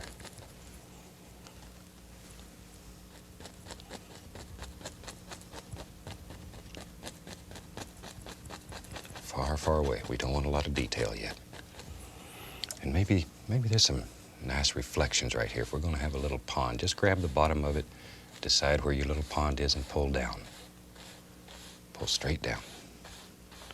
Let it pick up all the colors. And very gently go across. Isn't that something that you can make a beautiful reflection that fast? And maybe there's all kind of little things happening out in here. Maybe some little peninsulas. Just drop them in wherever you think they ought to be. And we'll take a little bit of the Van Dyke brown.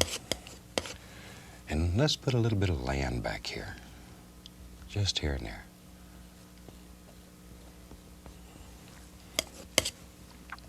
All these little grassy things have to have a place to sit. And we can take some brown and white and a little bit of burnt umber and very gently highlight this. Just like so.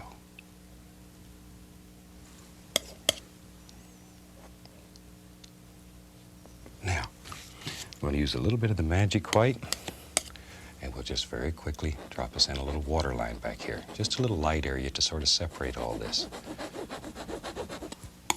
And we're using very firm pressure here, just literally cutting right into the canvas. There we are. Okay, that gives us a pretty nice little background to play with. Now we can get in here and really have some fun. So let's go right into, there's some sap green, a little bit of crimson, Van Dyke brown, maybe a touch of Prussian blue, just a very small amount. Okay, now let's go right up in here and we'll just begin dropping in some little basic tree shapes. And we're not worried about detail here yet. We will in a minute, but at this point, all we're doing is just dropping in basic shapes. Don't worry about it. There we go. And you really push this paint into the canvas. Use a lot of pressure. Just get in there and push. Bend the bristles. It's most important that you bend these bristles. Make all these little things happen. There we go. And wherever you think they ought to be, that's where they ought to be. Tell you what, while we have this nice color going here, we can just sort of fill up the rest of the canvas with it. Okay. There we are. Boy, what a beautiful little spot. This reminds me of my home in Alaska. Here a couple of years ago, my mother lives in Florida, and I brought her up to Alaska and took her salmon fishing, let her catch a great big salmon. And she had one heck of a good time. Okay, now, while I still have this brush loaded, let's just make I loaded a lot of paint into the bristles. Maybe there's a happy little evergreen that lives right there. Start off by just touching the canvas to sort of give you a guide. Use the corner of the brush at first. Maybe this one just runs right on off the canvas. And just begin laying in a beautiful little evergreen. Just like so. And here we just have sap green with a little Van Dyke brown in it, just to dull it down. And just push that tree right out of your brush. They live in there.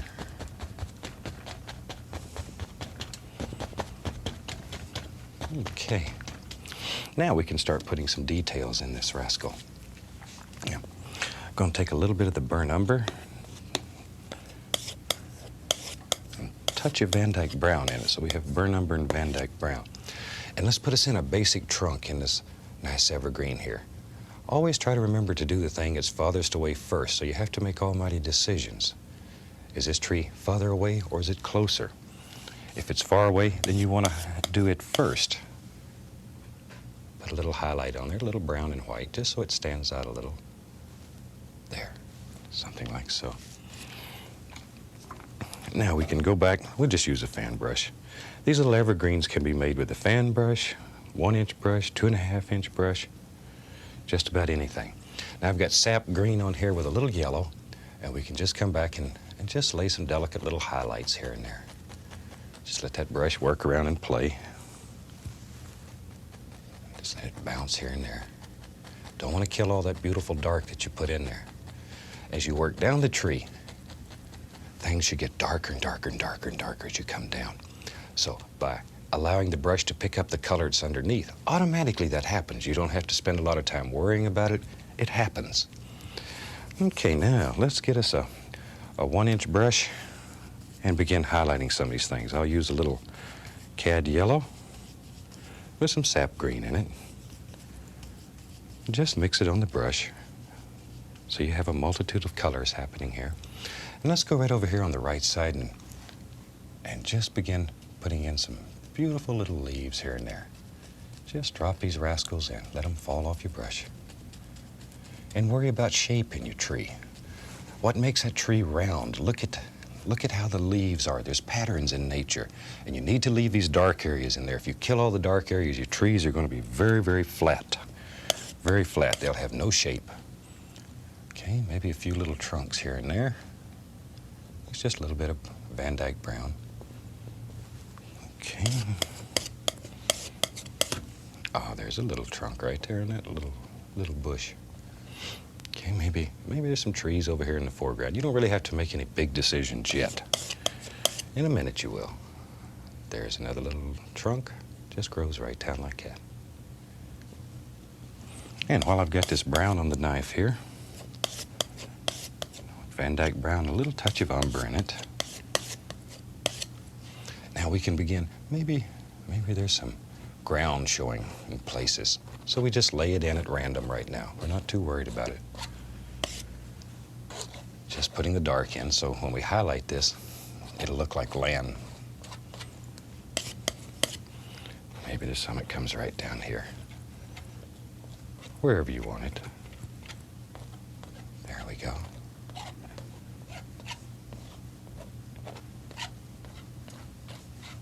Gotta have a way to walk out here and catch that big trout that lives out there in that lake. Okay, we'll take some brown and some white. Maybe we'll put a tiny, tiny little bit of blue in it, just to gray it down a little bit. And very gently here, using no pressure. No pressure. Just let this glide right across it. And you want the paint to break like this so it has little holes in it. Let some of that dark show through. You don't want to kill all that dark that you've worked so hard to put in there. Let it show through. There we go. All right. Now we can go back to putting some highlights on the bushes and the trees and bring all that together. A little yellow ochre, sap green. Load the brush full of paint. Full of paint. Probably the biggest mistake made when you're painting at home is not putting quite enough paint in the brush. It takes a lot of paint and then a very delicate touch here. We're not using a lot of pressure. Just barely touching the canvas. And because the paint on the canvas is very firm, the thin paint will stick to it. If your paint doesn't stick, then it's not thin enough. Just begin working out little individual bushes. And when you're doing these, do one little bush at a time. I know sometimes when you're watching it looks like you just sock the canvas and a whole bunch of bushes appear, but they're done one at a time. Each one's an individual. Each one has a personality. So separate them when you're in this foreground. That's what creates distance, that you can see layers and layers and layers of bushes and trees, okay? All right, let's go back in here and begin layering these. There we are. Now, if we can look right in here, you can see there's 1, 2, 3 layers right there. That's what leads the eye into the painting. Spend some time working on that. It's worthwhile. It'll pay you great dividends in the end, make you happy. And of course, no one's interested in monetary gains, but if you should be, that's what sells the painting.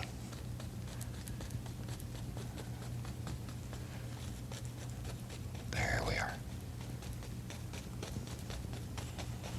Okay. A little bit more of the sap green. And we can just drop some beautiful little leaves right out here on this tree. And it's in front of the evergreen. So show that in your painting. And it pushes that evergreen back, makes him far, far away. All kinds of little things happening here. Now let's go back to the fan brush. It makes such nice, soft little grassy areas. And just begin falling right down like this. Now this is where the lay of the land becomes important. So pay attention to the angles that you're using here. Don't just throw them in at random. Follow the lay of the land. I want this to sort of look like maybe there's a little hill there, a little incline. So do it in layers, doing the thing farthest away first and working forward. Put some little happy things in there. And let a little bit of this ground area show through here and there. Don't kill it all. So easy to do when you get started. It turns into fun, and the next thing you know, you've covered up the whole painting. There. Okay. Now we can take just a clean knife, use the point of the knife, and just scrape some little sticks and twigs here and there. These also show different planes in the painting and help create the illusion of distance. Let's go right over here. Maybe we can drop a few in here. And if you want a big stick, turn the knife sideways and pull. That'll give you bigger sticks. There we go. All right, now maybe, composition-wise, maybe this needs a nice big tree that lives right here. So let's take some Van Dyke brown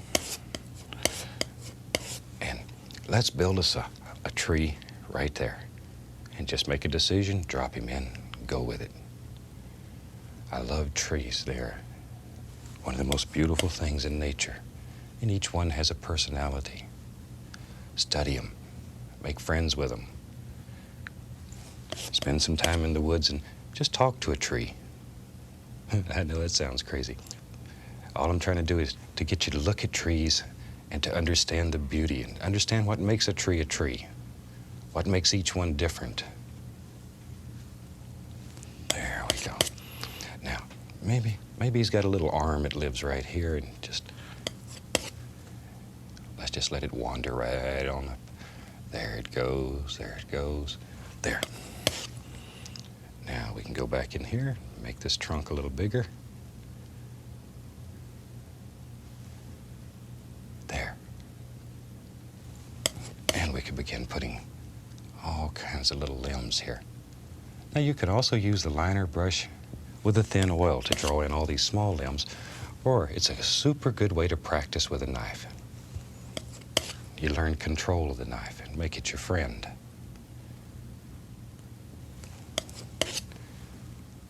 There. There's one. I see it right there. Goes right up like that. Maybe. Yep, there it is. Another one right there. So, just let your tree just flow right out of your imagination. But have a basic understanding of what makes a tree. Okay, now, let's take a tiny bit of yellow ochre, a little bit of burnt umber, mix it together. And we can put a little bit of highlight on this trunk. There we are. Just to make it stand out. And just highlight the sides you think light would hit on. You have to make determinations where your light source is, where the light's coming from throughout the whole painting. Just here and there. Okay. Now we can lay some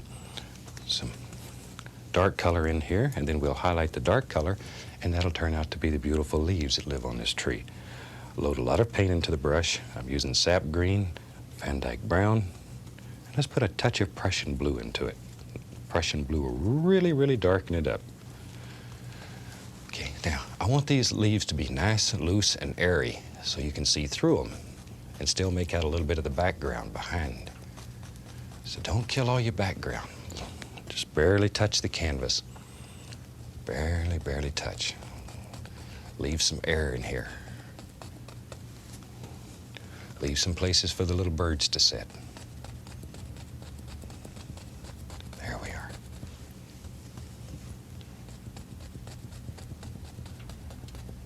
Okay, now maybe over here on this little limb, put some dark color, just so our highlight will show up.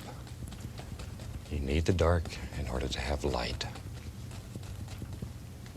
Okay, now we can go back here with a thin paint, and we'll use a color that's, let's use a pretty bright yellow here. A little bit of green in it, but mostly yellow. We need quite a bright color to make it stand out from all the background. Once again, leave this loose and airy so we can see through it and see that there's a mountain back there. Creates tremendous depth and interest in your painting. Look at that. Just barely touch. Barely touch the canvas. Don't kill all that dark. Your tree will get flat. We don't like flat trees.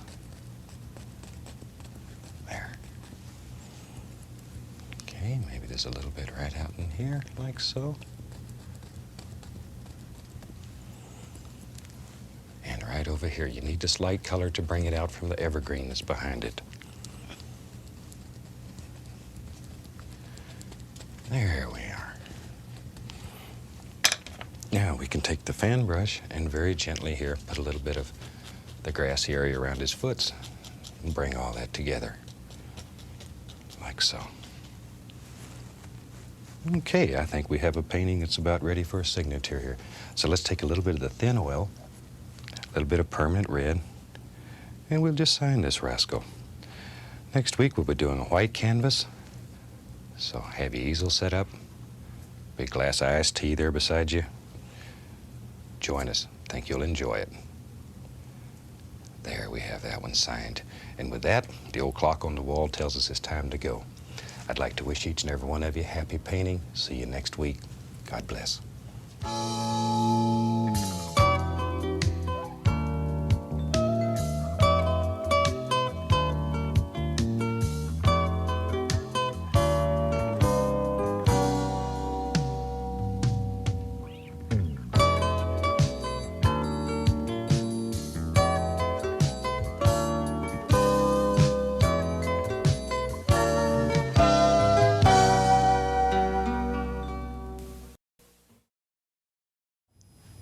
Son of a gun, can you believe it? Here we are on the last show of the series. You know, when we did the first series, at the end of it, we had my son Steve come in and read us some questions, and we devoted the whole show to a question and answer period. And in that show, we tried to show people the way to correct the most common problem areas. So I thought we'd do that again today, only this time I'm going to take life easy. I'm going to read the questions, and I'm going to make my son Steve paint. So, I'd like to introduce you today to my son, Steve. Steve, glad to have you with us. Well, thanks, Dad. Okay, let's get right in here and maybe we can get started. First question. Dear Bob, what is meant by use crisscross strokes to make the sky?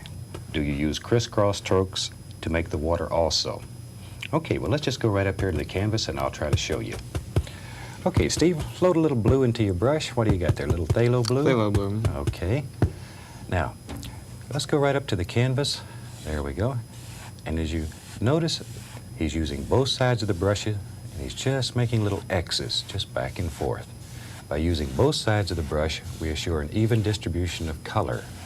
The canvas has already been covered with magic white, so it's picking that up, and automatically as it goes down toward the horizon, it gets lighter in value.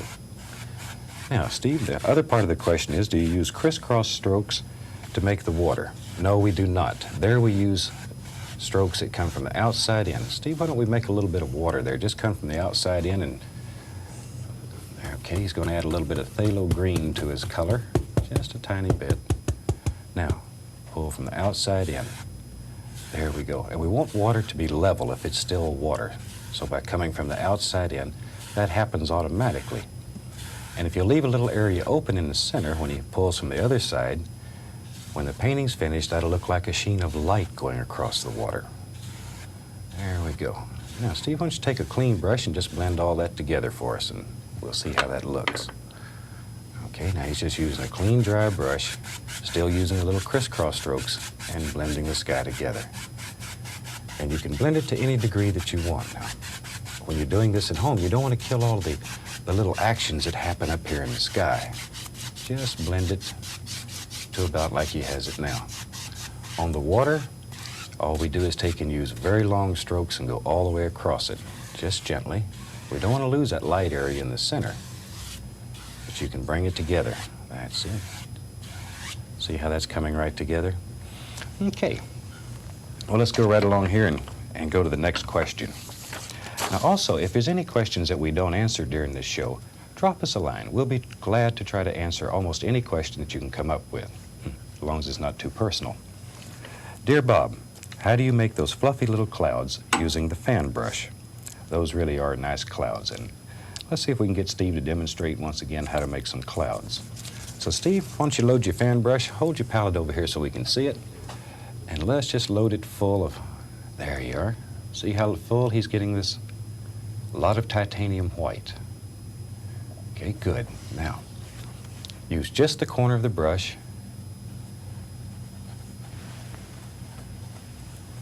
There, see how he's using just the corner? And all you're worried about is a nice top. See, why don't you put one more little cloud over here on the right side? And clouds need friends too. There we go. And all you're looking for is a basic shape at this period. Don't worry about it too much. Okay, now with a large brush, we can just blend the bottom of it out a little bit. There. Just the corner of the brush. Don't use too much of the brush. And you make little tiny circles. Little tiny circles. And then fluff it up and hypnotize it. See how simple that is? Okay, let's do the other one here. Using just the corner of the brush, little tiny circles. Just blend the bottom of it out. Okay, now fluff it up and hypnotize it. There, super, Steve. Thank you. All right, let's see here. Oh, we're not going to read that one on TV. We'll set it aside and go on. Dear Bob, I'm having trouble putting the snow on the mountains. Can you help me? This is probably the most common problem we run into. Probably the biggest mistake made is applying too much pressure when you're putting the snow on the mountain. So maybe we can go back to the canvas and get Steve to drop us a little basic mountain shape on here, and we can actually see the highlight happening close up. Steve, what color did you use there to make your basic mountain? Blue, brown, and alizarin crimson. Okay, there we go. And you use very, very firm pressure when you're putting this basic shape on. Really, really push it into the fabric. And all you're worried about is just the nice top edges. You could care less what's happening underneath. Okay. Now, let's take the big brush, and we can just blend that right out. Okay. What Steve's doing there is scraping all the excess paint off. The less paint you have, the better. Now we're just pulling that mountain out. This does two things when you pull it out. It removes more of the excess paint, makes the next step easier, and it allows the mountain to blend as it goes down. Mountains are always more distinct at the top than they are at the bottom, if you can see the entire mountain. Good, okay. Let's use a little titanium white there, Steve, and I think that'll show up contrast better. Okay, turn your knife over and let us take a close look at it here. And let's see what you have in way of paint. Sort of rotate it a little bit so we can see it good. See, it has just a little paint right on the edge there. Okay. Now, just barely touch. Now, here's where the problem happens. People use too much pressure. Use absolutely no pressure. All it is just the weight of the knife. And in your mind, think where light would strike the mountain. There, it looks like he's going to have a little peak back in the background. And this one's going to come all the way through. There, good. We'll have some character in this mountain. You know, while Steve's doing that, I'll tell you a little bit about him because I don't think he'll tell you. Steve's 18 years old. He travels all around the country with me, teaching this fantastic method of painting. He's also a black belt in karate. So it's good to have some protection with you. Okay, now he's mixing up a shadow color. He's using a little bit of blue and white. Just Prussian blue and white. Now, one of the big things here, when you start doing your mountains, you have to make almighty decisions. This little peak here, is it in the background, Steve? Yes. The little one? Uh-huh. Okay. So we'll just push him right into the back. Oh, you're going to make them all in the Yeah, back. I'm going to make them all in the background. Okay. It's fantastic that you can change your mind right in midstream like this. Now notice the angles here. Angles are very, very important. There we go. Okay, good. A little bit of shadow on that little peak. Okay. Now, if you wanted to create a little mist there, we'll get Steve to wash your brush real quick and show you how to create a little bit of mist. Okay. Now, I'm in a dangerous position here. He's going to get me.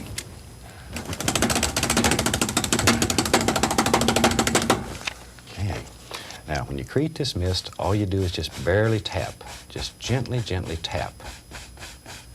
There.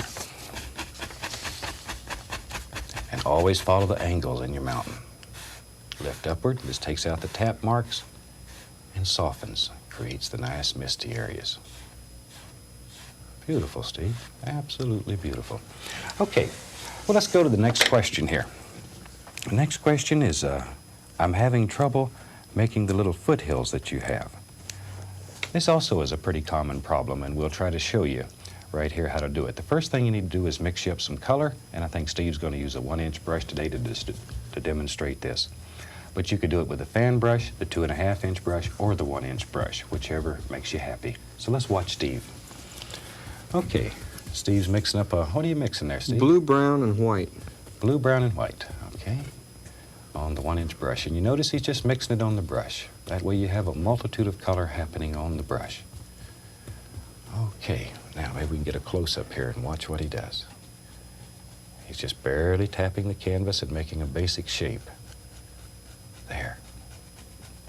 And put some character in your foothills. Don't have them just come straight across. Notice all the little hills and bumps and valleys he's got in there. It makes your painting a lot more interesting. Super. Okay, here he's just laying in his basic color. And this is just tapping. All he's doing is tapping. There's several different ways to make it. You can use the brush vertically and pull downward, and it makes very nice foothills also. Okay, now he's going to lift gently up, make it look like little trees maybe that's way back in the distance somewhere. Very soft and quiet. When you do this, use very short little strokes and do it in layers. Notice how he's working downward. Good. Very nice. Okay, Steve, while you have that going, well, you're not quite finished yet, I guess. No, I think I'll drop one more row in. Okay, good. That'll show us how to create depth in the foothills. Now, what he's doing is darkening the color a little bit. As these little foothills get closer to you, allow them to get darker, and that helps create the illusion of distance in your painting. Okay, what'd you add? A little bit more brown and blue in there? Just a little bit more both. Okay, good. All right. Now, while he's got color on the brush, he could add a little bit underneath, just a tiny bit, and that'll help create reflections. We might as well go ahead and put some beautiful reflections in there while we have it. Now, with a large brush, we're going to take and pull those reflections down, just there. Now, when you're pulling these reflections down, be sure you go straight down with them. It will disturb you terribly if you take it and put them in an angle. Okay, pull straight down, and then very gently go across. And that'll create the illusion of water. Okay, super. Let's take a look at the next question we have here. Dear Bob, I can't seem to make water lines with a palette knife. Now this seems to give a lot of people trouble, and I think the first thing you should do is put the magic white on the palette. Don't try to just dip your knife in the can. If you do that and touch your canvas, you're going to have a line that's 1/4 of an inch thick, and it's probably going to be runny. So put a little bit of the magic white on your palette and pull it out as flat as you possibly can get it. Just really mash it hard so it's very thin on the palette. And then take the knife and sort of just cut across. And maybe we can get Steve to demonstrate here. Okay, Steve. Now, Steve's mixed a little bit of brown with it. Now, just pull the knife across. Very good. All right, now show us how to make a water line. Are you using quite a bit of pressure here? Yes, just like you're trying to cut a hole through the canvas. Just really cut it in. Yep. Saw it in there. And you can make this water line go anywhere you want it. You can go up, down, sideways, crossways. The thing is, if it's still water, these lines need to be basically straight, or your water will run right out of your painting. And it will really bother you when you look at this painting later on. Very nice, very nice. Okay, let's go to the next one here. Oh, this one you'll like, Steve. It says, Dear Bob, can you show me how to make an evergreen tree using the fan brush? Now, evergreen trees can be made with a 2.5-inch brush, the 1-inch brush, or the fan brush. All three work equally well. So you try them all and you find one that's very comfortable to you, and that's the one I recommend you use. The fan brush will give you a little bit more detail if you're looking for a lot of little limbs on your tree. So let's see if we can get Steve to make us one here. Steve, what color are you going to use to make your evergreen? Using a little bit of sap green, Van Dyke brown, and a little bit of Prussian blue. Okay, that ought to make us a nice dark tree. Want it to look black. Okay, let's go right up here. And notice he starts with just a center line, and then just using the corner of the brush, just sort of work back and forth. There. And that's basically how we make a tree. Now you can add a little more to it, you can take away from it. This is your tree, so you have to make almighty decisions. And you know, Steve, why don't we put another one right beside him? Trees get lonely too. We got to give him a little friend there. Make this one a little bit... Maybe a leaning one. All right. There. Maybe when that tree was just a little baby, somebody stepped on him while he was down there fishing for that big trout, and he's got a little crook in his back. There. Very nice, Steve. Okay. Let's go right on in here and see what the next question is. Dear Bob, can you show me how to highlight my trees and bushes? I can't make the paint stick to the canvas. Once again, a very common problem, and we've said it over and over in this series. You need to start with a paint that is firm as you can find. It should be very, very firm and dry. A good way to test your paint is to take the cap off and squeeze the paint. It should stand about that high above the tube, roughly 3/4 of an inch. If it won't stand up by itself like that, chances are it's probably too thin for this technique. So test your paint. There should be no oil running out of it. It should be a very dry, firm paint. Now, if we start with a very firm paint, then it's much easier to put highlights on. Because a thin paint, we can stick to a thick paint, but you can't reverse that. You have to start with a very firm paint. Okay, let's see if we can get Steve to make us some little bushes here. He's already got ahead of us. I just took the liberty to go ahead and do it. Well, all right. He's using the 2.5-inch brush. It would also work with a 1-inch brush. And we just drop in some basic shapes here. Okay. Steve, while you got all that on your brush, why don't you throw some color in the water and we'll show them how to make reflections all too. Right. There. And all we've done is just drop the same basic shape right into the water. Good. What color did you use on that? A little bit of sap green and Prussian blue. Sap green and Prussian blue. Very dark, very nice color. Okay, you want to take your brush and pull those reflections down just a little bit. Now watch what happens when he does this. Good. Now keep them on the end smaller so they match what's above it. Okay. Let him clean the brush up here and we'll get ready to go right along. Now, I'm fixing to get splashed again. All right. So if you notice me having blue freckles from now on, you'll know why. Now here he's just making a horizontal stroke across to give it a watery appearance. Why don't you drop us a few little trunks in some of those trees there, Steve? Okay. And for that, we'll use the palette knife, a little bit of Van Dyke brown, and watch how he just drops them in. There. And you touch and just pull slightly to one side. There you go, put some in the evergreens too, okay? Yeah. All right, now, if you want to highlight these little tree trunks, we'll use a little brown and white. And just put a little bit of highlight on it. Now, our mountain tells us in this painting the light's coming from the right side. So we need to highlight the right side of the trunks also. Once you put that first stroke in the mountain, you've just determined where your light's coming from, everything else in this painting. Okay. Okay, now the other part of the question was is highlighting these. So why don't we use a 1-inch brush and let's show them real close here how to put some highlights on. Start with a little bit of magic white. That thins the paint down. And what are you using there, Steve? Going into a little bit of yellow ochre. Yellow ochre, okay. And notice the amount of paint he's loading into the brush. A lot of paint in the brush. Steve, why don't you hold the brush right up here against this dark area and let's show him real close what the brush looks like.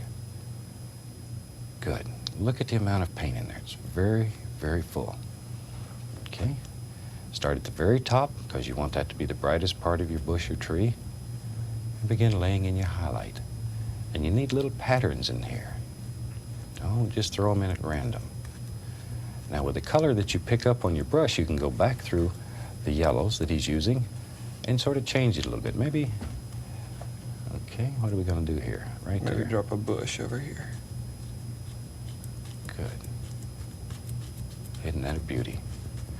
Okay, why don't you add a little sap green to that and let's see what we get. Okay, a little more of the magic white to thin the paint down. All right. Okay, which one are you going to do now? Oh, probably the one on the end. There. Once again, go slightly above the dark. You don't want any shadows on top of the bush. Okay. Okay, maybe try something different. All right. Why don't you put us a couple more little bushes in there and let us see close up, and we'll go right along here. Maybe one with a little bit of orange in it. Okay. Very nice. Now notice how he's layering these bushes. This is what creates the depth in a painting. It's most important that you layer these bushes. There we go. Now, why don't you take a little of that same color and reflect it right into the water, Steve? Okay. And here you just reverse the brush and just put a basic bush tree right down into the water. Very gently. You don't have to use much pressure here.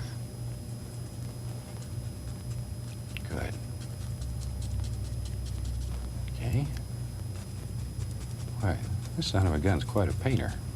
I better watch out or he'll be on TV and I'll be home by myself. All right. Now, we can take a large brush and pull down very gently. 3 hairs and some air. There. There we go. Now just go across in a gentle horizontal stroke and it creates the illusion of reflections that fast, that easy. Okay. Another problem that people run into quite frequently is putting land in. So I'm going to have Steve take a little bit of Van Dyke brown on the palette knife and show you how to lay some land underneath this. Okay, there he goes.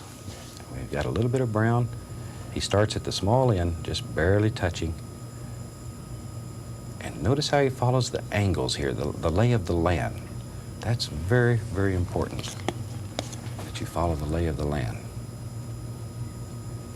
And let it get larger as it goes back, and this will cause you to look into the painting. It leads the eye into the painting when you're looking at it. There. Okay. All right, Steve, why don't you take a little brown and white and make us a little highlight there, and so this stands out a little better.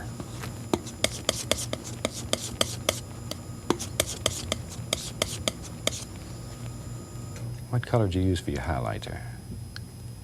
Just a little bit of brown, a little bit of blue, and some white. Okay, that was Van Dyke brown, I assume. Yep. Okay.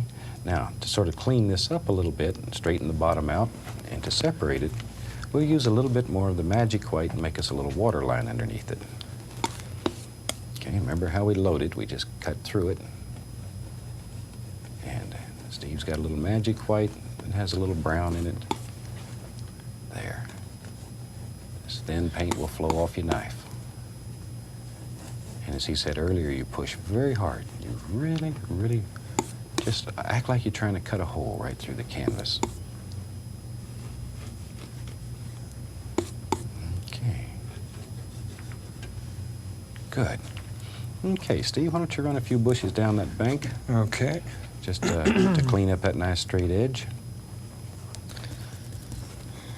And I think you turned out a beautiful little painting here, just showing the answers to the questions. There we go. Beautiful. That breaks up that long straight edge, makes it a little more pleasing to the eye. Now, with the clean point of the knife, we can just cut in a few little sticks and bushes. So, Steve, just take the point of the knife and cut some little sticks in the bushes. Okay, and use a pretty firm pressure here and just cut them right in.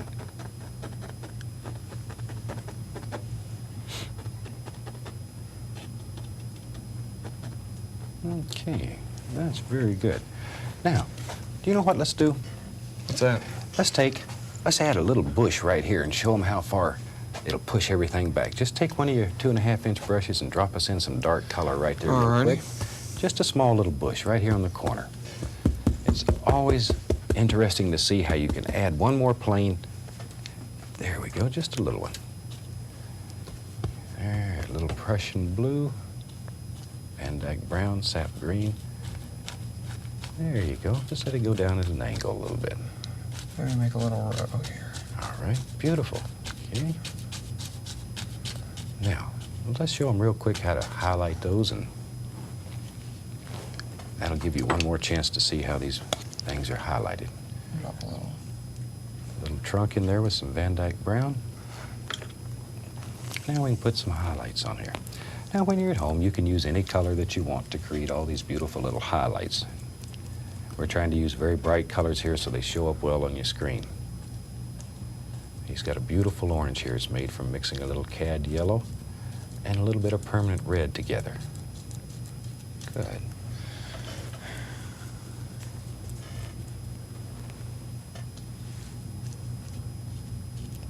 There. Once again, layer these so you have depth in them. And look how much distance already this is creating in the painting. It really pushes everything back. It adds another plane to the painting. Okay, there we go, a little sap green, a little yellow. Very nice. Okay, a few little sticks in there with the point of the knife. And it's just a super way to show you how to add another plane into a painting. Okay, good. Well, Steve, what do you think of this painting? Well, I think it's pretty good. That's very nice, and I hope that everyone has enjoyed watching you answer the questions and do a beautiful little painting here. I'd like to close the show and take just a few minutes of your time, and I'd like to tell each and every one of you how much we appreciate you allowing us into your home, how much we appreciate you being with us each week. It's really a pleasure to be here to try to teach you this fantastic method. I'd like to also take a few moments and thank all of the fantastic people here at the station that have worked so hard to make this show possible. They put in a great deal of time, they work very hard, and I think they produce you a quality product. So on behalf of all of us here at the station, we'd like to wish each and every one of you happy painting. God bless. On behalf of my son, Steve, thanks for watching. See you next time.